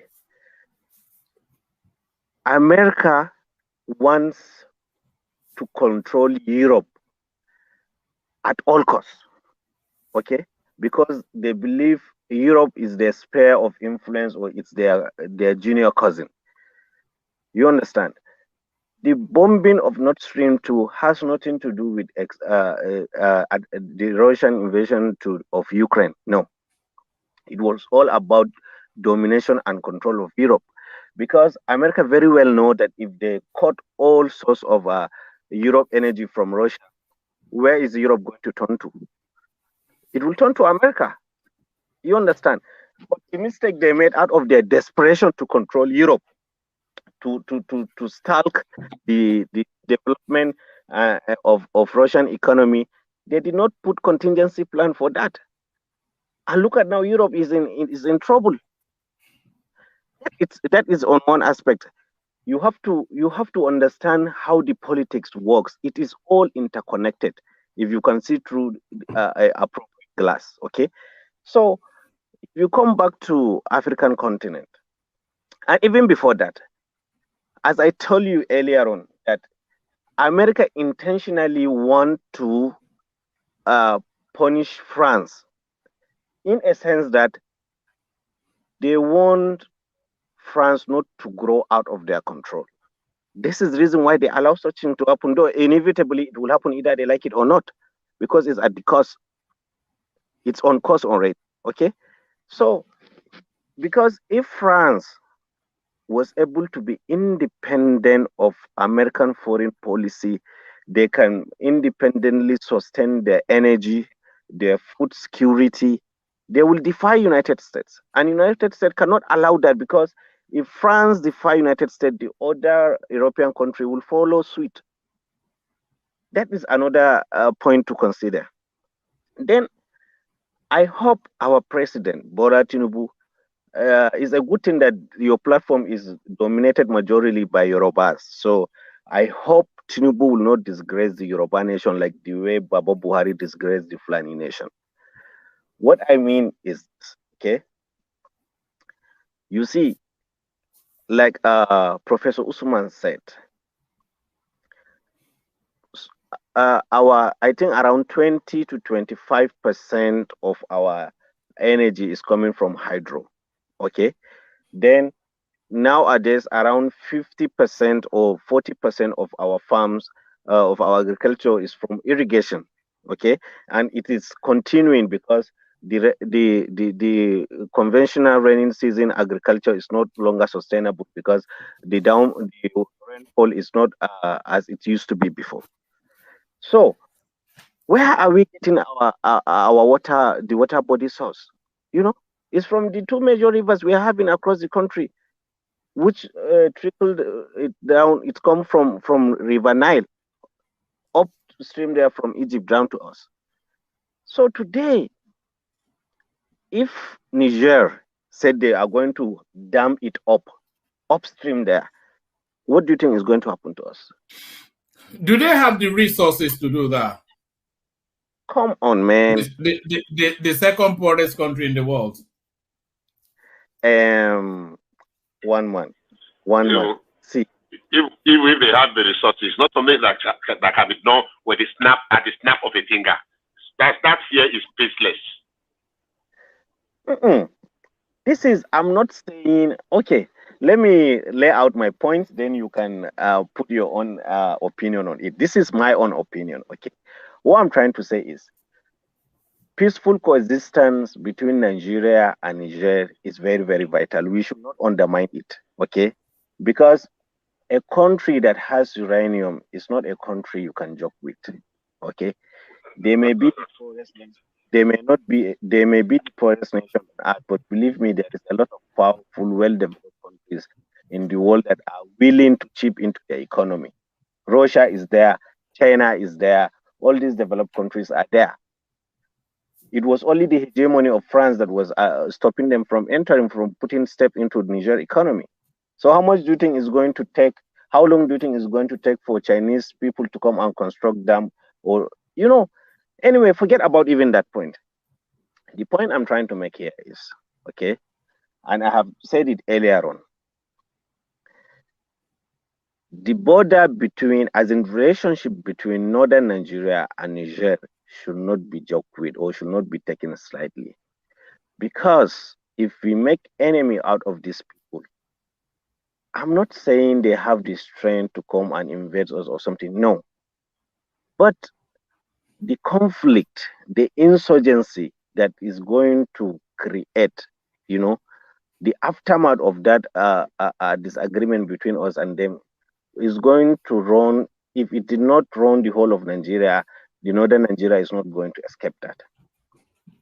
Mind you, already we have all this certain existing crisis looming and sleeping. We are, for the past 13 years, we have been trying to bring peace to the northern region. So if now we're trying to bring another conflict between us and our neighbors, chaos is something that take its own shape and its own form the way it wants. You cannot predict which way it's going to go. So I think Nigeria should be very, very, very careful. President Tinubu should take it easy and should at least try to put dialogue first, dialogue second, dialogue issue. Not something that we rush. But Ribado, you keep saying President Tinubu is an ECOWAS initiative. It is, but what I'm trying to tell you, what is ECOWAS without Nigeria? You yourself said it here. You know, whatever Nigeria decides. Ribado, can I quickly interject something you just said? Yes, please. Good. Very quickly, I might just run that now. Number one, you spoke about China and Russia and America coming to help Niger to build their dam so that they can deny Nigeria. All those countries you mentioned, if you put Nigeria side by side with Niger, we are of more benefit to them 10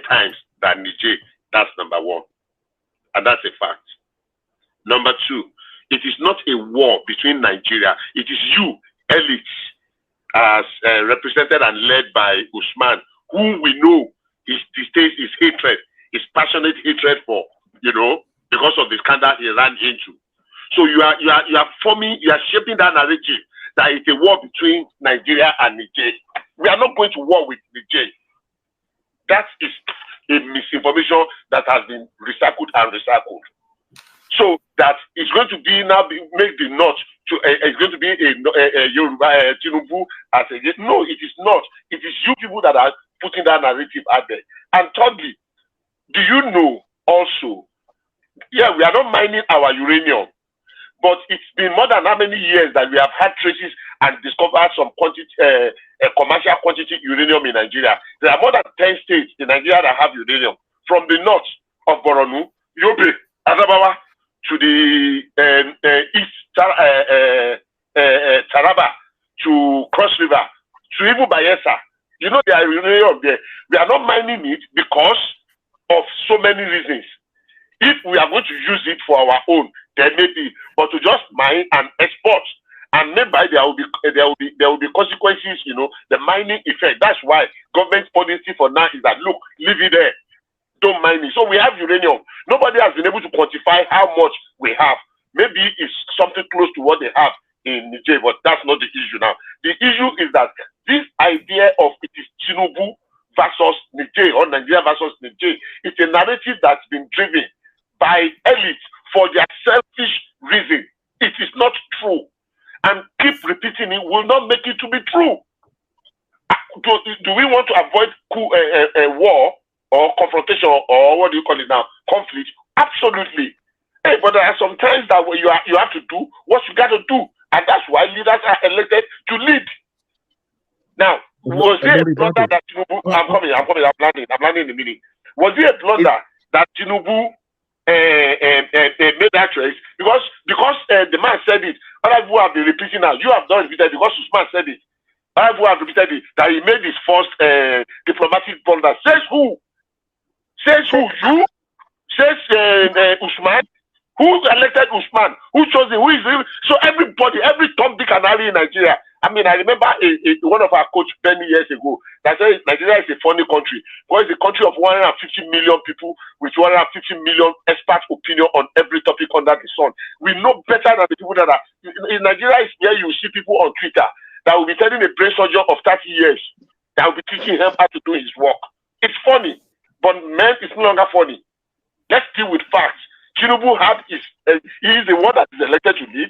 He has taken decision which all other head of state. Babajale Koko said he used one adjective to very derogated adjective to compare all the leaders of ECOWAS that were elected by their people, combined together, maybe 200 million people elected those people. But you just sit in one corner and just use one word. You just come on, that's not how it works. All right. Ricardo, before you respond, take an interjection from the Prime as well, and then I'll play you a 2-minute clip, and then off the back of that clip, then you respond. The Prime, but condense it. Don't make it longer. Yeah. Okay. Ricardo, I'm really pleased to speak with you on this issue. I have always been of the opinion that this war or this issue is a gas war or probably a trade war. I will start by saying Europe uses, in 2021, Europe used $400 billion worth of gas. And guess who supplied 40% of it? Russia. Now, Algeria, Niger, and Nigeria is trying to get into the gas market. If, because of the broken down relationship between Europe and Russia, they are looking towards us. Even if we can just get 20% of that market, we're talking of about $80 billion. The entire debt we have is about $110 billion. So our people can experience prosperity. Is there a way we can talk with the Nigerians that Russia is not acting in good faith? that this is targeted at us, so that we give them good percentage on the pipeline and let us please just lay our own pipe. We are not interested in fighting them. Is it possible for the people in the northern hemisphere of Nigeria that can speak with the same language with them to get us to that point? That is just my own headache about this whole thing. Okay, let me just take that on. So, and then I'll play this clip for you, Ribadu. But let me take that on first. I think that has already been explored. You don't get more northern than the Sultan of Sokoto, and you don't get more northern than the Lamido Sanusi. They've both and a whole raft of others. They've all gone to try to speak to these rascals, and they didn't even meet them. So that answers that. But you start to accuse Ribadu of being somewhat an elitist, and what Bishop was pushing at you is that there's an elitist narrative that has an ethnic undertone, that they're trying to say essentially a war against Niger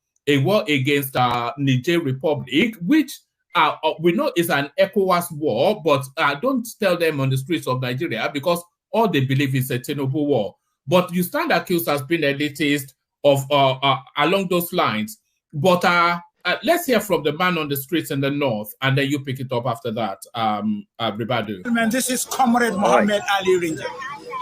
I want to say this very means to congratulate members of the Senate for denouncing the instruction needed by His Excellency Mr. President and Commander-in-Chief of the Nigerian Armed Forces, seeking for Nigerian armed forces to invade Niger Republic. Nigeria and Niger, we are together. You, Mr. President, Alhaji Bola Ahmed Tinubu, able to say you share borders with Niger, the Yorubas, no, western part of Nigeria, Lagos, Ondo, Ekiti, Oyo, Oshun. If they share the borders with the Niger Republic, can you suggest for Nigeria to go into war with the Republic of Niger? So don't play with our intelligence. We have voted for you tremendously, and we supported APC 100%. But now you wanted to reward us with what? What concerns Nigeria with coup d'etat? How many coup d'etat took place in West Africa? It took place at Guinea-Conakry. It took place at Republic of Mali with capital at Bamako. It took place at Burkina Faso with capital at Ouagadougou. Why? Then the ECOWAS has not intended to embed Mali, Guinea, and Burkina Faso. Now you wanted to incite war between Nigeria and the Niger Republic. As we at the extreme end of Nigeria, Jigawa, Kano, Katsina, and so on and so forth, Borno and so on and so forth, we have shared the border. Our parents, our forefathers were having intermarriage between Niger and Nigeria. I want to repeat it again, that even to say the Yorubas share a border with the Niger Republic, can you suggest war to be conducted between Nigeria and Niger? Nothing more than this. So it is not an elitist narrative, is it? That's the man on the street, and that is how he sees it, Ribadu. Yeah. Okay. You see, let me answer Bishop first. He just interjected, but he did not make any valid point. All what he was talking is just a paper bullshit. Forgive me for using that language. But you see, please, let us be objective, okay? Let us not be naive, okay? Because it's a human interaction. All right. Well, I can, if you say I'm an elite, I cannot recuse myself from that statement, okay? But when you have ties, you know, it's part of human life, culture, tradition, religion, economy, You know, all sort of bridges has been built for centuries, even before the coming of colonial masters. They came and put their border and said, "This is Nigeria, that is Nigeria." You know, it's virtually the same society, the same people. So please, forgive us if you feel like we are being tribalistic or something. It is not like that. We here in the north, we know how we lived. Okay, we know the how important our relationship with Niger is, and I think we are in we are in authority to tell the rest of Nigeria the trouble, the headache, you know, that is going to cost us. Nobody in his right sense that is going to back coup d'etat. Okay, so for Bishop information, the issue of invading of ECOWAS sending troops to Niger is not the best thing to do. And it is abundantly clear that President Tinubu has committed a very huge blunder. Because, and let me give you reasons, valid one for that matter. If he did not make a mistake, if his statement was not a mistake, he wouldn't have been sending these people for diplomatic mission. But because it was a mistake, he knows what he says was wrong. That was why he's backtracking, you know, and sending all sorts of former head of state, diplomats, former emirs, all that. If he was right from day one, he wouldn't have need these people to do that, okay? So, but because it was a mistake, he has to come back and do the right thing. I hope it will bring a positive result. That is one thing. And then the second person, I don't know his name. Is it the Priv or something you said? The prime, yeah.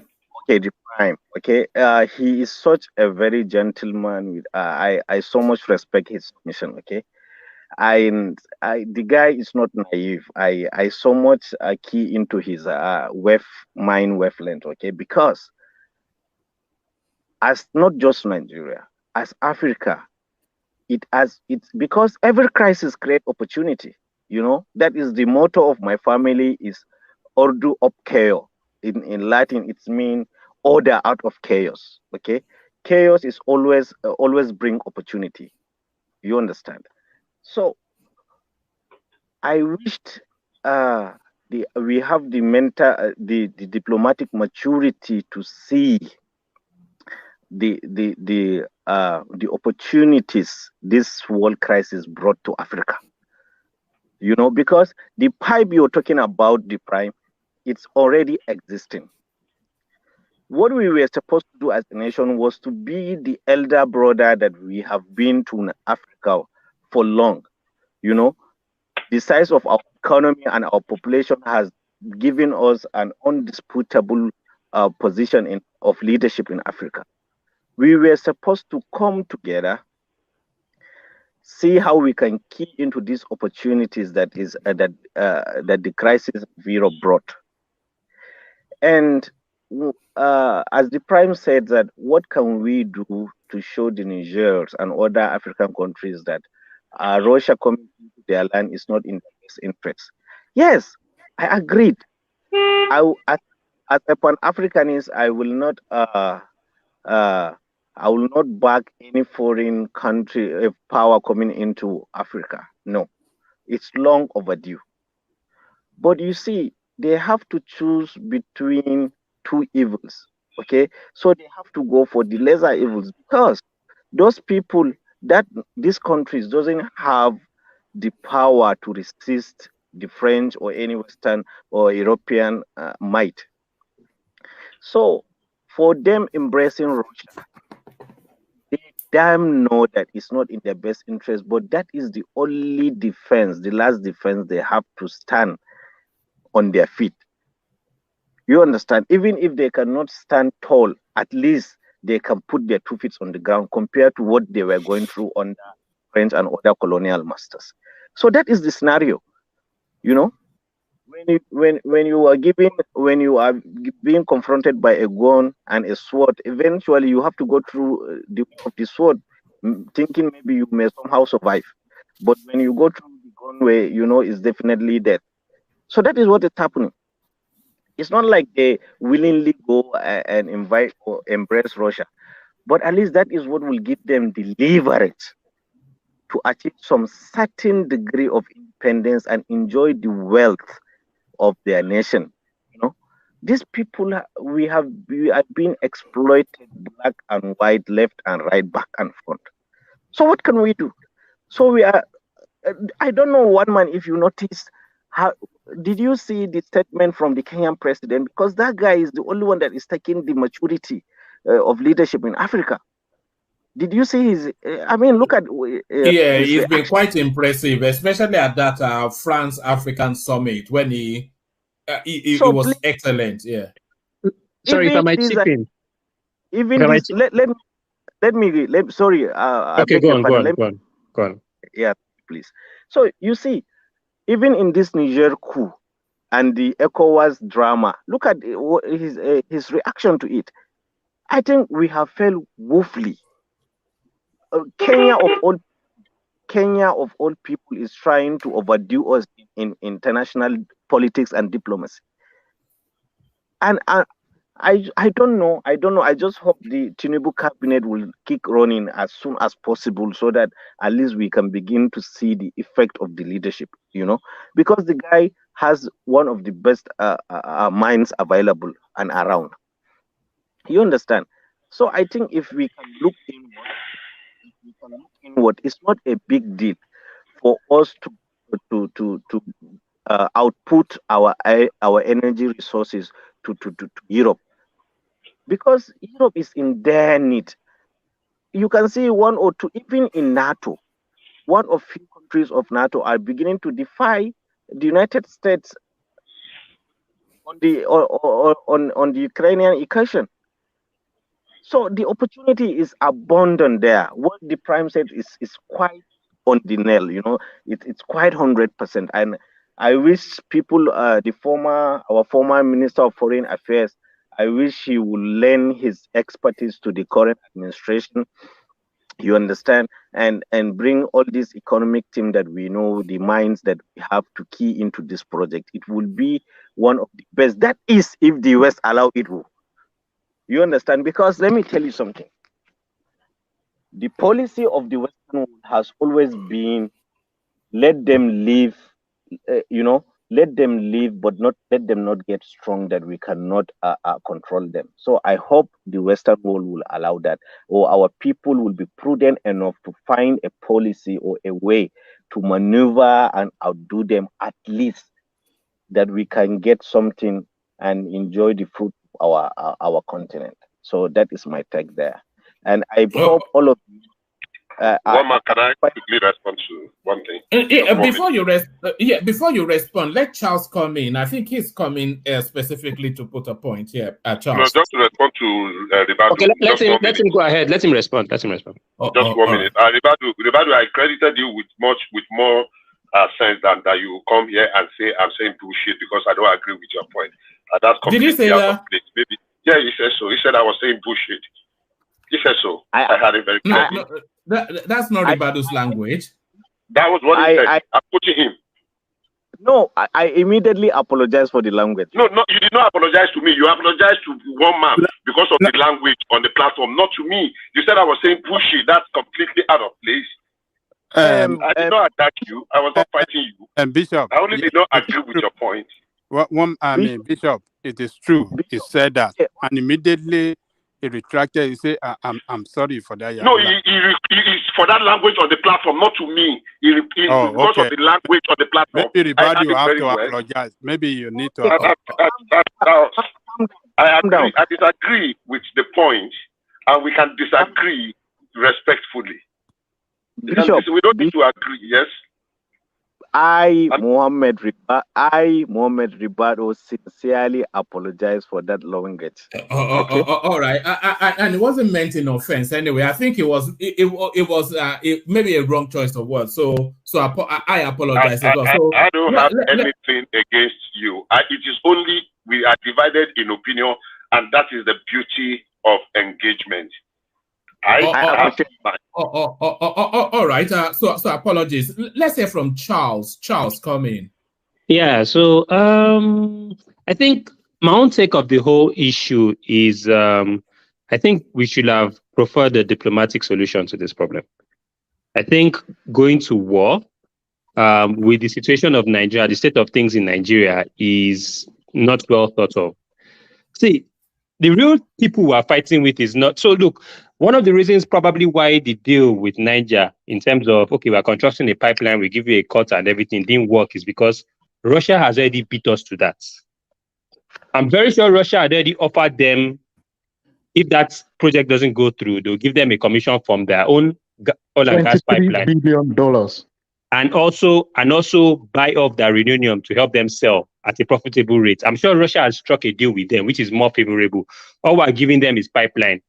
Number two, look, this war, let us have it in mind. The real reason why they're saying that it's a Nigerian war is because it's just almost like the Ukraine war. Everybody keeps saying it's an American war because they are the ones that provide most of the financial, they bear most of the financial and military burden to that war. It's also the same thing with this particular ECOMOG troop. Yeah, there are 15 countries and everything, but 70% of the resources come from Nigeria. So in some ways, they will coin it a Nigerian war because without Nigeria, this particular mission would not kick off. It would not be possible. Number three, see, this war, I think we're not looking at this perspective properly. We're fighting with Russia. This pipeline is against Russian interests. And the honest truth about it is that if this pipeline should kick off, Russia as a country, as an entity, is finished. They are completely dead because they depend 100% on Europe for the oil and gas. Yes, they have China and India, but it poses a major threat to them. If things are not careful, there are two scenarios that will happen. We will go into this war, and Russia would engage us, and we will lose. And if we lose, we know what Russia can do. You remember what happened to the Ukrainian dam? That dam blew up and created an ecological disaster in the whole of Ukraine. They could easily do that. If that happens to River Niger, refugee crisis, and so many things, we don't want to be overburdened with this. Right now, there's no gas flowing into that pipeline. The best approach will be try as much as possible to convince Niger to be on our side for as long as it takes, even if it's a year. Do you understand? I believe this whole war is not thought of properly, except probably the US is backing us up, and that's probably the only thing that's making us go into that. But I see two scenarios happening. We go into this war, we lose because Russia will get involved. Then hold on. If we go into this war, we are not going to lose. The only consideration that we are having is that it's not a protracted war. So if it's something we can wrap up within a week, 10 days, which is something we should be able to do, then just go in, rain on them like it's Christmas, and then just Is Russia currently in Niger? Do they have their own troops in Niger? They don't. Like my boss Ojukwu said, is war imminent? I believe it is in his word. But if war comes, the people on the other side will be very surprised with what they're gonna get. And I'm saying this because a lot of people that are trying to clamor for war, whatever, probably have never even shot a gun in their life, and they are just saying, let's go to war, without knowing what war is. But to me, I feel like it's a joke. To me, all this thing, that's why I don't even like talking much about it. I feel like it's all a joke because I don't see how you're about to engage someone in a war and you're announcing it to the whole world that you're in the border, you're about to. It's almost trying to pinpoint where you're trying to attack from. It's just stupid. I mean, showing your enemy your you know where you're trying to what you're trying to do. They can just lay an ambush for you, and I mean, this. I feel like they're just playing, and I'm seeing it. Before you But know it, sorry, all this let thing me is let gonna me let die me off. correct you on something, please. 1 second. Do you know you cannot launch a surprise war on anybody now? If you are declaring a war, you must declare it. You must tell them They I'm should attacking you. You cannot no declare. You watch cannot launch watch a surprise war. Russia and Ukraine. Do you think Russia announced to the whole Ukraine that I'm coming to attack you? Of We course, just they saw it announced happen. now. No, they No, did. we They just did. saw it No, happen, no, no. They did. They brother. did. Everybody One was day, no. okay. Okay. What happened that the war was looming, right? The next day we saw that Russia has attacked Ukraine soil. That was what happened, and the war just started like that. They weren't saying I'm gonna attack you today, I'm gonna attack you tomorrow. That's not how it happens. They I mean, mobilized to the this border. We saw the build yes, they up. do that. They We do saw the that. build up. So everybody was just waiting for the first fire. It was not a surprise Now, war at all. what is happening is Nigeria is almost saying I'm going to attack you today or tomorrow. It's just, I mean, what is going on? See, Sorry. Okay, actually, yeah, carry on this because you've not really yeah. spoken on. Yeah. See, I believe the war is going to come because I know Tinubu is GUMB. He's not going to find a way to prevent it. It's going to come eventually. And some of the troops, I mean, they're going to always, try to justify, are there, should we go to this war? But they don't have a choice but to obey what order they're given. It's just what they're taught to do, obey orders. And if that happens, I'm seeing a sort of us creating another Osama bin Laden in Niger. No, yeah, no, yeah. I You mean, always start. You always take it too far. oh man, Yeah. I'm not taking it too far. Come on, it's not. Sorry, if I might say something, have you noticed something that nowadays the major military powers, that's China, Russia, and US, they've been saying threats of World War III looming.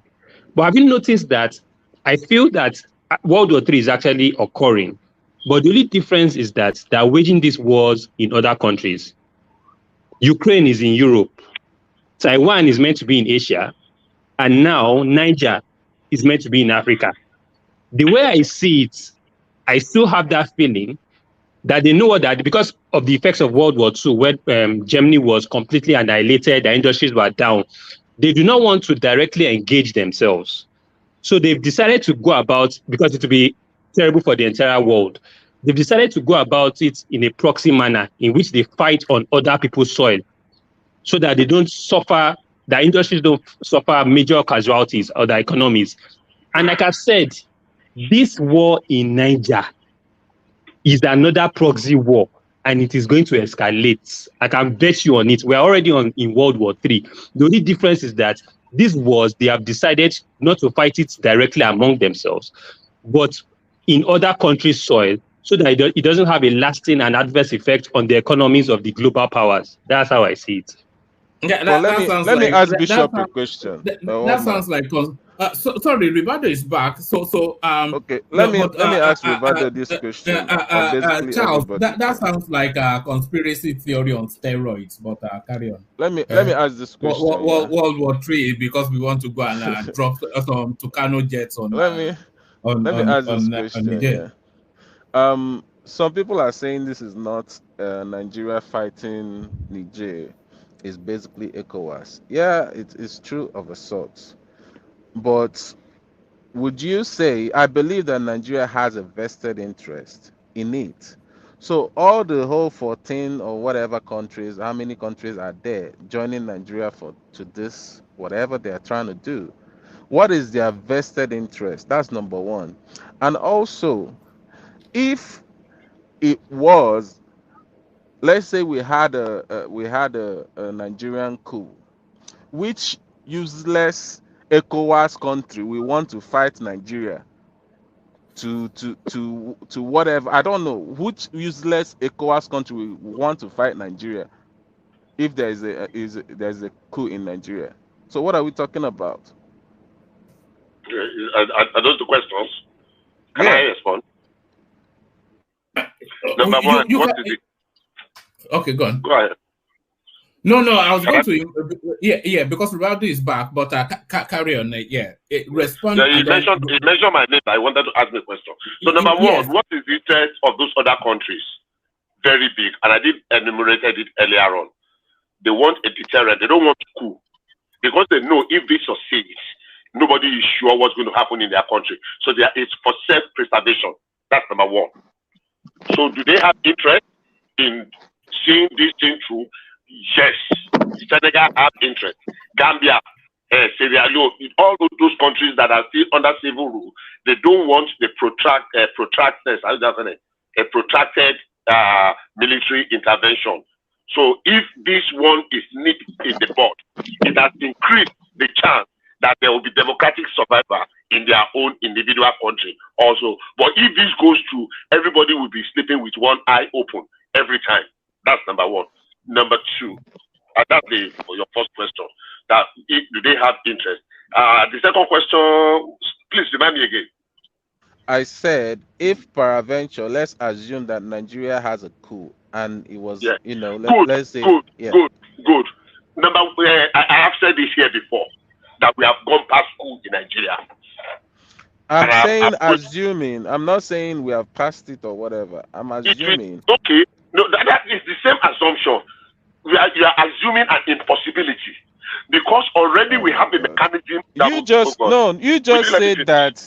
said that there is still a possibility that if this coup happens, it's gonna spread. So it's still a possibility. Stop saying it's not possible.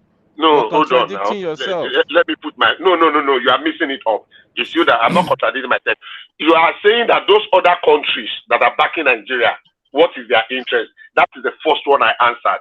Those other countries, are coup possible? Yes. Is a coup possible in the Nigeria of today? No, and I will tell you why. The chances that if a coup happens, and the Hausa man will be the one that will lead it, is very high. The chances that it's an Igbo man that will lead it is very, very remote. Very, extremely, very remote. So if there is a coup in Nigeria today, whoever is in the GOCs of the various divisions, I can assure you the Southwest will say to your tent, oh, Israel. So a coup is how do they call this thing now? Is a straight way of a scattered Nigeria. That's what we help Nigeria to break. So if you can analyze the situation very well about the possibility or chances of a coup surviving, even if there is a coup today, there will be a riot on the streets tomorrow. Nobody can contain that kind of a riot. It is only Nigeria that has that kind of spontaneity to respond to that situation. Among in the sub-region now, there's no other country. Ghana is the only other country that... Hold on, Bishop. If there's a coup in Nigeria, I'm not sure that there will be... I'm not sure that there will be a riot on the streets, as you said. If there's a coup in... hold on. Can you hold on just 1 second? Hold on. Yeah. If there's a coup in Nigeria, that coup will be popular with the Southeast. So there certainly will not be a riot in the Southeast. And if that coup is carried out by the North, there will not be a riot in the North because, of course, then that power are likely to come back to them. So, and the Southwest, will there be a riot? Does Tinubu command that level of ethnic popularism? I wouldn't say 100% that he does. People will grumble. The talking heads will go on the media spaces to do their usual, and then they will declare a curfew. Tell you if you don't, there won't be riots on the street. So I disagree with you. Your opinion, but I disagree, and I will tell you why. Will the Southeast celebrate it? Maybe, but the question is, who are the organizers or the, what do you call it now, of that coup? Is it still a northerner? because I can assure you it is not likely to be an Easterner. If it's an Easterner, other people will reject it. If it's a Northerner, Southeast will reject it. So hold on. If let me it's land done now. by hold on. If it's done by a Northerner, the Southeast will still accept it because they will accept that than a Tinubu presidency. And the North, of course, will not object to it. That isolates the Southwest. One man, let me say this. Wherever that coup comes from, whether from the Southeast, Southwest, or the North, they just need to mention two things. Number one, oil subsidy is back. Petrol will go back to the previous price, 197. Number two, exchange rate is crazy. We cannot tolerate this. It's a scam, and they bring it down. They'll be popular around Nigeria. Nigeria will jubilate across the country. Just mention those two things. That is it. Democracy is gone. Nigeria will jump on the street to celebrate them. All right, hold your thought, Bishop. I think Ribadu may be leaving us in a micro moment, so let him just round off his thoughts, and then you can push back against what's been said. Yeah, Ribadu, thank you very much. Yeah, thank you very much. And please, the panelists should bear with me. And somebody was saying that World War III is here and they don't want to fight it in their own countries. They want to wage the war by proxy. Okay. And I want to bring to our attention, because I enjoy living in the North and I'm from the North. I mean, I have first-hand experience. Okay. What I want the entire panelists to take into consideration and is this. You see, one thing with conflict is this. When this Boko Haram issue started, I am just cutting this so that you will understand what I'm trying to say. Okay? These are people that are with almost, in fact, with zero education, zero exposure, zero international travels, zero technical knowledge. In fact, they are just zero in almost everything. Okay? But they were able to lay their hand on guns and they wreaked havoc across the North. Okay. So my fear, sincerely speaking, my fear lies in this. Only God knows tomorrow. Okay. But definitely the world is witnessing, we are in the age of a new era of a modern and a complex crisis globally. Okay. The fear we in the North are having is this. If today we don't have any security challenge in Nigeria, okay, we can beat our chest and say, okay, we want to go into Niger and change this military regime and all sorts of things, okay? And that may happen with minimal damage to us as a country. But the fear, the reason why you see we are so defensive, so not accepting the idea of this going to Niger is this. We have a valid reason. And the valid reason is this. Based on our location and our interaction with the people across the border, we are in a very, very vulnerable state. Okay? Everybody knows there is almost no natural border or object that is dividing us with this country. It's just pure arid zone. With Land Cruiser, you can come in and go out. Nobody's going to stop. Nobody's even going to know. So today, with these extremist people we have in the Northeast, okay, with these bandits we have in the Northwest and part of North Central, okay, and with the possibility of other insurgents element coming from across the border, okay, if you take all these indices and put them together, objectively speaking, where do you see us? as a northern Nigeria. Can you imagine what will happen? Because it's a conflict. Nobody can predict where it will go. And also, because of the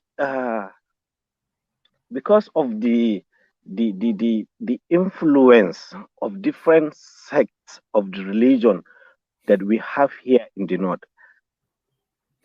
Let me quote one example. Everybody knows the Shia sect, right? Everybody knows, sorry, what they are harboring against the Nigerian state, especially the federal government.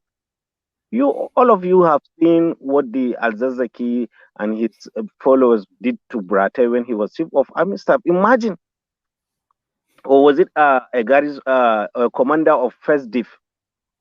A commander of Nigerian First Military First Division, which is an infantry division. You, a civilian, blocking the road and saying you will not pass. We have these people in our midst.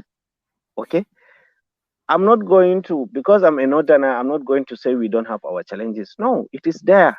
It's only to be real. When you have problem, you admit that you have these problems. And especially at this very crucial moment, there is rampant poverty across the belt.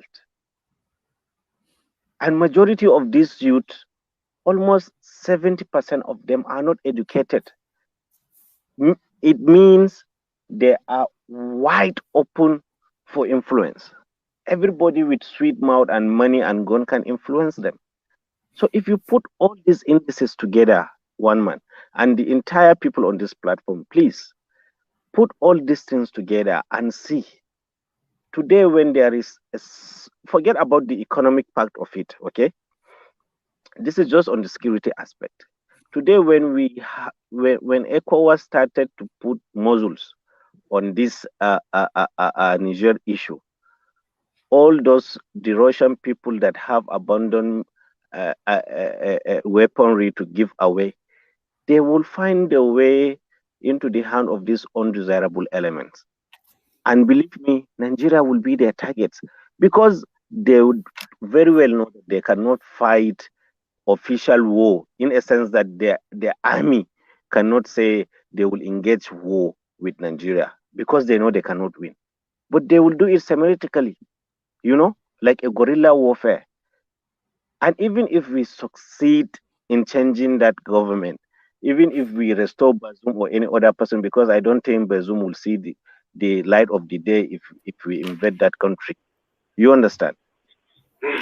They will make sure that they get back to us. And believe me, they are going to send their worst element plus our own worst element that we have here come together. So imagine, today, if the whole northern part of Nigeria is in crisis, yeah, even if it's not going to spill into other southeast or southwest or south, I mean, what good does it make us to the country? I mean, understand how many business will go down? How many people, the Yorubas, the Shakiris that are living in the north, how many of them will exodus back to their various regions? Libado, please, I have a question for you, please, because I know you. Please let me quickly ask you this question. If the same thing that's going on in Niger happen in Benin Republic, do you think Asiwaju is not gonna be doing what he's doing right now? No, he will do it. Why not? Okay. Now another question. Another one. Yeah. During Buhari tenure, right? We know how much we are buying rice in southern Nigeria, especially Lagos or Osun, from that place.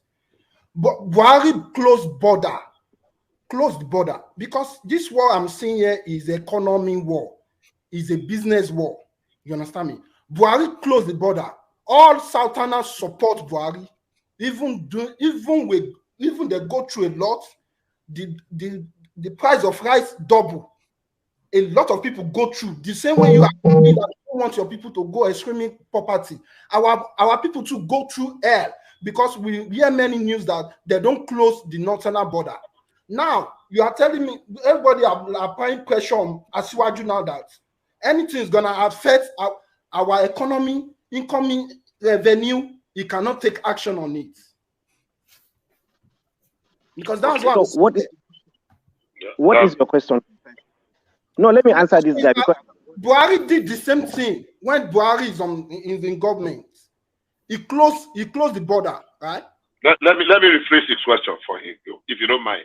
Yes. What he said is that look, you people are beginning to add ethnic coloration to this dimension, that Tinubu is doing what he's doing because he does not give a damn. He's not concerned about what is going to happen in the north. That is indifferent as to the consequences of his action in the north, because it's not where his people are, you know. But when Buhari closed the border, we did not make it a Buhari issue that it is because it hit the southwest, because actually I don't believe so, but there were rumors that all the northern borders were open and the rice was actually flowing in. That was the allegation there. So that's why he said that why are we adding ethnic coloration to this issue on ground?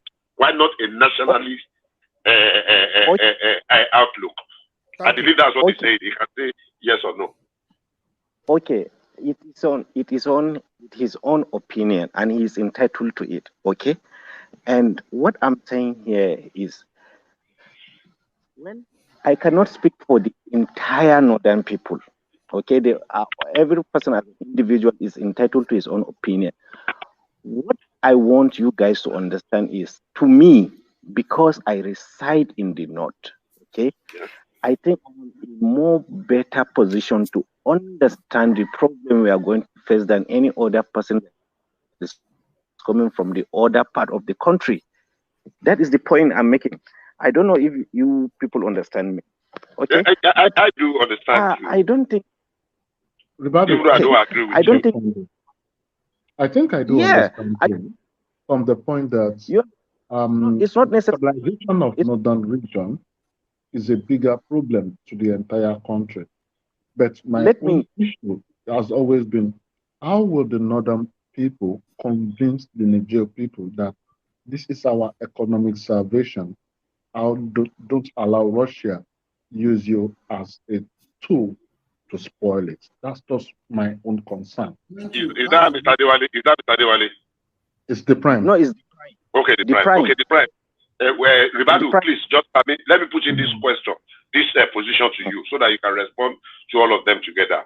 The position I want to put to you is this: we want Nigeria, and I want to believe that that's a consensus, that all of us want a Nigeria that works, that survives whatever happens, and the interest of Nigeria surpasses every other thing. So I take it that everybody is speaking from their own perspective. How is Nigeria doing better?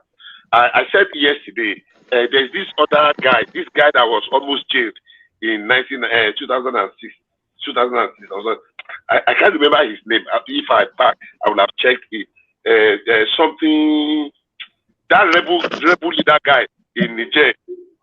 Do you know that one has already declared, one of the rebel groups? There are other two rebel groups now that are being primed. I don't know if somebody is sponsoring them, but if all of a sudden we have 3 rebel groups fighting the government in place, the crisis we are trying to avoid, is it not going to come at eventually? Look, I live in Borno very well. Ribadu, maybe you don't know how much I know Borno. I don't just live in Maiduguri. I don't know whether you... Sorry? Hello? Yeah. Put the position to him so he can respond. Yeah, that's what I'm doing now. Yeah, that's what I'm doing. So I know Borno very well, and it was a place I felt very much at home. I don't know whether it was where they were using Home for All or something many years ago. I was there. I mean, I came to Borno in the middle of Metasini. So I saw Metasini. I saw the military rules. I know Maiduguri very well. I mean, there was no Yobe state there. So from Maiduguri to Damasak to Gamboru, Ngala to...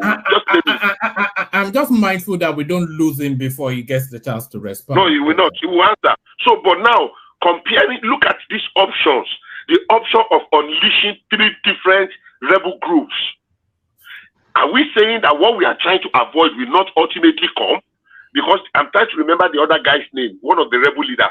that wanted to plan the coup some time ago. All right, let everybody respond. Ribado, respond to all that's been put to you. Yeah. Okay. I think I've been speaking on the same line. Okay. What I'm trying to say is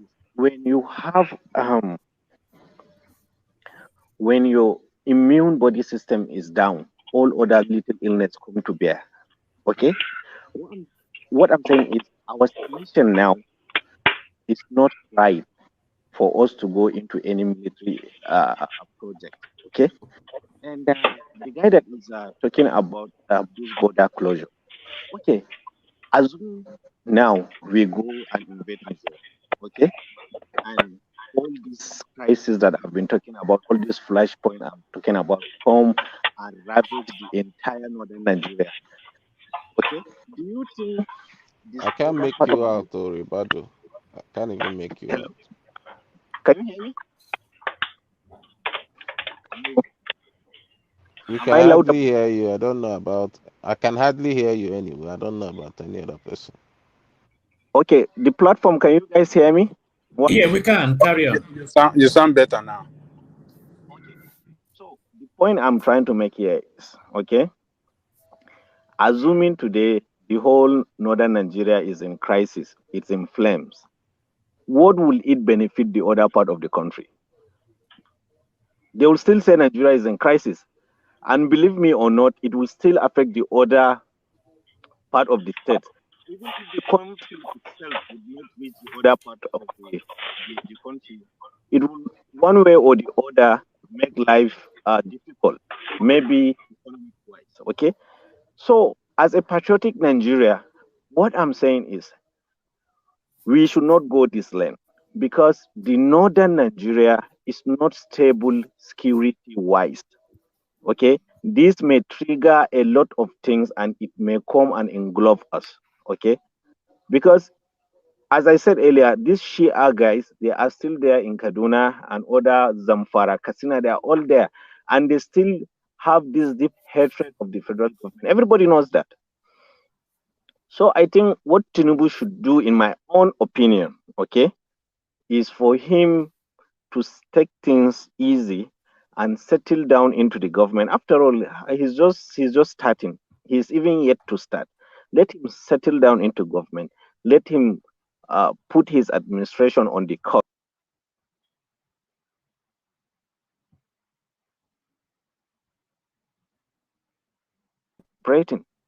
We have the apparatus to at least gather some certain degree of intelligence on our own standard as Nigerians, and see how he can deal with all these internal crises that we are having, that they are just laying low. But we here in the north, we know it is there. It is constantly there. We know. It's not like we don't know. And the elite knows.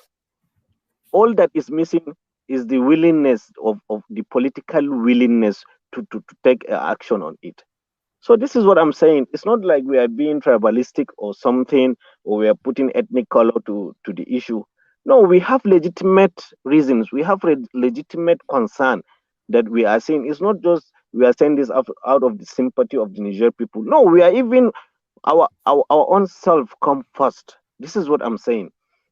So as a person from the north, I'm bringing this to the platform so that other people that are not residing in the north should know maybe this is one of the reasons we are saying no to this policy. You understand? But it's human nature. I cannot speak for everyone here. You understand? So that is my point, actually. Thank you. All right. Ribado, I think I'm with you. I support you in totality. I share the same position with you. And that's what I've been telling our people here, that we must come together to say no war, push it hard on this government, Tinubu, and stop him from allowing himself to be used alongside his fellow fit for no purpose head of government from ECOWAS. No. Baba Jande Koko, we have what a they don't serious, know. we have a serious stake in this issue. Yeah, Baba hold Jande on. Koko. Hold on, let me now. You see, what most of our people doesn't know is that if the war comes and the havoc of it spreads to the north, it will get down to the southwest, because that trouble we enter the Republic of Benin, because what do you call it? Niger, Babaja, we never benefit anything from Niger. Hold on. Insecurity. We only let me land. What we gain from Niger is insecurity. It's not like they are giving us anything. And the meat that you eat. Where do you think the meat you eat? Where do you think it comes from? A lot is insecurity from Niger. So what I'm saying, do you know that? I think we have we lost Ribadu? Yeah, that's why I was so keen for him to. Yeah, but I think we lost him. So one man, if war should erupt in that place, and the heat of it come to the northern Nigeria, and there's a border breakdown completely, say we cannot control it, it will spread to Republic of Benin, and it will spread to Yoruba land, because Republic of Benin share border with Niger, and before you know it, it will enter Ibadan or some other part of Yoruba land, and that will be it. So we have to look at this thing clearly. We don't think that, yes, we are so powerful, we can overrun them. Crazy people are in Sahel, and Algeria have declared openly that its border will be wide open, and they will cooperate with the Coupies. Why are they saying so? What is the agenda? I believe they have an agenda that they don't want to reveal now. But those warriors or the jihadists, all of them comes from Algeria and passes down the Sahel, Niger, Chad, and all those to Burkina Faso and the Sahel region. They come all from North Africa. So we have to be careful. A lot of countries are looking for downfall of Nigeria, but we don't know. A lot of countries are looking for downfall of Nigeria, particularly among the African countries. And some of them, one of them is Algeria, because Algeria has gas too. They want to sell gas, and they might want to frustrate our gas pipeline so that they can be. That gas pipeline is between Algeria, Niger, and Nigeria. They have those gas are too. Those are the three countries working together to build that pipeline. Yes. What I'm saying that Algeria have gas too. Algeria have gas. We just want that gas pipeline to pass through their country down to Europe. They have gas too. Did you get what I said? I said the project is between the three major countries: Algeria, Niger, and Nigeria. So now, when war comes, who cares about nonsense agreement? Yes. We are not naive. Let us understand the whole thing. There is no war in this world that is not fought mainly over resources. Ukraine war is mainly fought over gas and water access. There is do we have the capability in the first place to even fight? In this situation, that is why I was trying to talk to Ribado. Like, is it possible for the northern Nigerians to pacify Niger to allow this project? And that is why we must listen to northern Nigeria for us not to go to war against that country, because they share historical connection with them. It's not about historical connection. Germany and Britain are historically connected. they fought World Forget War. about their own. They are not those that what kind of yeah, but that is the do they truth. speak do they speak the same language? Afonja, they intermarry. You know we had the so many Owus, war between the Owus, the Egba. So this historic connection we are painting as if it's something that is the most sacred. It's a bit funny. Even among we Yorubas, we've had our own history of violence among ourselves. If you are Modakeke, when interest comes at stake, all those things flies out the window. It's about the interest at that point. Must we fight war? Must we fight war to solve this problem? What I'm saying is this perspective of historic relationship, it's not only the main thing. That is why it has always been economic situation, economic interest that leads countries to war. Yes. Now, in this case, how do we avoid this? Because France also is not going to let this matter go. They are going to stage a counter coup at worst, at least. I don't expect France to sit down and be looking. So diplomacy. No,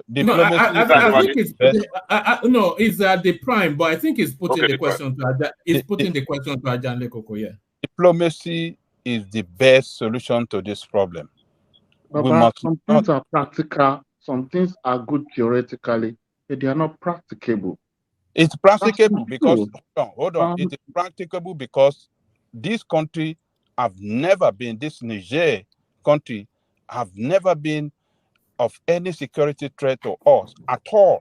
So and look at what do you call this former mayor of Kano? He just went in there. They allowed him in. He sat with their president, the new president, the Georgia. That is what we should encourage and solve the problem. Baba, it's okay. They should be reasonable too, so that we can get to a mutual beneficial arrangement between. They don't have problem with us. They don't have problem with us. No. Hold on, Bishop. Let that conversation take place. I think Kumi wants to come in as well. So they don't have problem with us. Where we have problem now is we are telling them that we don't want military rule in their country. That is where we are wrong. We should be able to we can't force our own will on them. We should be able to manage them well to our own advantage. You know one thing? Give them some time. Let them transition into civilian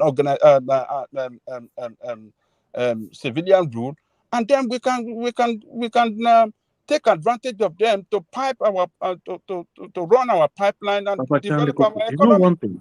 You know one thing. There is word in the corridors of power that Russia has even given them $23 billion. Russia makes that. Russia gave Niger $23 billion. Russia makes. Want to know what you are on here now?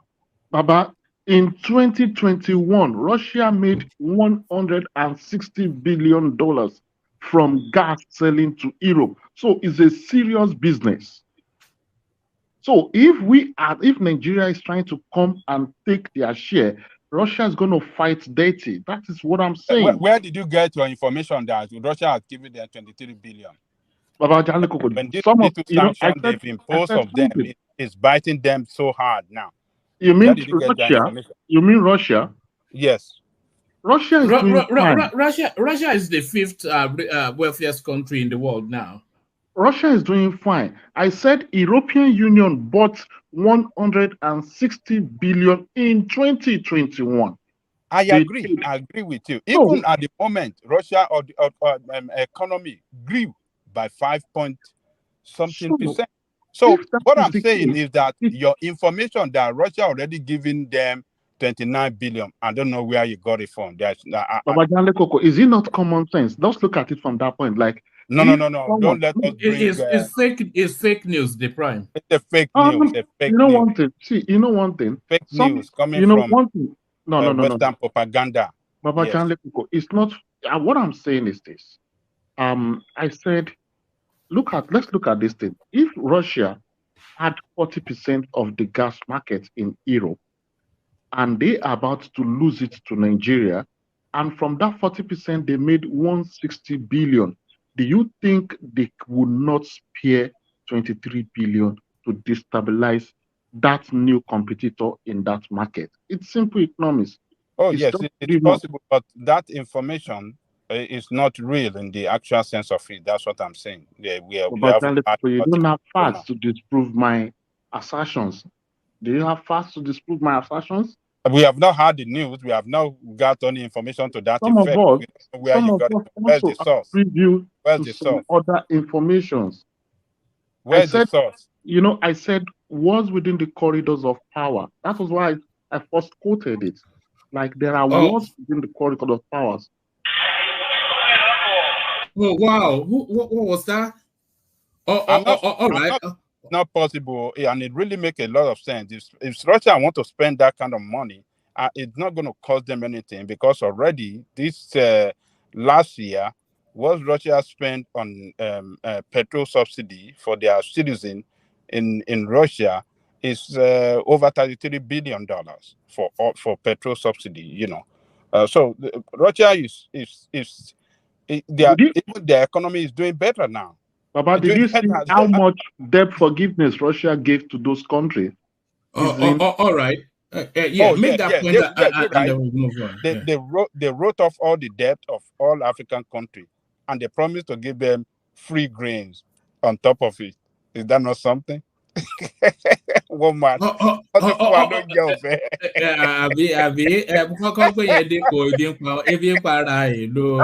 can democracy with this. So thank you. I want to bring in voices that we've not yet heard from, but I also want to move away from this topic. So maybe Kumi can kick us off on the ever hemorrhaging naira. So what's your take on that space? Is looking as though what people are is looking as though this idea of floating the naira is excellent in theory, but in practice is a different animal, because the currency continues to lose value at such a rapid rate that the purchasing power of the Nigerian person has already been cut by at least, by my guess, a quarter. And at the rate that is going, are we about to see people starving in Nigeria, something that we have no expectation of? What are you making then of this? Just hemorrhaging of value today, or is it just rebalancing? What's your take on that space?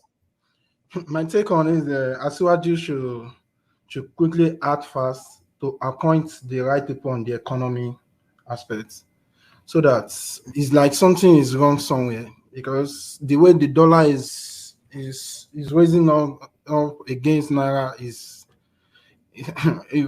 out of the imagination. I think it should appoint maybe the economy aspect. They should fully take in charge, because I don't know what went wrong on this, because the way this thing is going up is just something else. I believe maybe there is something is not right, and you need to do something about it. And if it is other policy, maybe they should look away from other policies that can stop this, because the way it's going on, I don't know. Before ending of this week, maybe it's gonna have up to 1,005. Who knows? Yes,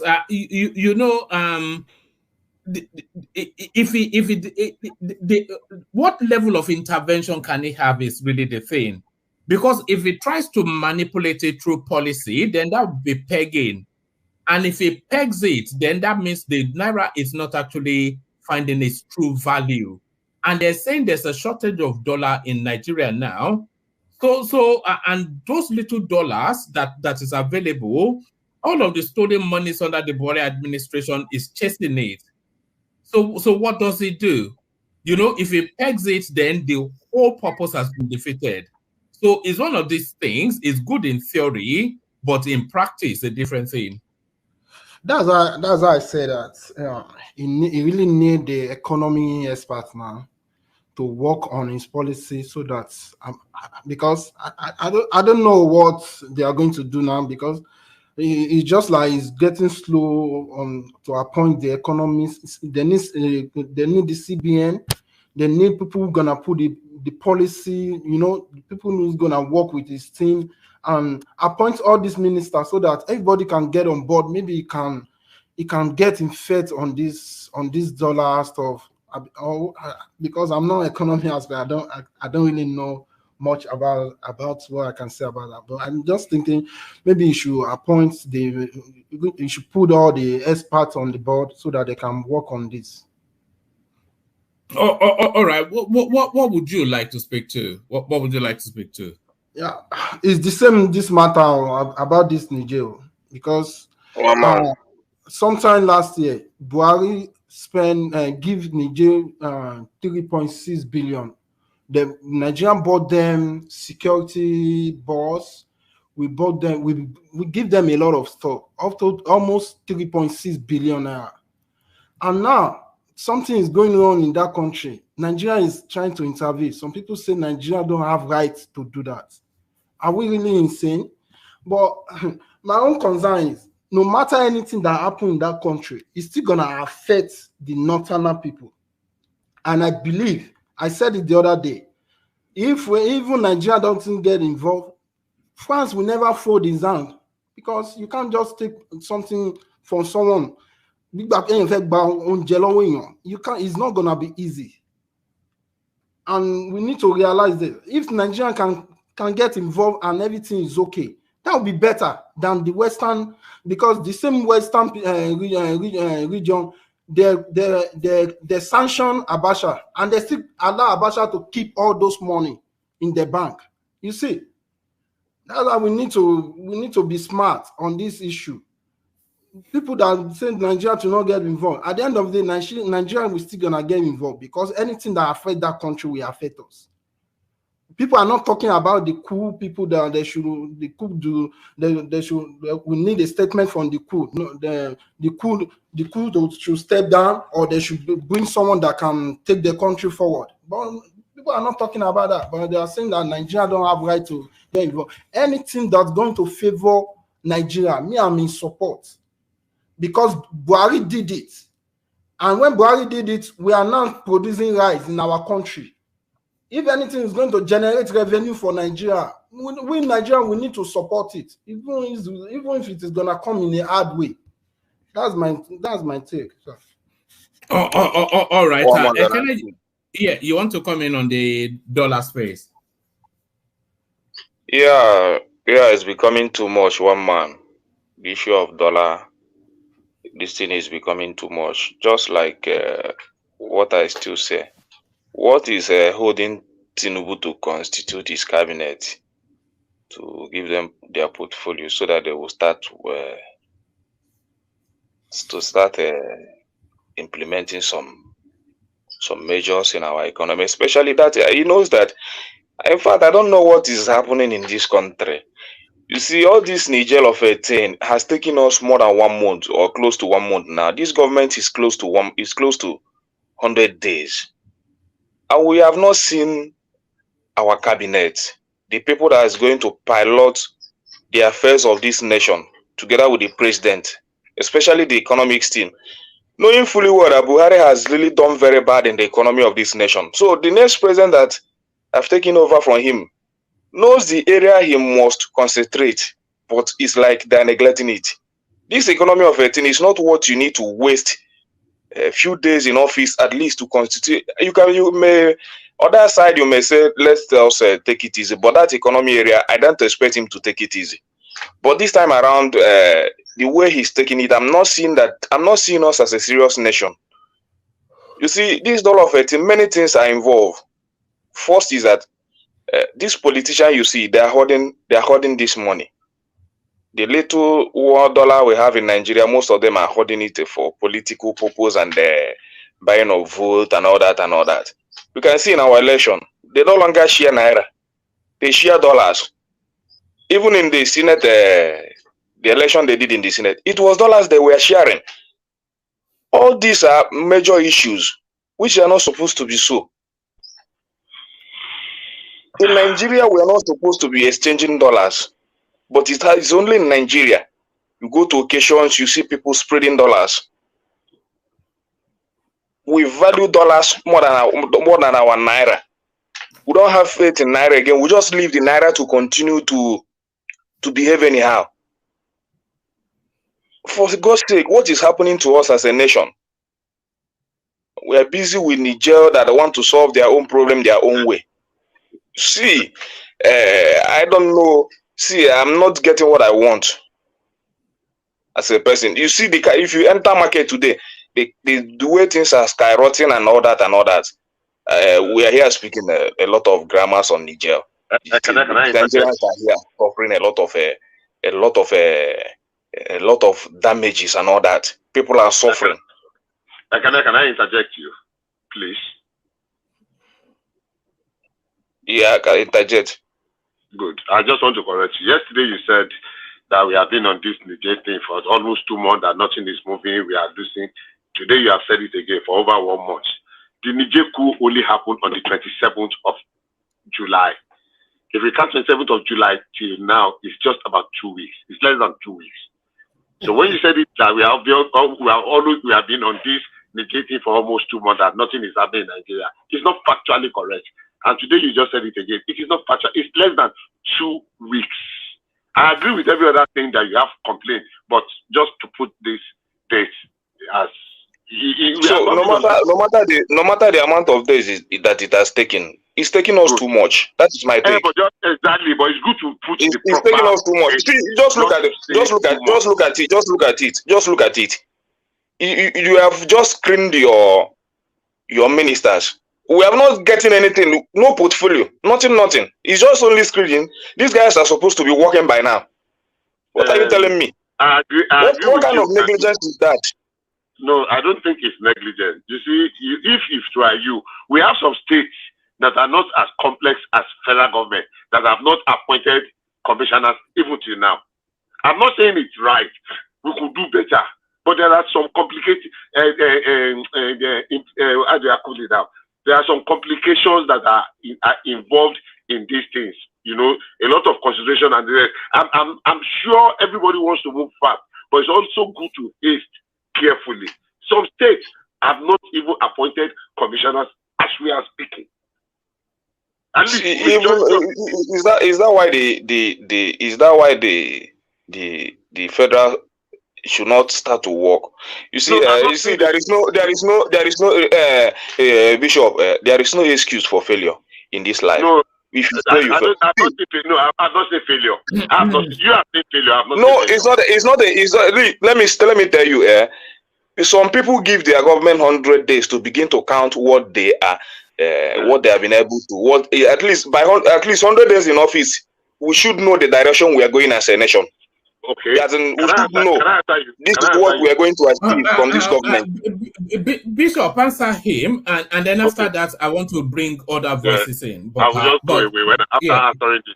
If we can come back tomorrow and analyze one after the other, very critical things that this government have done. I can mention 10 to you now, straight away, without lie away. It might not have been things that will impact immediately. And let me tell you, things that are going to endure that we need are not things like quick fix. They are things that will be. So I can say, even without a cabinet in place, I can mention 10 solid things that this government have. Is it the electricity bill? Is it this one we are complaining about? The electricity bill was Buhari. You know, he just assented it when he got there. But he assented it. He assented it. It was fine. But I can mention 10 of the very major things that the government is just 2 months. It's just Bishop, a nation wouldn't have said that they have achieved anything if their citizens are not satisfied with their daily demand and all that. Do you understand? When you know that you buy You buy a cup of rice for 500 naira for maybe a family of 3. Then the next day you buy it for 600 naira. Today is almost 750 naira for a delica of rice. So how many family? If you have like a family of 5, there is no way 3 delica of rice will be enough. Maybe it's manageable. 3 delica, just 750 times 3. Then you begin to talk about tomatoes. That is so. All these is just a normal issue that government should look into.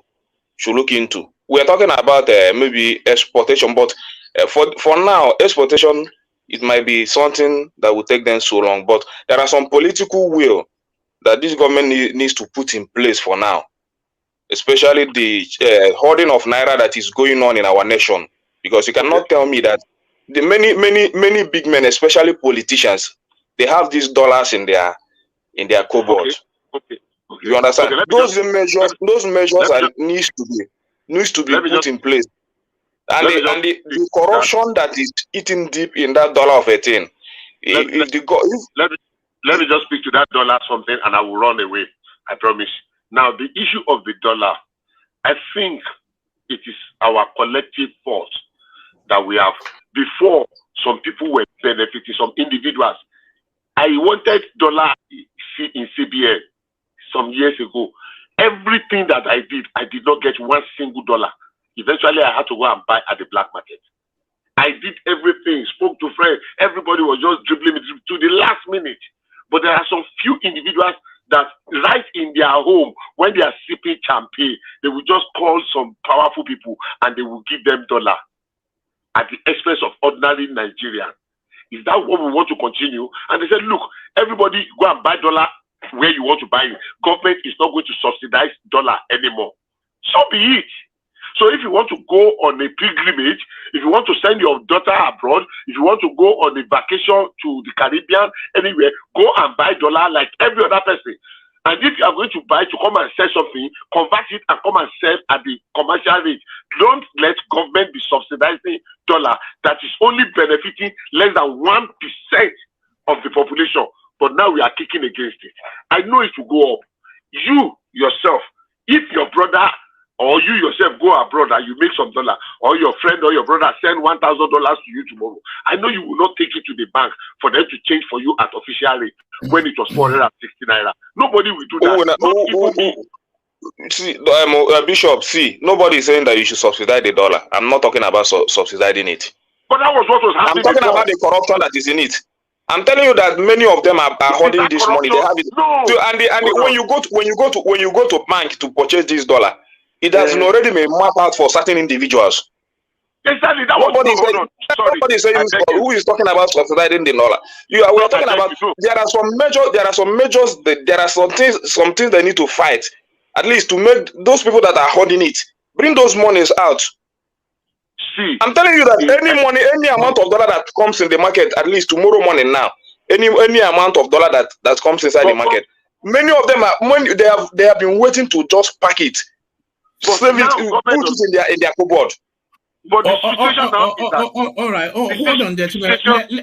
Hold on. Let's bring Pansat into the conversation. He's just to document his thoughts as well. Pansat, come in. Well, thank you very much. Yeah. I was sitting here and wondering when you're going to... will have nothing to contribute. I was looking for the window to bring you in, but thank you. Yeah. I appreciate it. Good night, then. Yeah. The discussion. See, one man. Yeah. See, people are leaving now because Pansat has to come with. I'm telling you. No, they are not leaving because of Pansat. Why would they? Let me go and block my ears because I don't want to hear his ramblings. Yeah, they want to do something. Yes, they want to do something. Yes. I don't want to hear his ramblings. Those who are leaving, please leave quietly because we're having a somber conversation here. Right? Okay. Who died?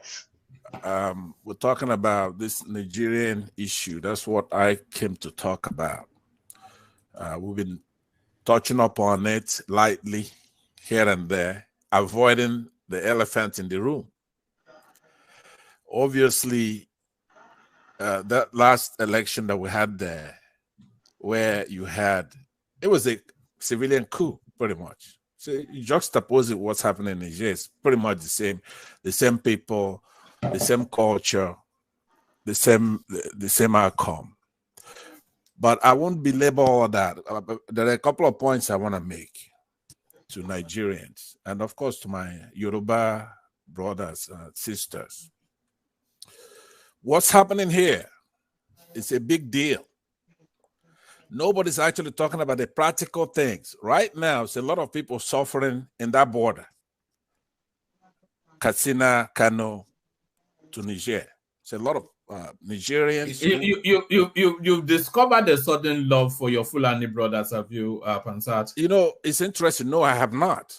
Now, when I'm analyzing something, there's a portion of it that is just dedicated to facts. And those facts, they're going to fall wherever it may, right? Could be against me, but I have to lay the facts down. I have not discovered any love for anybody. What I'm saying is that already there's a lot of people suffering. There are truckers who come to Nigeria from Niger, and they make their living by going back and forth in that border. Niger is a landlocked, vast land, vast country that shares borders with maybe 7 African countries. And all these people have been duped to place all kinds of sanctions on this country. None of it is actually touching the Coupists themselves, but our African brothers and sisters are suffering. There are a lot of them that cannot go back to their families, and they're in Katsina, in Kano, and they cannot go back. But more importantly, and this part I do like, the humiliation and cutting off the knots of the Hausas in Nigeria now, because you have to think the way they think. They trusted this man here, Tinubu, and helped him rig an election. He didn't give me any sign that when he was going to France, undergoing surgery, like I talked about yesterday, a couple of days ago with you, one man, that he's actually protecting their interest. None of that is my business. Now, I'm a Pan-Africanist, so I love all Africans, right? I do. Are Fulanese Africans? I don't know. I really don't. But Hausas, I do know are Africans. Oh, hold on. Fulani, I'm a Fulani, and I'm an African. Yeah, hold on. Yeah, but I've heard a lot of them say, now, I'll take you at your word. If you're an African, fine. I want you to be an African. But a lot of them say they're Arabs. So, but my point I'm making is that a lot's already happening. Don't be waiting for a shooting war before you know that right now the Hausas are not happy. You could see people like Mr. Saad there, the head of the Muslims in Nigeria, Saad Abubakar. You have Sanusi Lamido. You know, once Sanusi Lamido comes out, Sanusi Lamido, Sanusi, the former emir of Kano, you know there's something going on. He was a former spy in Lagos for the Muslims, right? He knows the Yorubas more than anybody. He knows the Yorubas more than the Yorubas know themselves. He knows what their character is, and he elucidated that in an article. I'm going to quote that article. You could Google it.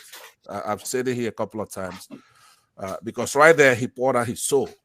It was prophetic. He's called the problem with Nigeria is the Yorubas or something like that. So he's been out there and he's seen his people humiliated.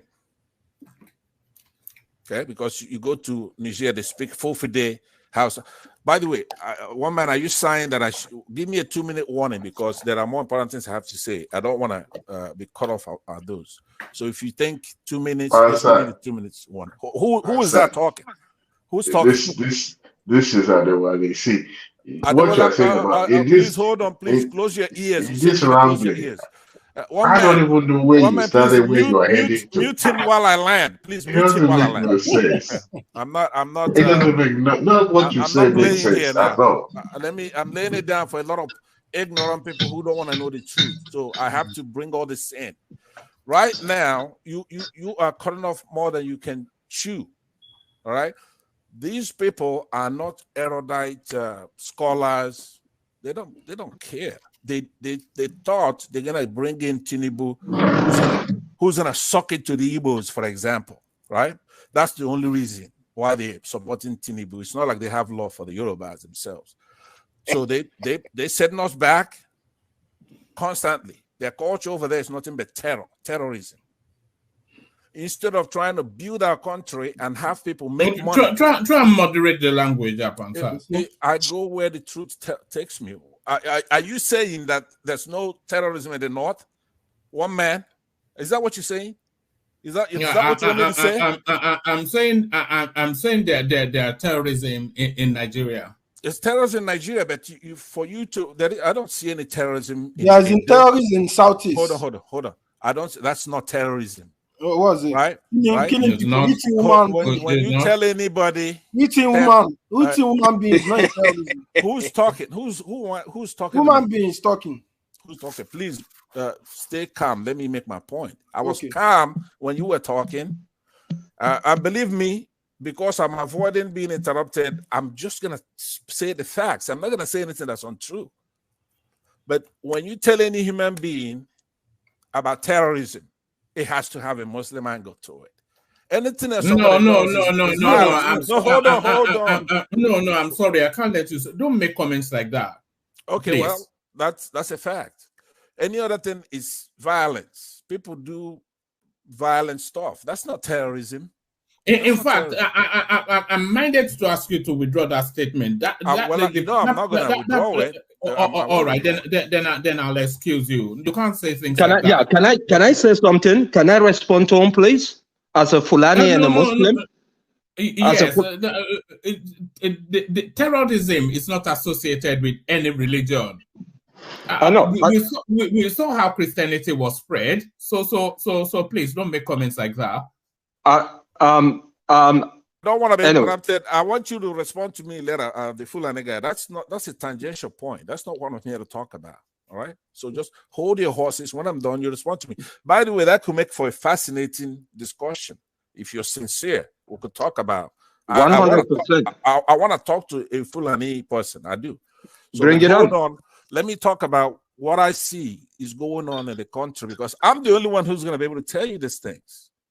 I'm the only one on this platform that could tell you that what Tinubu is doing is going to bring a massive problems between the Hausas and the Fulanis, because the real actors, I mean the Hausas and the Yorubas, they are flabbergasted. They can't believe it.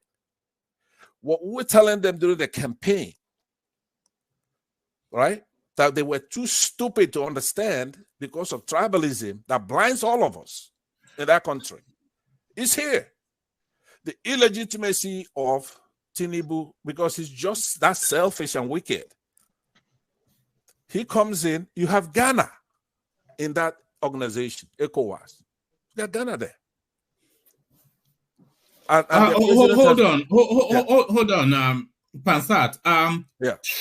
Sure, and everybody else, make sure you are muted unless you want to interject. Otherwise, your background noise will interfere with the stream. That's directed to people who are not muted, right?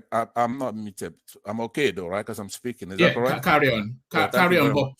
But please don't just deliberately set out to be offensive in the language. Okay, I will try my best. I'll tell you that we have a somber discussion going on here. Unless, I mean, you want to talk about periphery, or do you want to talk about the issues? But I'll try my best. There are 15 members in that economic community of West African states. Of course, you have Benin, you have Burkina Faso, Cabo Verde, Cote d'Ivoire, Gambia, Ghana, Guinea-Bissau, Liberia, Mali, this Niger we're talking about. Then, of course, Nigeria, Senegal, Sierra Leone, and Togo. This new person called Tinubu comes in there. They make him the chairman. This man has never been a head of state before. His election is not resolved. He rigged the election. He's a fraud. And all these people know these things. These Africans put him in there, and what does he do? He goes to represent the French. Now, whether he's doing that or not, it's inconsequential. It's the appearance. Now, in all these things we're talking about tonight, the appearance is the only rubric to measure what's going on. Forget about if it's true, if it's not true. How do they perceive it? People in the North. How do they perceive it? How do you think they perceive it? Right now, they've come out to talk. You played a video, a short clip a minute ago of one of those troublemakers in the North. I've seen him before. He's not a rational person. So he's looking at it as a humiliation. He says, if you had, let's say it's Benin, would you do what you're doing to Niger? That's the way they're looking at it. So I know it's a loaded panel here. We cannot go, I don't want to go at it with one straight shot. But the biting sanctions that were put on these people, the strict 7-day thing that was given to them, was disrespectful. At least have some respect for our people in the North. Now, as a Biafran, I must admit to you, Tinubu is the best thing it ends up being for me. Because if he's successful, he's going to go over there and drain that swamp in Niger. Now, if the other countries who are threatening to join that junta there in Niger, if they carry it out, Mali, Guinea-Bissau, some of these people who already have a military thing going on, then it will be really one of the best dreams I can ever have. That area needs to be drained. That's where a lot of our regression comes from up north. When we have elections, they cross our border and come and vote. When they want to do their violence and occupy our forests, they go over there. People like Rufai and Buhari go over there and get them. Because in Nigeria, we don't have that kind of culture of buying our people. This is where it's coming from. So in a way, I can say that Tinubu is about to cause one of the things a Biafran would love is to see the Yorubas and the Hausas go at it. It will be a great thing for the country, right? All right. Hold on. It's very clear. This guy doesn't know anything about Northerners. He's never been to the North. The Northerners don't reason like the Igbos. They don't reason like you. They are not ethnic Jingoist, ethnic. One man, I'm going to hold you responsible forever. They are different from you, dude. So stop projecting your own mentality on other people. Don't think everybody would think the way you would think. Don't think the Northerners would think. I also would think the way Igbo normally think. One man, you are disrespecting me with. No, I'm trying to educate you. I've lived in the North. I know Northerners. Someone like you never lived outside the Southeast. You don't even know Nigeria. My friend from that said is Fulani. You are here talking what Igbo would normally do. I also don't think like that. They won't behave like that. You need to understand that. Question, Mr. Yeah, go ahead. Stop speaking for Northerners. Let them speak for themselves. Good evening, gentlemen. This is your Fulani Muslim brother from Sierra Leone. Good. It's unfortunate my brother took this to a topic that is not good for not just Nigeria, but for Africa. You know, by what you just said about Fulani and Muslims. It's on sure. Just to give you the heads up, Pansat is on a special diet. So I know, and I like Pansat, and I like him, and he's been contributing brilliantly, and I'm not gonna hold you. I'm not gonna hold it against him because we're speaking here. I'm not gonna hold it against him, but just to educate you, the Futa Jalon, the Fulani. We are Africans just like any other African. I'm listening. We are African just like you. We have been in the continent the same way as you. You know, just like any other Africans. And when it comes to terrorism, you have a 0.1%, not even 0.001% of so-called Muslims, but terror is a terror. It does not matter who it is. A terror is a terror. I live in America today, where for the most part, even if we see killing every other day or major killings where they're killing a lot of people, that's a terror. That's a form of terror. So terrorism is everything. Let's not just make this Islamic thing. No, there's a lot more there's a lot more Muslims that are suffering from terrorism than the Christian or anyone else. So I will pass that. I will leave that now. So we'll forget that part. All right. Let me agree with you. I like I said, when I made that statement, I'm saying a lot of Fulanis that I have encountered, some of them describe themselves. You've never encountered the Fulani ever, not once. One man, stay out of this, okay? I'm talking to somebody who's a very reasonable person. So stay out. He's never live outside of the Southeast in Africa. They describe themselves as Arabs, right? Not just in Nigeria. When you go to what is that republic up north there? Anyway, so a lot of them describe themselves that way. So I'll take you at your word. Now, but my brother, any black person that consider themselves Arab, you should just ignore them and walk away because of their ignorance. Exactly, and that is true. That is true. You should not generalize that to all Fulani. You know how many 100 millions of us are in Africa? Right, but I don't have time to figure that out, right? Yeah, so we're one of the largest. I'll take your word at it, but here's what I'm doing. I'm more concerned about my people, right? So when I see somebody like yourself who's educated and Pan-African, already we're brothers because that is the whole thing. That's the whole thing, and that's why I like you. That's why I like you. That's why I agree with all your comments. But move to bring this back topic to where all this started about the dollar.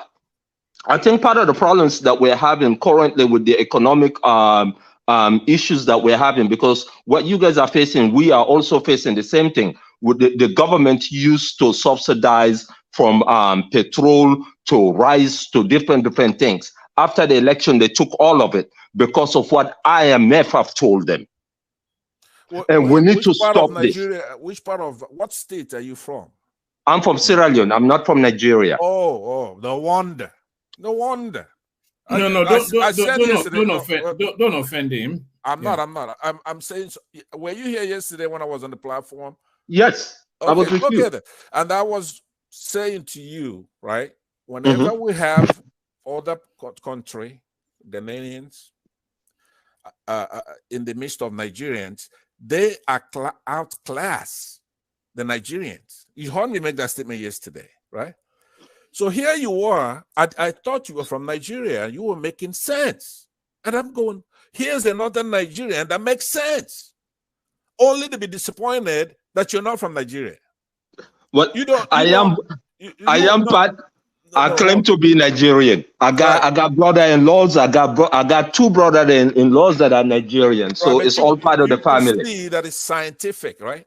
Nigerians are in Sierra Leone taking the women too now. Is that? Yeah. Is it not, yeah, you are. You are. I got two of my sisters that are married to Nigerians. I have Nigerian nieces and nephews. So we are all Nigerians. Hold on, Pansat. Is there a resentment towards that? Because I know there's a resentment towards it in South Africa that Nigerians go there and take all their women. No, we don't. You see, this is West Africa. We West Africans are one of the nicest Africans. We don't discriminate against other people. This is a recent thing for us. We don't hate other people. We don't care. Speak for yourself. For the Ghanaians hate us, the Senegalese, the Cameroonians, they all hate us. So maybe you don't hate us. And the Liberians, they don't hate us as well. No, the Francophone countries, I would say, especially Sierra Leone, Liberia, Nigeria, we don't hate people. We do not hate people. We don't care about hating. That's not our problem. Our problems that we have is our government. That's the only problem we have. I believe you, and I You know? really do believe you. Like I said, one of these problems we have in Nigeria is just complete and total disregard for the truth. That's it. Right. So I saw you yesterday here. You're Mr. So, right? Yes, sir. Okay. So, and I was quite impressed in the way you handled yourself. You keep looking up to Nigerians, and we have that out there. You think that we're big, we could do this. And I came in here and I discussed our military might and stuff like that, of which it's not really where our salvation doesn't lie in our military might, right? So we do have to do the right thing. I welcome you into our committee and try to help resolve this. But you do have to stay away from that politics of not trying to offend Christians, or not trying to offend Muslims, or not to offend Yorubas or Igbos or Hausas. You have to call it the way it is. Well, right? This is do why you understand? You understand what I'm saying? I'm admonishing you because I've seen you do that. It's disappointing to me because I spend a lot of my time trying to integrate. Hold on. He has to call it the way he sees it, not the way you see it or you want to hear it. That's what I'm saying. He should not do that. You cannot call things the way you see it. You have to. Call, there are things that are universal truths. Is the distance from here right now to the sun is 93 million miles. You could see it to be 20 million or 10 million, but that doesn't mean anything. That's stupid talk. There are a lot of things. Right. A guy like me who spent a lot of my time trying to integrate West Africa, for one thing, I was very disappointed in one of the answers Mr. So gave me yesterday when I said there are 3 candidates. One of them is Peter Obi. No. You had that conversation. Yes, you had that conversation yesterday, so don't have it. Okay, so we have 2 Mr. So's here then. His name was Mr. So. No, it's me. It's the only one. It's the only So. So you were here. That's you I was talking to then, right? Yes. Yes. No. Pansat, what I'm saying is you had that conversation yesterday, so no need to regurgitate it again today. Because why? Of course, but why? Because you had the conversation yesterday. Okay, well, if that's one of your rules here, I believe that it's not a rule. It's just a basic thing. You can't keep hammering him until you bend him over to your way. I mean, the reason, I can just go through over that really quick. The reason, again, as said yesterday, I do not give a straight up answer that you wanted is because I don't know the 3 major candidates that stand up their detailed policy. Because to me, it's about policy. It's not about where you come from or what you have done or who you are. It has nothing to do with that for me. I look at people, what they present on the table.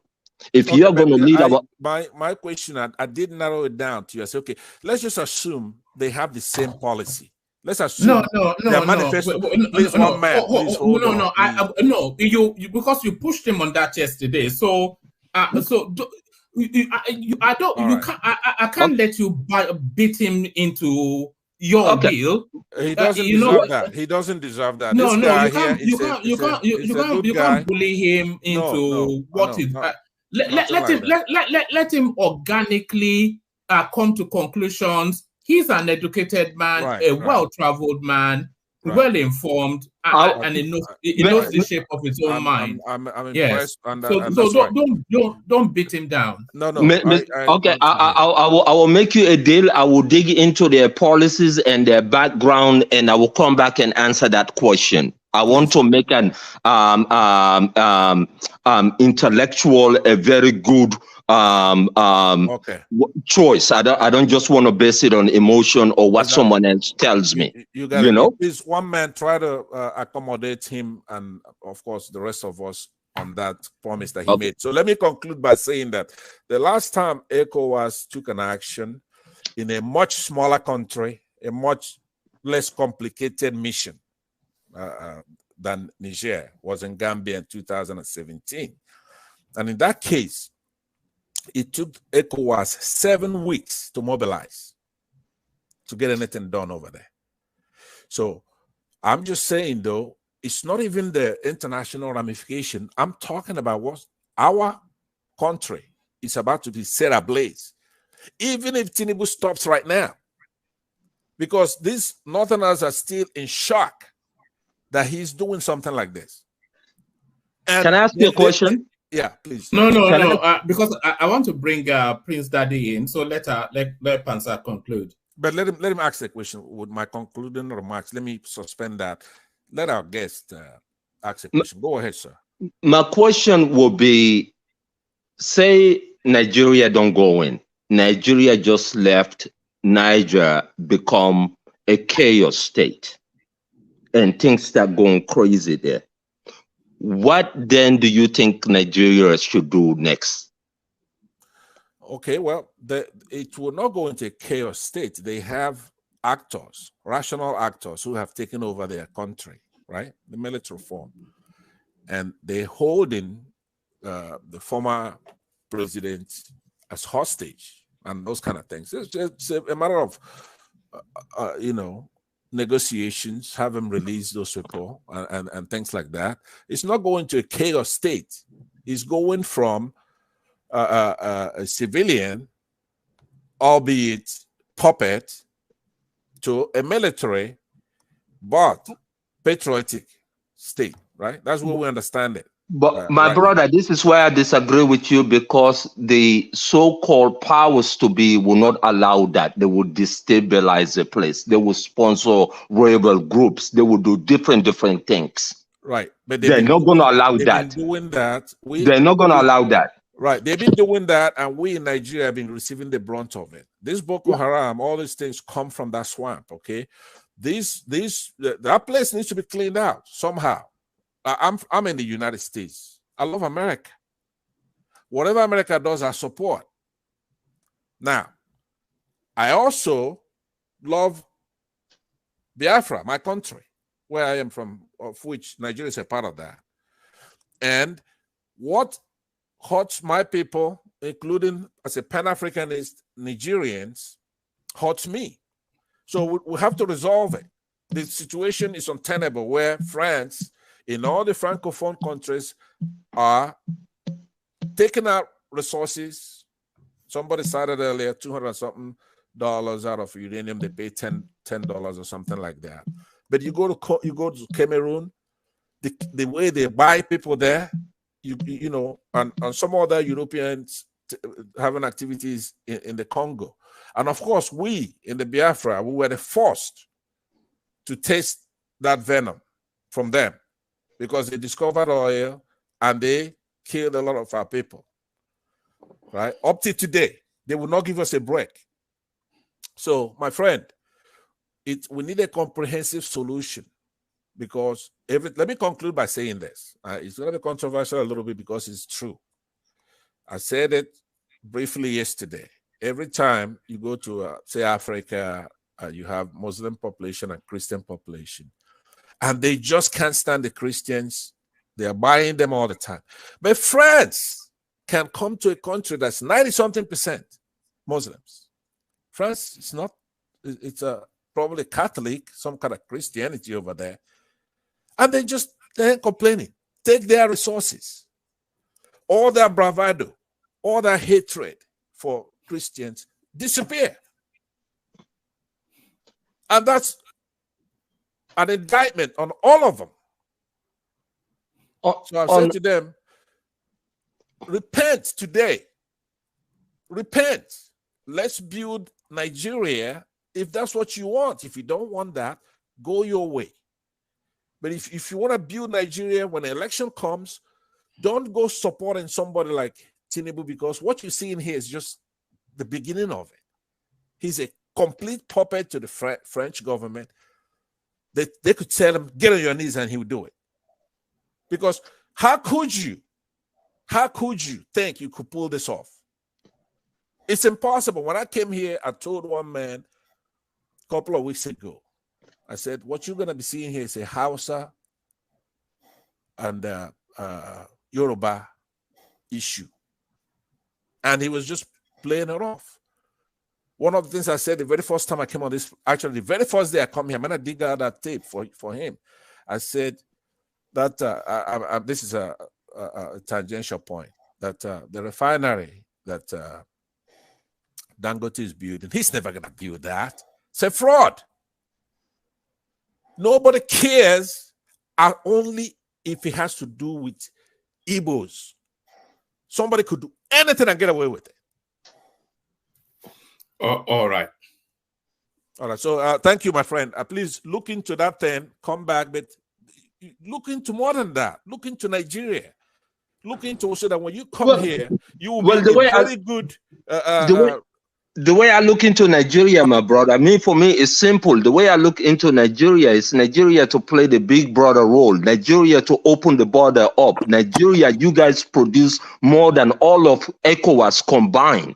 You guys produce more stuff than ECOWAS combined. Why not you guys sell your stuff to us? Why do we have to buy stuff from China or America or any other European countries? Why? Why not from Nigeria? This is my bigger pick of Nigeria. I don't want to get into the detail of little politics because we have the same, and that is just a distraction. 1 minute to answer that for him because it's important now. No. 1 minute. Let me just answer him on that. It's important. No. It's giving you the parameters. Like I said, you can hear that he's an educated man. He holds his own. He holds his own in a. So we're getting along. He and I getting along. No. 1 minute to wrap up. No. It's telling you that he's looking at it from a broader picture space. And he's not interested in any NOB something or something. No. He's not interested. That's why. That. If you look into Nigeria through these Biafras, you're just going to be confused. Hold on. So, Mr. So, here's what I was going to tell you to look into, because it's important what you said. When you look into, you're going to find out that Nigeria, for example, right now produces SUVs that are comparable to the Mercedes SUVs. Okay, Nigerians produce almost anything. If you go to Southeast Nigeria, they could make anything. They could make helicopters, they could make tanks. But look at why. Why aren't they producing them so that people can buy them from Sierra Leone, even from United States, right? And you're going to find out that that's why you have to look into it. It's not myopic. It's not minutia. It's what I'm saying to you. If you want Africans to, like you're saying, which is, look, yesterday I picked it up just like that. I said, you have more class than your colleagues on the show who are from Nigeria. Because don't patronize it. I am not. You stay out of this, one man. Stay out of this. Yeah, man. Stay out of it. I'm trying to conclude here. I'm saying, look in the way, but don't come here, okay, and say, I don't want to look into the little politics involved. No, look at everything. What really can Nigeria do if it's let loose in the free market that's unencumbered by politics and religion? What can Nigeria do for Africa? You have to know these things. Well, you have to know these things, but we do not have to play this and make this as part of the problem. That's hence why. No, hold on. Let me finish. Yeah. Let me finish, my brother. Yeah. Hence why. Sure. Say my better person they follow too. Yeah. And hence why, my brother, when you talk about the Fulani and bring religion, to me, all that is excuse, because if we are trading whereby is helping our people get jobs, right? Where we open each other, where you can see a Fulani Sierra Leonean that is somewhat different from a Nigerian Fulani, because Fulanis from each country is different. Just like Yoruba, Yoruba in Nigeria and Yoruba in Sierra Leone are two different things. You see what I say? Yeah, exactly. It's two different kind of people. I'll be pushing one man. I agree with you. So let me just say I agree with you. I'll be pushing his patience if I said anything else. But I will agree with you. But before you go, what is the makeup of your country in Sierra Leone? What is how many percent are Christians? How many are Muslims? Our country, we have 50-50 Christians and 50-50 Muslims, and we have never had problem with religion. Right now, your president, what is he, Christian? It's a Christian, and the vice president is a Muslim. And the last one? The last one was the president, Mr. Kamara, was a Christian, and then the vice president again was a Muslim. All right. Thank you very much. I really look forward to having a further discussion with you once one man can allow us to do that. I yield back the balance of my time. Thank you very much. Can I take Can I finish this time? Just briefly. All right. Yes. Yeah, I yield my time to you. Well, yeah, I don't know. You doubled your time, but let's hear from you anyway. Sure, and then we hear from Prince Daddy after you. Okay, and Prince, I apologize. I mean, it's just to stay with this, and I pray that we Africans, especially those of us that want to call ourselves Pan-Africanists, we need to get away from these language differences, because I don't even want to use tribal, because there's nothing tribal about us. This is just language. This is just linguistic. If you look at Fulani and Hausa, it's the same people, came from the same area. You know, it's not that much of a difference. It's just linguistic later on in life. This is the same thing that happened in Europe and everywhere else in the world. You know, we should not allow this and let this to be a problem for us. It's holding us back. Let's start looking at other Africans, next door neighbors, even your brother within your country as another African and as another brother. We're not Nigerian, we're not Hausa, we're not Sierra Leonean. None of that should matter, because none of that have not benefit any of us in West Africa.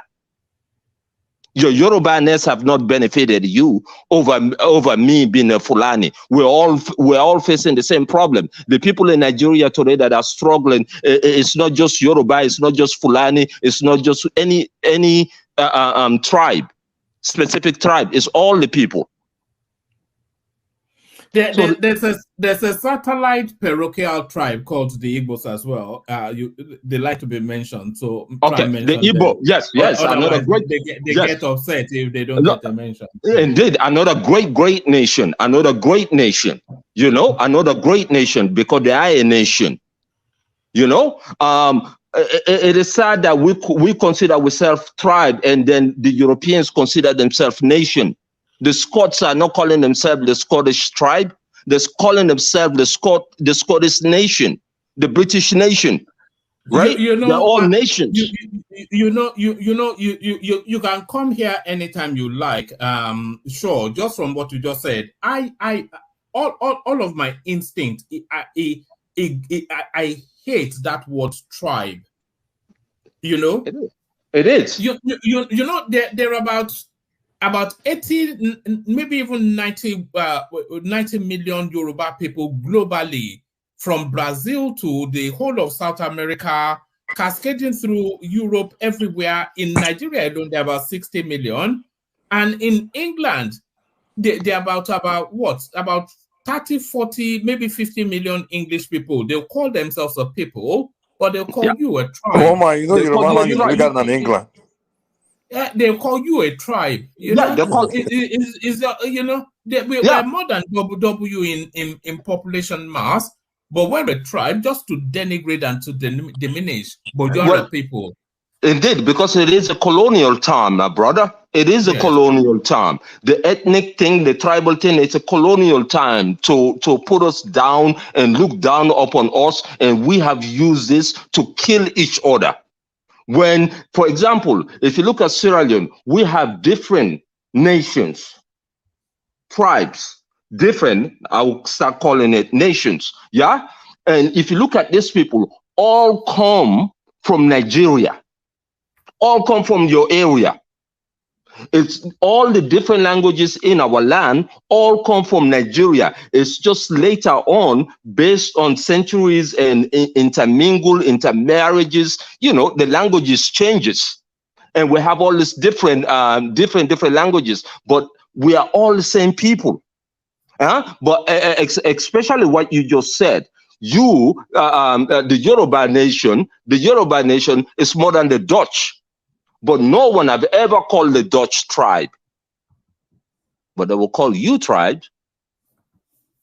The Fulani, maybe over 100 million or so, spread out from Mali all the way down to Togo, right? But we are a tribe. We are not a nation.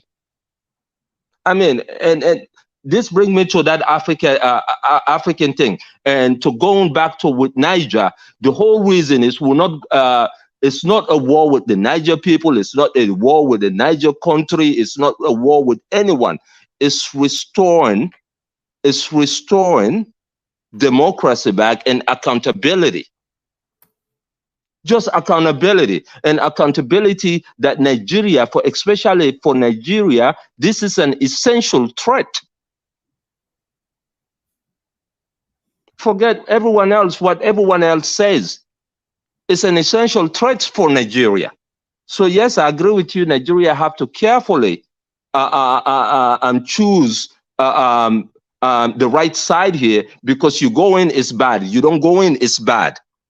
What do you need to do? You know, but they cannot allow that state to be a failed state. And I thank you guys very much. I will stay and quiet and let other people talk. Thank you. All right, brilliant. You're right. We'll go in and light them up. That's what we're going to do. Like a Christmas tree, you know. Put them in the village square. We will drop confettis from the skies. Prince Daddy. You know what, Mama? I hope they make them dress like a mascot, parade them around the street, and then light them up. Hopefully, we'll drop some nairas. I'll prefer some nairas than that. No, we'll be dropping the confettis with the Tucano jets, but Prince Daddy, go on.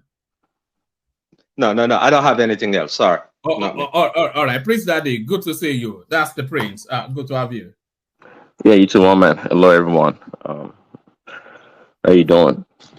We're good. Good. Excellent. You are late. We thought you were abandoning us today. Yeah, no. I caught up in the end of it, but it's all good. You guys want to do shock and awe, but in Niger, but that's okay. Yes. I don't know. People seem to be excited by the prospects of it. I don't know why. People are bloodlusting. You know what's it? No, it's at this point in time, it's too late. I mean, just like I said, the first 1 or 2 days, if they knew what was going on, and I actually just learned something new today. I don't know if you know about it, or if somebody else on the platform knew about it, but I heard this Chadian analyst on the rise talking about initially the guy, is it Tihana? I think is the head of the military junta right now. His gripe was that the president Mohammed was his last name? Bazoum. Yeah, he wanted to retire him, and the general was against the retirement. Therefore, he instigated a coup, a palace coup. But when the army, the larger body army, heard about it, they came to the palace. They were exchanging some, they were communicating, and initially they wanted to go in and rescue, I believe, the Bazoum. Yeah. But go ahead. No, you're absolutely correct. I knew this way back. Yep, go on. Okay. Okay, so but finally, somehow, somebody they brought all the different constituents in the military together, and they all decided, okay, let's the coup go through, and this is how it happened. So, which kind of bolster up my position and my point earlier last week that the way they came with their manifesto appears to be something they got from Wikipedia, because the demand was like hogwash, if you ask me. And this shows that the military coup was not what they are making it to be. Like, it's something they planned for months, and that goal is to kick out the French or the Europeans. So, but anyways, it is what it is right now. Too late for war. I've been checking out the map of West Africa, and 7 northern states, a lot of people, a lot of countries connected to Niger. And Niger is only 25 million people. If I'm wrong, correct me. Not a very big country, but Niger can be shut down. I mean, we don't have to go in there militarily. There are other ways and other means to do that. They don't have anything to offer really. But again, at this point in time, I think the sentiment it's more than anything else. If the Northerners don't want war, for whatever it's worth, I think we just have to take the route of continuing to negotiate and see what we can do. Just like you guys know, at the end of the day, it's the people that suffer, the common people. If you put an embargo on them, if you block the borders, if you do this and that, who's going to suffer? Is it the military people? No. So that's what is going on. And Prince, just to add that you're absolutely correct. This coup, the general today that is over this coup was about to be fired. He was about to be replaced. He found out about it. So this is all the background of it. And again, if you look at the first statement that the junta pulled out, has nothing to do with French or anti-French or anti-West. You know, and the military itself, as you clearly stated, the military itself at first was against this coup, especially the first 12 hours. They were ready to go in and shut this thing down. And I wish at that point ECOWAS would have given them the support to go in and do this. But they let it go on, and then within 24 hours, they were able to include the military. And the last part I want to add to this, the capital city where this thing happened, we have to remember that. We have to remember that this is a stronghold of the opposition party that lost the election. 70% of the population of Niger, as you also correctly stated, about 24, 25 million, 70% of them live outside that capital city. So we're speaking about minority here. Now, you think how long is the majority going to keep quiet? That's it. That's all I got. All right, Okay. brother. Let's hear from Mike. Mike, sorry, respond to that, Prince, and then we hear from Mike.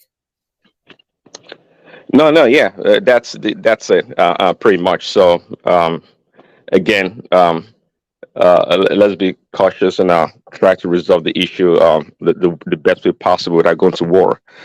But at the end of the day, I don't think I support any military coup or the military being in power, usurping our democracy. Anyways, thanks. Come on, Prince. Come on, man. We need you, man. I'm with you. We need you on this one, man. All right, Mike, let's hear from you. Mike, are you there? Yeah, so what are you guys talking about? I didn't follow you from the beginning, so I don't know. We're talking about the price of Gary. You are still drinking Gary. I don't come over that level. I don't live without that. One man. Yes. One man. Yes. See, Thomas, Mike is here, but his soul is not on the show. So just ask him something different. He seems not to be following what we're talking about. Are you? Yeah. It only really came to beat Pansat down. That's what it really came to do. Oh, Pansat and all this rambling. I can't even figure out what is the direction, what he's talking about, the way he's going, the direction. It's just mumbo jumbling and all that. If you hear Pansat speak once, you've heard him speak forever. He only ever says the one thing now. So it's just what he said yesterday and last year and 10 years ago. It's just to say, yeah. I think it depends on the platform that he found himself. Sometimes when he go to these obedient platform, you will see him so critical. In fact, beyond critical, he will be so, spewing some of those hatred terms and all that, and it would not be apologetic to using any of those words. And that's my concern. I don't like it when people deliberately.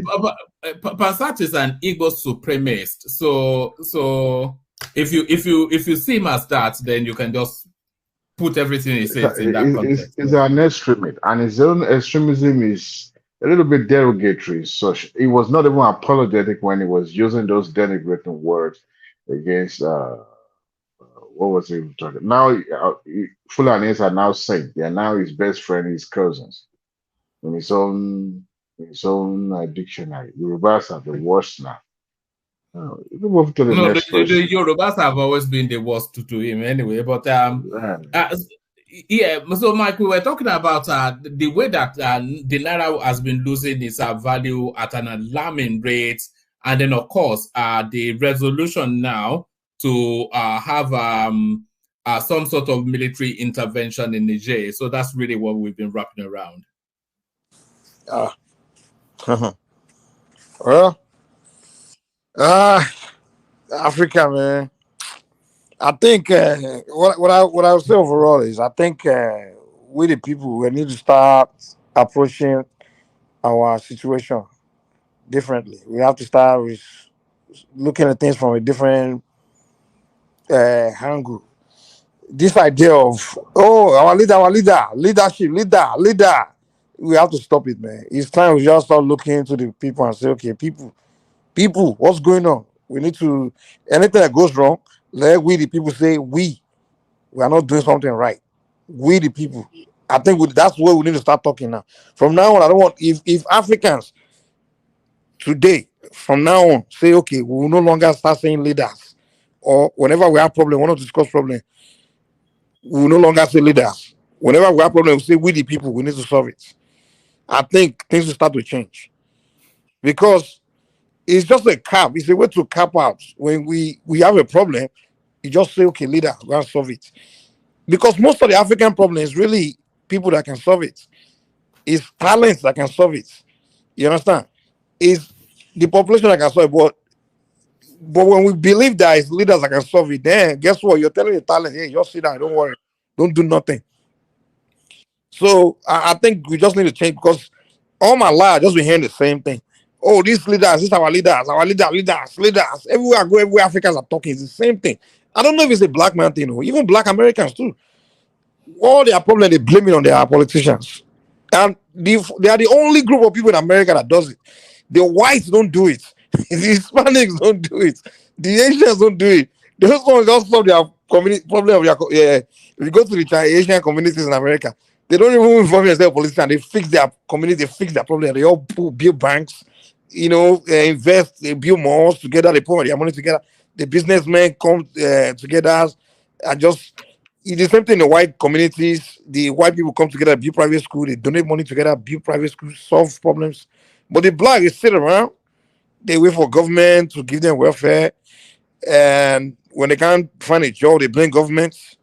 They don't ever think about the initiative of, okay, how about we start creating jobs? Your neighborhood, there's no job, and you're blaming government. When the next neighborhood, the white neighborhood, there are tons of jobs there created, and it's not government that created it, it's the people. The white people there, they're opening businesses. They are, it's the same thing with Chinese. Then you say racism. What about the Chinese people? They have Chinatown. They build the Asian people. They'll take over communities. Just build private banks, private malls, everything. But the blacks sit around and they'll be Democrats. Oh, it's the Democrat. What does Democrat do for black people? The Republicans. So I look. Hold on, wait. I look at them and I look at. I'm asking to interject you. It's allowed here. Let him rule on it. I want to interject and ask you a question pertinent to what he asked. No, I don't need a question from you, man, because I know what you're gonna do. Just annoy me. One man, you're gonna rule on that. Yeah, no, you ask me. I don't want your question. Don't worry. Just hold your question to yourself. You're gonna ask yourself in the mirror and answer it. One man, are you there? We're not here to talk about. Bro, Tosh, man, I'm the one talking, man. Guys, you had your rant. I didn't stop you. Panel with a punk like this, right? If punk, dumbass. Then I'm gonna exit the stage. Yeah, get lost, man. God damn, anybody wants you here? You come to insult somebody and you think that's a mark of I don't know. Yeah. Hold on. What's going on? What's going on? Yeah, this one we are just trying to cut me off. Ask me a question about Niger, the issue, and Nigeria, because he's talking about Chinese racism in America and all that. You can have a conversation with Pansat at Mike. You No, know, the guy won't. if he's not doing his ego for something, That's what he's gonna do now. Who has time for that kind of shit? It can be engaging if he's not doing ego. That's what he's gonna do. You won't say anything. Just go to So, bullshit, man. Mike, the situation we find ourselves, it's about to, if it keeps on going, it's going to explode our country itself. And the Biafrans, we're going to fight them. And you have, first of all, how many countries are in ECOWAS that's threatening to use force right now? Do you know? Who are you talking to, man? I'm talking to you. Did I already say I'm not talking to you? All right, so you don't know. I don't know. Dude, calm down, man. Tell this guy to hold on. I don't want to. What do you think the Hausas will do? Mike, hold on. Okay, you want to have the floor? I have to. If he's not going to answer, does somebody else have a question for me? Because I don't have time for this guy. All right.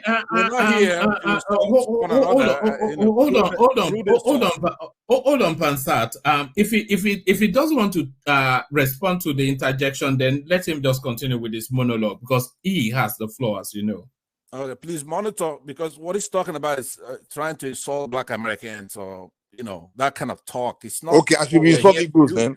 If you say to insult Black Americans, what he's saying is of all of the people that should be cautioning insulting people, I'm not sure that this guy just insulted Fulanis and Hausas. I'm Muslim. Why can't people allow Mike to have his time? I want to hear from Mike. That's why I came back on board. All right. Tell your Mike. Do your job. I try to have him stay on topic. Insulting Black Americans is not good for us here. I'm in the United States. Is it only the Fulanis that were allowed and the Yorubas that were allowed to insult? No, listen, Mike. I mean, one man. I don't insult anybody. By the way, you have very, very, very bad listening of me. I don't insult anybody. I could debate somebody vigorously, disagree. You just called Mike a punk. You insulted me, though. You just called Mike a punk. Let Mike carry on. Mike, carry on. Okay, but please, if he continues along that line, I'm going to leave the stage. But if he talks about what we're here to talk about, fine. That's why we're in a panel. You don't see that on CNN, somebody coming and talking about Black Americans like that. That is not allowed. All right, Mike, carry on. So yeah, worshiping Black Americans out there. Well, anyways, so ultimately, what I'm making is it's high time we begin to look. The people themselves begin to look, within themselves. Like, okay, what can I do to solve problems? What can I do to contribute to the development? What can I do to contribute to the advancements? If we have to catch up with the rest of the world, it's gonna have to be me, starting from me, and then my neighbor, my community, my environment. The people have to be the one to come up with the solutions. At least if we are coming up with the solutions, and then the leaders are not backing us, and then we can. That's when we have the ground to say, okay, hey, this leader is useless, this and that, and then we can. Actually, that would be a legitimate reason to now overthrow leaders, because we are presenting solutions, we are offering solutions, but leaders are not joining us. But if we're not offering any solutions, all we do is complain, cry, sit down, and blame leaders. What the heck, man? Like I said the other day, and also we're calling all these our African leaders puppet. What you will put you there? Won't you be puppet? Who are they going to be loyal to? Say, first of all, when African leaders want to do something, they are looking for a company to do it. They look into their population. Nobody in the population has a company that can actually solve that problem. So now they have to go to Europe to find the company that will do it, or Asia. And then you wonder why they show more respect to those people than they respect their own people. If American company if American government or any European government or Chinese or Japanese government, they want to do something, there's always there's always a company within their own country that can take care of it. Whatever problem is, a technological issue, technological need, anything, there's always that company that they can handle it, they can take care of it. So they have reason to say, oh, wow, we have to respect our people. we have to have more respect for our people than we can do for other people out there. But when your own leaders, they're trying to get something done, look into the society. That the Africans, nobody's productive. No one can handle it. Most of their technological need, they have to import it from all these white people. You are telling them to dump these white people. I see all these Africans saying dump the French, dump this thing. Of course, yeah, we have to dump them, but goddamn, most of our economy, the technology we use uh, to the mechanized things that we do, we import it from all these same people who are telling our leaders to dump. One might give the example, you say the medical equipment in all the hospitals in Niger, they import them from France. You are telling your leader, okay, dump France. Okay, France, okay, we no longer import all those things to your country. Now your hospitals collapse. Most of the institutions, the computer things you use, you import it from all these European countries and all these. Luckily, now we have China in the mix now, because for decades it was only European that they weren't supplying us all these things. And you wonder why your leaders are loyal to them. I mean, we the African, we need to start looking within ourselves and say, okay, what we as the people ourselves, what do we need to start doing?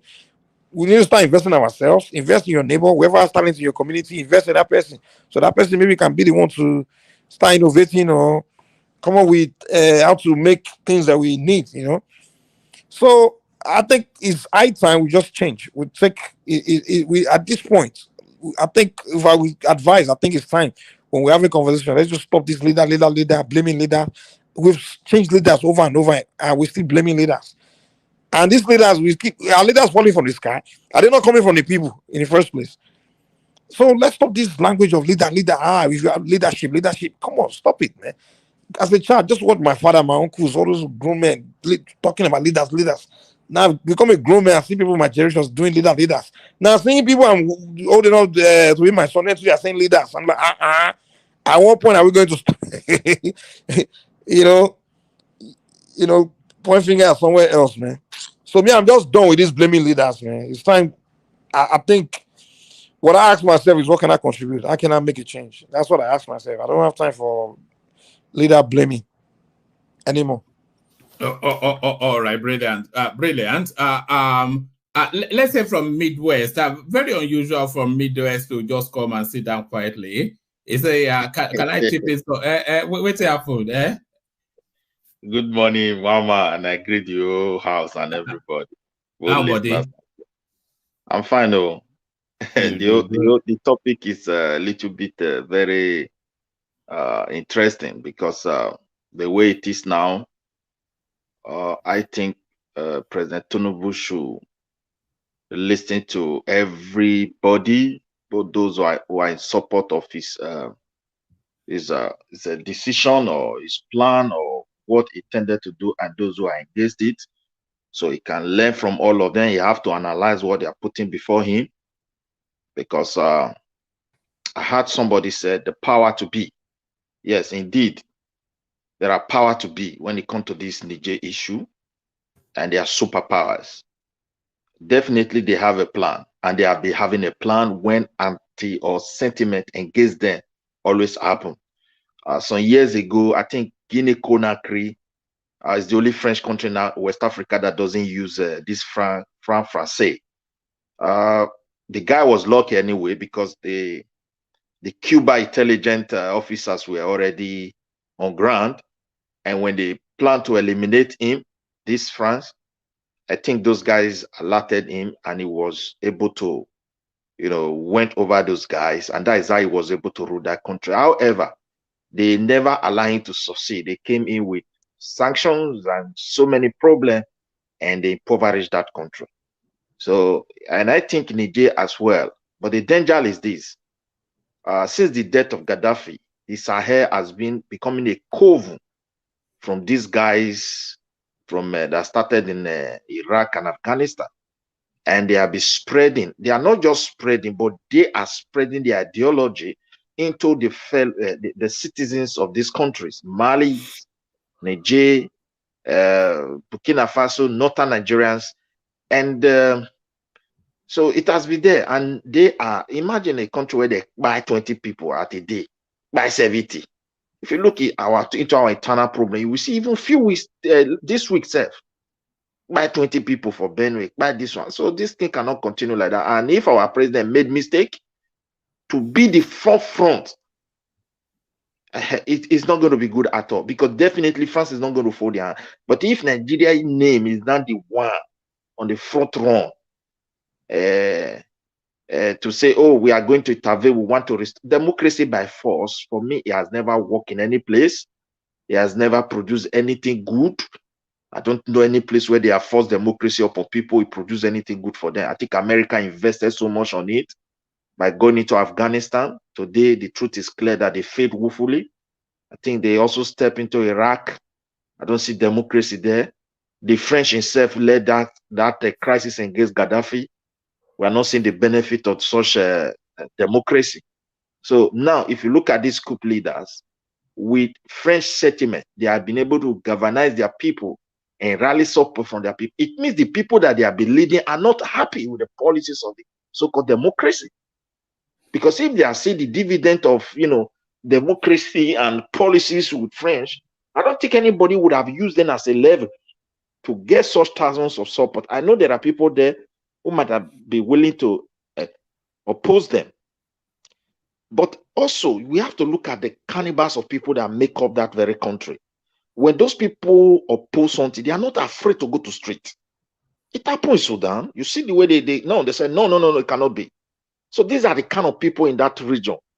So when you sit there, they are quiet. Then you have to understand that indeed, large population of these people, because of the French sentiment, they are in support with their leader. So for me, as a Nigerian, indeed, there is a huge danger here. The northern elite, their signal is very clear that, look, we don't want war here. These are our people. We are one. You can't go. You cannot. But using the name of Nigeria as a forefront for France when they already have their own plan is very disappointing. Because there's no way. There are rebels. There are so many things that is going on there. France has been there. They have plan A, plan B, plan C. So don't come and use Nigeria and ECOWAS as a flashpoint. So that would be if they destabilize the entire region, Nigeria cannot hold. There are territories within our country that is out of the government control, and it's very clear. We have not been able to solve that. And we want to trigger the youth again and make them exposed to that recruitment, evil recruitment. Is very heartbroken. And again, when you look at the history of the so-called Boko, something we have Haram in our country, those who formed that group, they don't even have one by blood of our people in their hand. Or think the federal government made mistake, they step into them with force, extrajudiciary, things they love to do, and they eliminated the doves that formed that something while the serpent took over. And similar things what they are going to do here, because the youth that you are seeing that once they start losing their head, that start losing control of these people, those guys in Sahel will have enough ingredient to use to cook their soup, and that will not be good for the entire region. Thank you. All right, brilliant, excellently put. So we'll hear from Kumi, and then we'll start to round off. To Niger is not available. Work has taken Thomas away from us, and I don't think Mike is set up to take over. So Kumi, speak to us, and then we start. Unless anybody then has anything else that they'd like to contribute, we start to wrap it up. Kumi. Can anyone still hear me? Yeah. All right. In the absence of Kumi, then let's hear final words from Ajale Koko, and then we will start to wrap it up. Okay. Well, I think all this while we've been speaking on Niger, on Naira, on this and that. Well, let me round it up with this. This devaluation of Naira. Woman, you remember when I told you last time, when I said the responsible government must not allow the currency of the country to continue to have a free fall easily like that. Then tell Ekene to stop importing champagne then. So remember, you were saying, oh, for liberalization, you have to leave it alone. You have to, I said, for a country that is not a producing state, that is not productive economy, to open up easily for liberalization, that country will be wiped out. The currency will be they will suck that country, that currency of that country up. Because for you to open your economy, for you to liberalize, you must have something. You must have product that you want to have in place, that liberalization can push out, and therefore it will stabilize your currency, it will defend your currency. Your product will be able to defend your currency. But in a situation where you don't have nothing to defend your currency, man, your currency will be wiped out. So that is what we're seeing on. Yes. Are you aware that the people doing hookups too are charging in dollars now? But it's not so much is Ajan Lekoko aware. It's more how come you are aware? How come you know? You need to know. You need to know. Adewale is the regular, is the customer. How come you know? Look at that. The hookup people charge you in dollars. If Adewale don't patronize them, how would they pay their house rent and their look at that. So you know, it's a different language. You know, all we knew was prostitution. Now is hookup. Now, what does that even mean? Hookup. Are you a fish? What's the meaning of that? They just hookup. You know, it took me a while to understand what is it not? Is that not another inflection of Ashewo business? Ask Mike. Mike will tell you the difference. Ask Mike. You are the one that telling us now. You are the expert. Are you not the one telling us what you are charging now? Look at that. What's the going rate? The Adewale these days. Look at that. At the dollar, it's me. Black market rates. And you know that all of this, a good percentage of these girls on Instagram, you know that it's a meat market. Especially all those ones that twerk. And anyway, we'll have that conversation one of these days. Back to Ajale Koko. So it's Ajale Koko, please. Hello. Yes. Yes. Could you spend the rest of the time talking about the variables or the reasons why the dollar keeps going up? What are the reasons? We all know it's free flow right now, but what are the factors driving up the naira? Is that your alone brother still here? Sure. I was going to ask him something. Oh, he left, right? He left, but he'll be back tomorrow. I think he's enjoying the place, so he'll be back tomorrow. Oh, okay. I was going to ask him something. In fact, we captured everything we wanted, really. It's Fulani, it's Muslim, and then it's not Nigerian. So just the thing we needed. But he'll be back tomorrow. Oh, yes. One reason that I can mention that is responsible is because Nigeria is a consuming state. And as such, we consume everything coming from outside the country. We're the biggest economy in Africa, biggest population, biggest market, and we don't produce for our own consumption. We import a lot of things for our consumption. So there's a high demand for that dollar. So high demand for that dollar is what's irresponsible.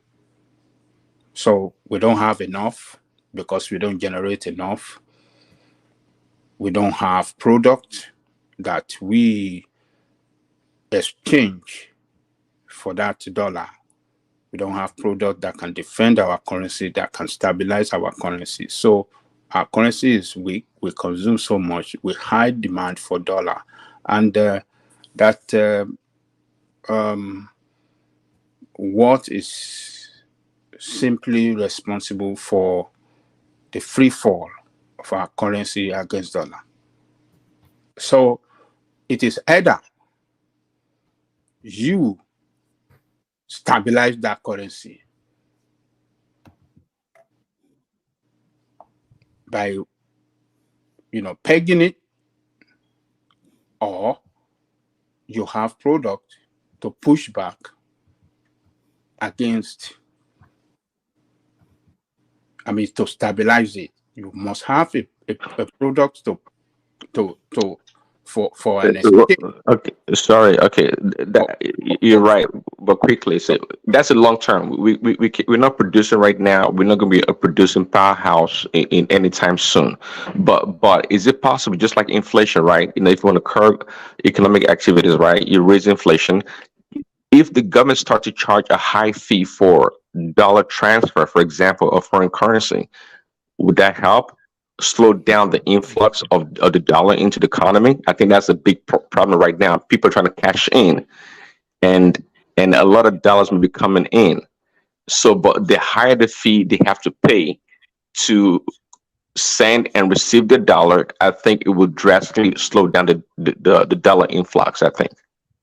Yeah, let me help out a little on that, Ajane Kuko, because the last thing you stated to differentiate by saying that it's a long-term thing, but we haven't been producing for a long time, and it hadn't been that high. So what are other factors then is to scientifically pin it down. So it has to be economic fundamentals, obviously, interest rate differentials, but mostly political instability. That's what causes this kind of thing. Risk aversion among investors, right? So when you look at where we are right now, you look at what we had before. Just like you said, for the future, it's a long-term thing to start producing. But we've never produced. We didn't produce 2 years ago, and we didn't have this kind of currency devaluation. So it has to be political instability, and these chaps, they know. They know that it's something brewing in that country. So we have to face the facts. But I think it's also government policies, right? Because when you look at when this guy was there, Buhari, he adopted the policy of pegging, and I think someone analyzed that pegging idea some years ago, and the person said when you peg a currency, there are policies as well you have to undertake that you should make sure that those policies work, and that is policy of production, so that you can meet up, that gap that you have been trying to seal. But if you don't meet up and someone else come in and remove it, it's like a water is trying to force itself through something, a very big water, and you peg it, like you put a wedge. And when you allow that wedge to fall out, it's going to move with full force. And that person was even putting Naira at 1,008 there. I think it should be 2 years ago, but I'm not too good in that feed anyway. But I think the present president need to go back to books that have to do with this so-called free flow, because this is what the World Bank want, this is what the IMF want, and Buhari did not listen to them. because we need to look at our internal problem, not what will profit those people. Even the World Bank and IMF, they went into Greece are still very poor people. They went to spend because their policy. I don't even think whether it's there to help any country to grow. I don't know how it functions. Most of European countries that went down because of crisis, their so-called World Bank would not been able to even rescue them. Every time they want to give you something, they tell you disvalue. And when you disvalue and you don't produce to some levels of high level, at the end of it, you impoverish your people. And even the few companies you have, they will just disappear. This is what I know. So thank you. That's a good quickly. Yeah, that's a good point. But if we had embarked on a massive manufacturing, yes, that would have helped over time. But we didn't do that to balance the equation. But we didn't do that. And to what Pansaro was saying, look, the reason why the dollar maintained that so-called normal rate during Buhari's time was because it was being, controlled. The arbitrage was still there, and that's why. Now it's free flow. We're still not producing. We didn't produce. We were not manufacturing during Buhari's time, and we're not doing the same thing right now. So what we should have done many years ago, as usual, we kick the can down the road. Now it has come to this point. What do we do? Well, I think we have to be the government have to come out with very, very aggressive economic policy. Number one is to ban some products from coming in, some products that are produced at home, that Nigeria manufacture at home. They have to stop the importation of such product. And then number two, the government must roll out a policy that will fund production. There must be massive funding for industrialization and production in that country.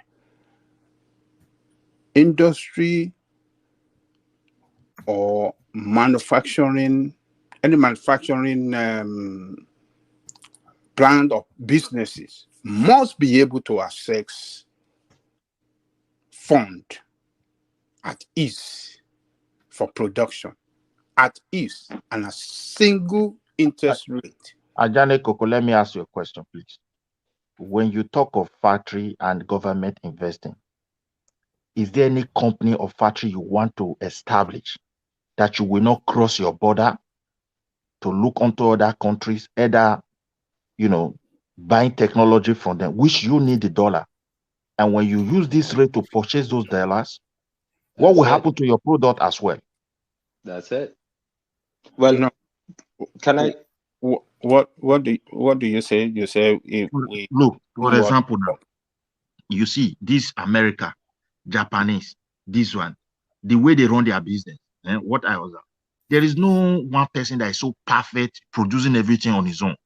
When something happened in Japan, I was so surprised. Mercedes are complaining we cannot even produce, and Volvo said we cannot produce this.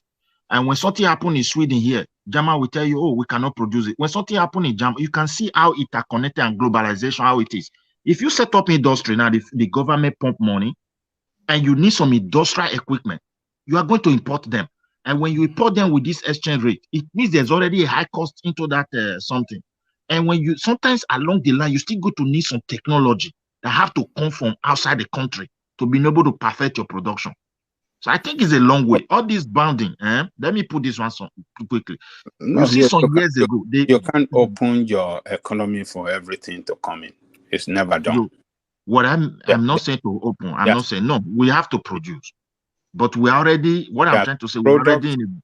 There are some products that, if you have the capacity to mass produce at home, you don't let it come in. Let your I'm not talking about final product. I'm just talking about the process of producing something. You're still going to get involved. That's what I'm trying to say. Yeah, look, I think we are saying the same thing, maybe in a different way. So, but what I'm saying is this, that government should make available, or let me say the economy should make available funding in terms of access to loan. Businesses should be able to access loan. Absolutely. Yeah. Every businesses in that country should be able to have easy access to loan. Absolutely.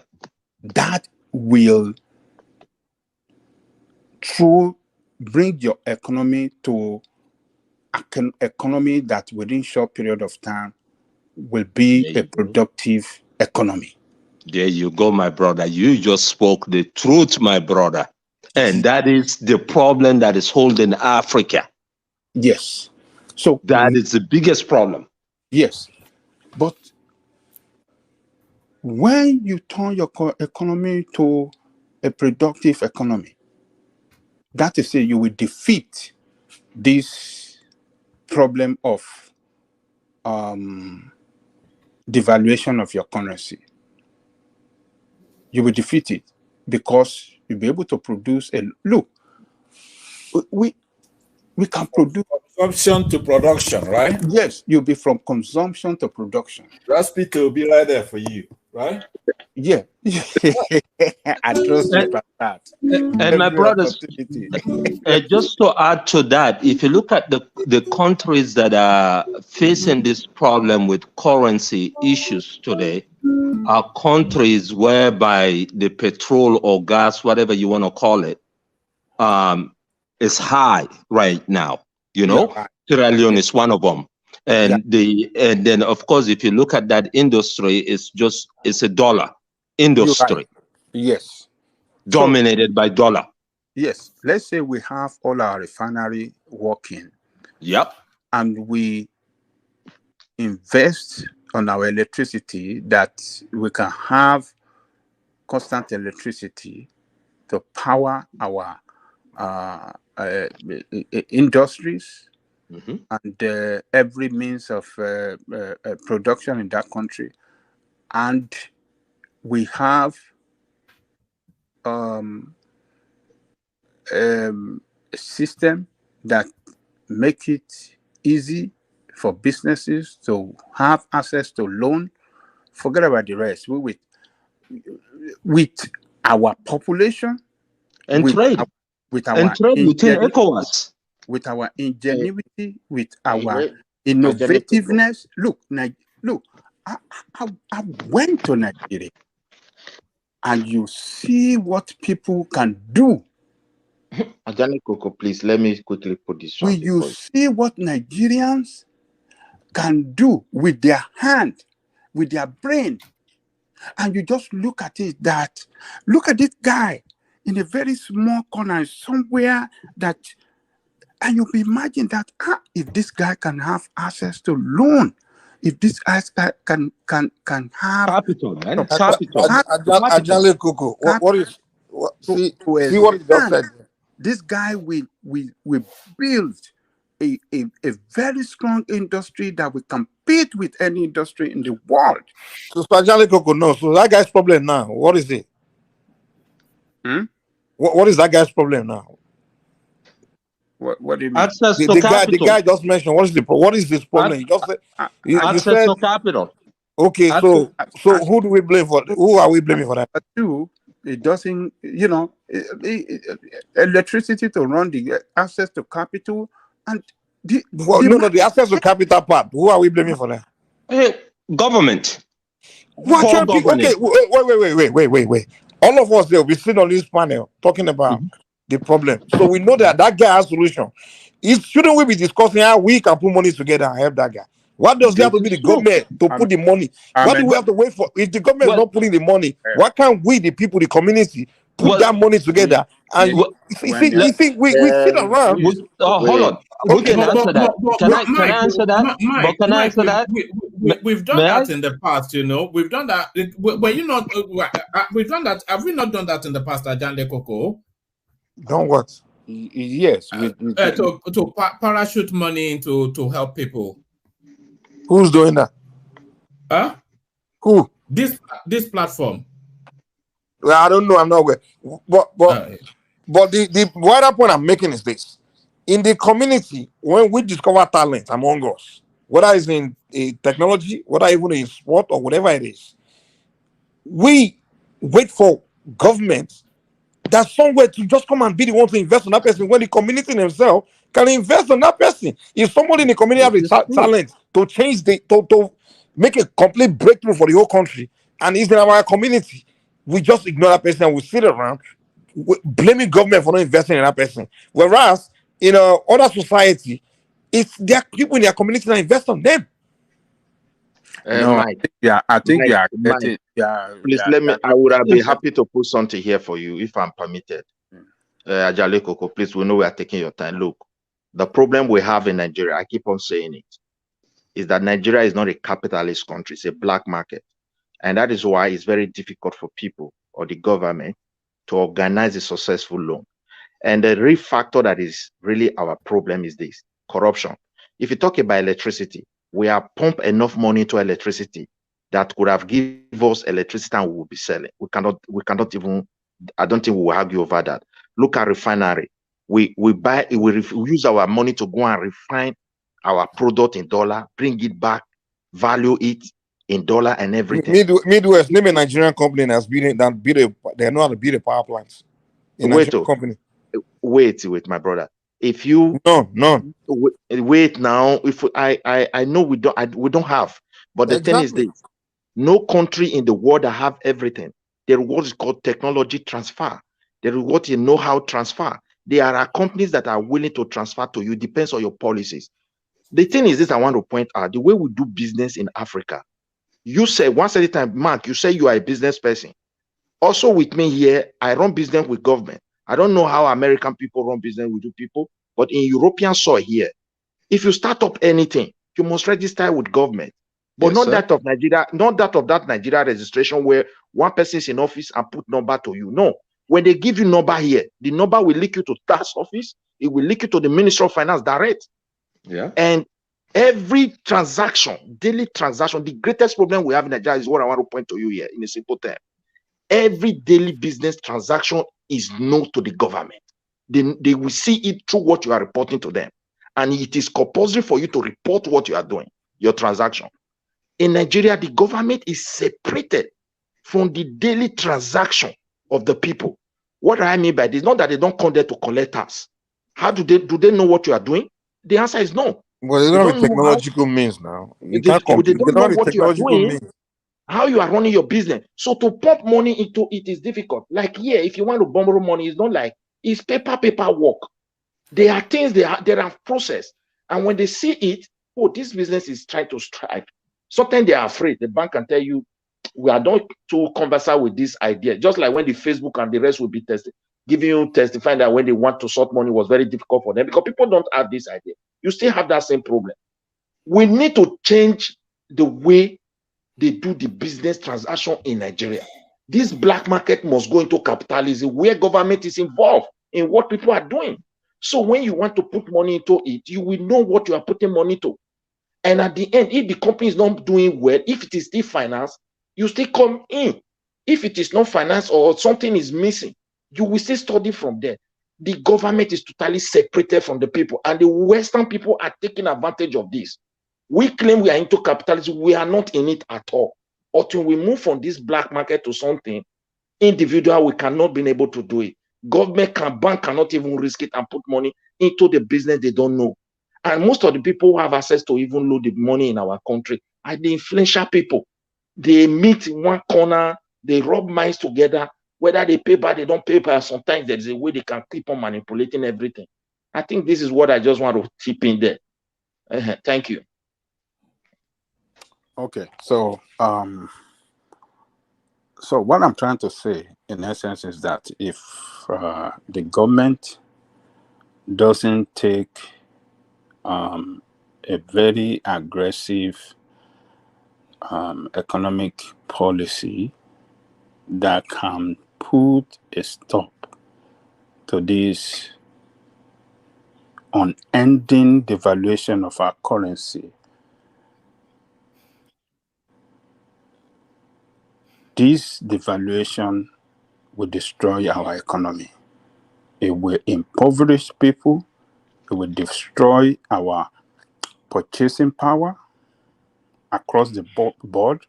It will make a lot of people poorer in that country, from the top to bottom. We will all be poorer, and the economy will be losing money every day. And look, what $5? I want you to take a look of this. What 500, 1,000 naira can buy 3 months ago or 5 months ago? What 1,000 naira can buy 5 months ago, 3,000 naira cannot buy it today.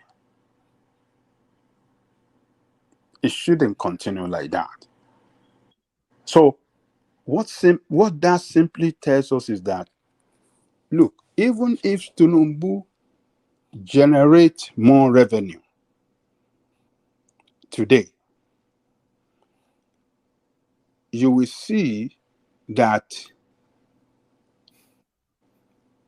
in comparison to the lower revenue that Buhari was generating during his time, the higher revenue that the higher revenue that Tinubu is generating today, it cannot service the value of what Buhari lower revenue can service during his time. So that's will tell us that yes, we are generating more. It will look good on paper that, oh, Buhari was generating lower revenue. Tinubu was generating higher revenue, but the higher revenue of Tinubu cannot service the same thing that the lower revenue, the same value that the lower revenue of Buhari's, the lowest revenue that Buhari can service back then, Tinubu higher revenue cannot service it.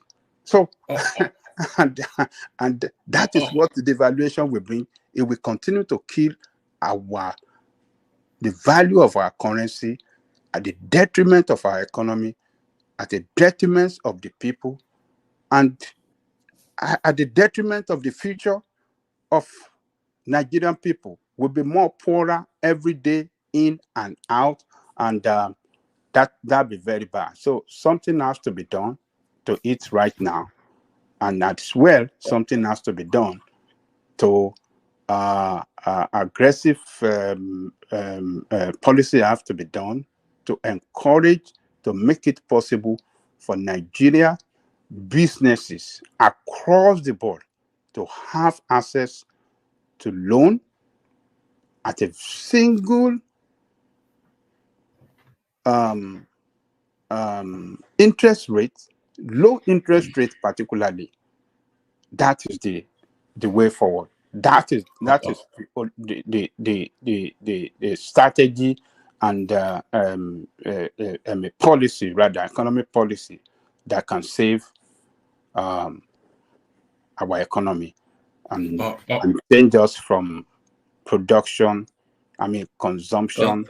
to production. Yes. All right, brilliant. So gentlemen, we really must wrap it up here. But before we wrap it up, Remi's joined us at the late hour. So a very quick word from Remi, and then I think Pansat is going to sign out. I think he's got his guitar ready. So I think a love song in the direction of I sure do. I do. Thank you. After Remi, right? What's that? You said that Remi is going to be say something before I play us out? Yes. So Remi's joined us. So let's just document a quick word from him, and then you can play us out. Yeah. Okay. Good morning, everyone. and I'm quite happy to be here again. It's quite unfortunate about the Naira exchange rate, but just my own personal opinion, I think, to be frank, Nigeria should just scrape the black parallel market totally, because I don't know, because I'm not an economist, but I think it's high time government have to do something about the exchange rate. They can scrape the black market. And then, hold on, Pansat, let him land, and then the floor will be totally yours. Yeah. If they can scrape the black market totally because of their sharp practices, and I think as you guys also advise, probably also about reducing importation of some manufactured goods and then subsidize production. I think maybe the Naira will maybe stabilize, not continue to fall this way. This is not good for Nigeria, to be frank. All right, thank you, Remy. Thank you, Remy. So sorry it was so brief, Remy, but we were just about to, in fact, before you came in, we were already shutting down, but you couldn't come in. I see. Okay, go ahead, please. All right, we couldn't shut down and not let your fans hear your voice. So Pansat will play us out only after I've acknowledged the super chats. Ayo, of course, traditionally, Alexander Gomez, as you would expect. He came in twice, but then Ayo, of course, he rapid through that. Pansat, in this instance, he joins that space. Prince joins, not the main, the secondary Prince. Ayo comes back again. The main Prince comes in, Prince Daddy, and that is the end of Solomon Grundy. So that's the end of Solomon Grundy. We bring it to a close only to reconvene for tomorrow. So to sign us out, to sing us out, the mighty Pansat. Thank you very much. I thought Ekene was here to sing this Igbo song, so I'm just going to do a little scale of it, and then I'll play something else. Here we go. This is called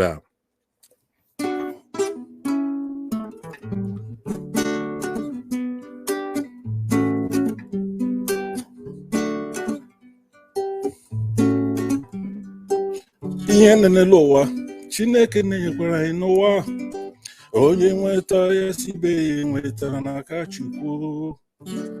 I'll end that one. You should be familiar with this one.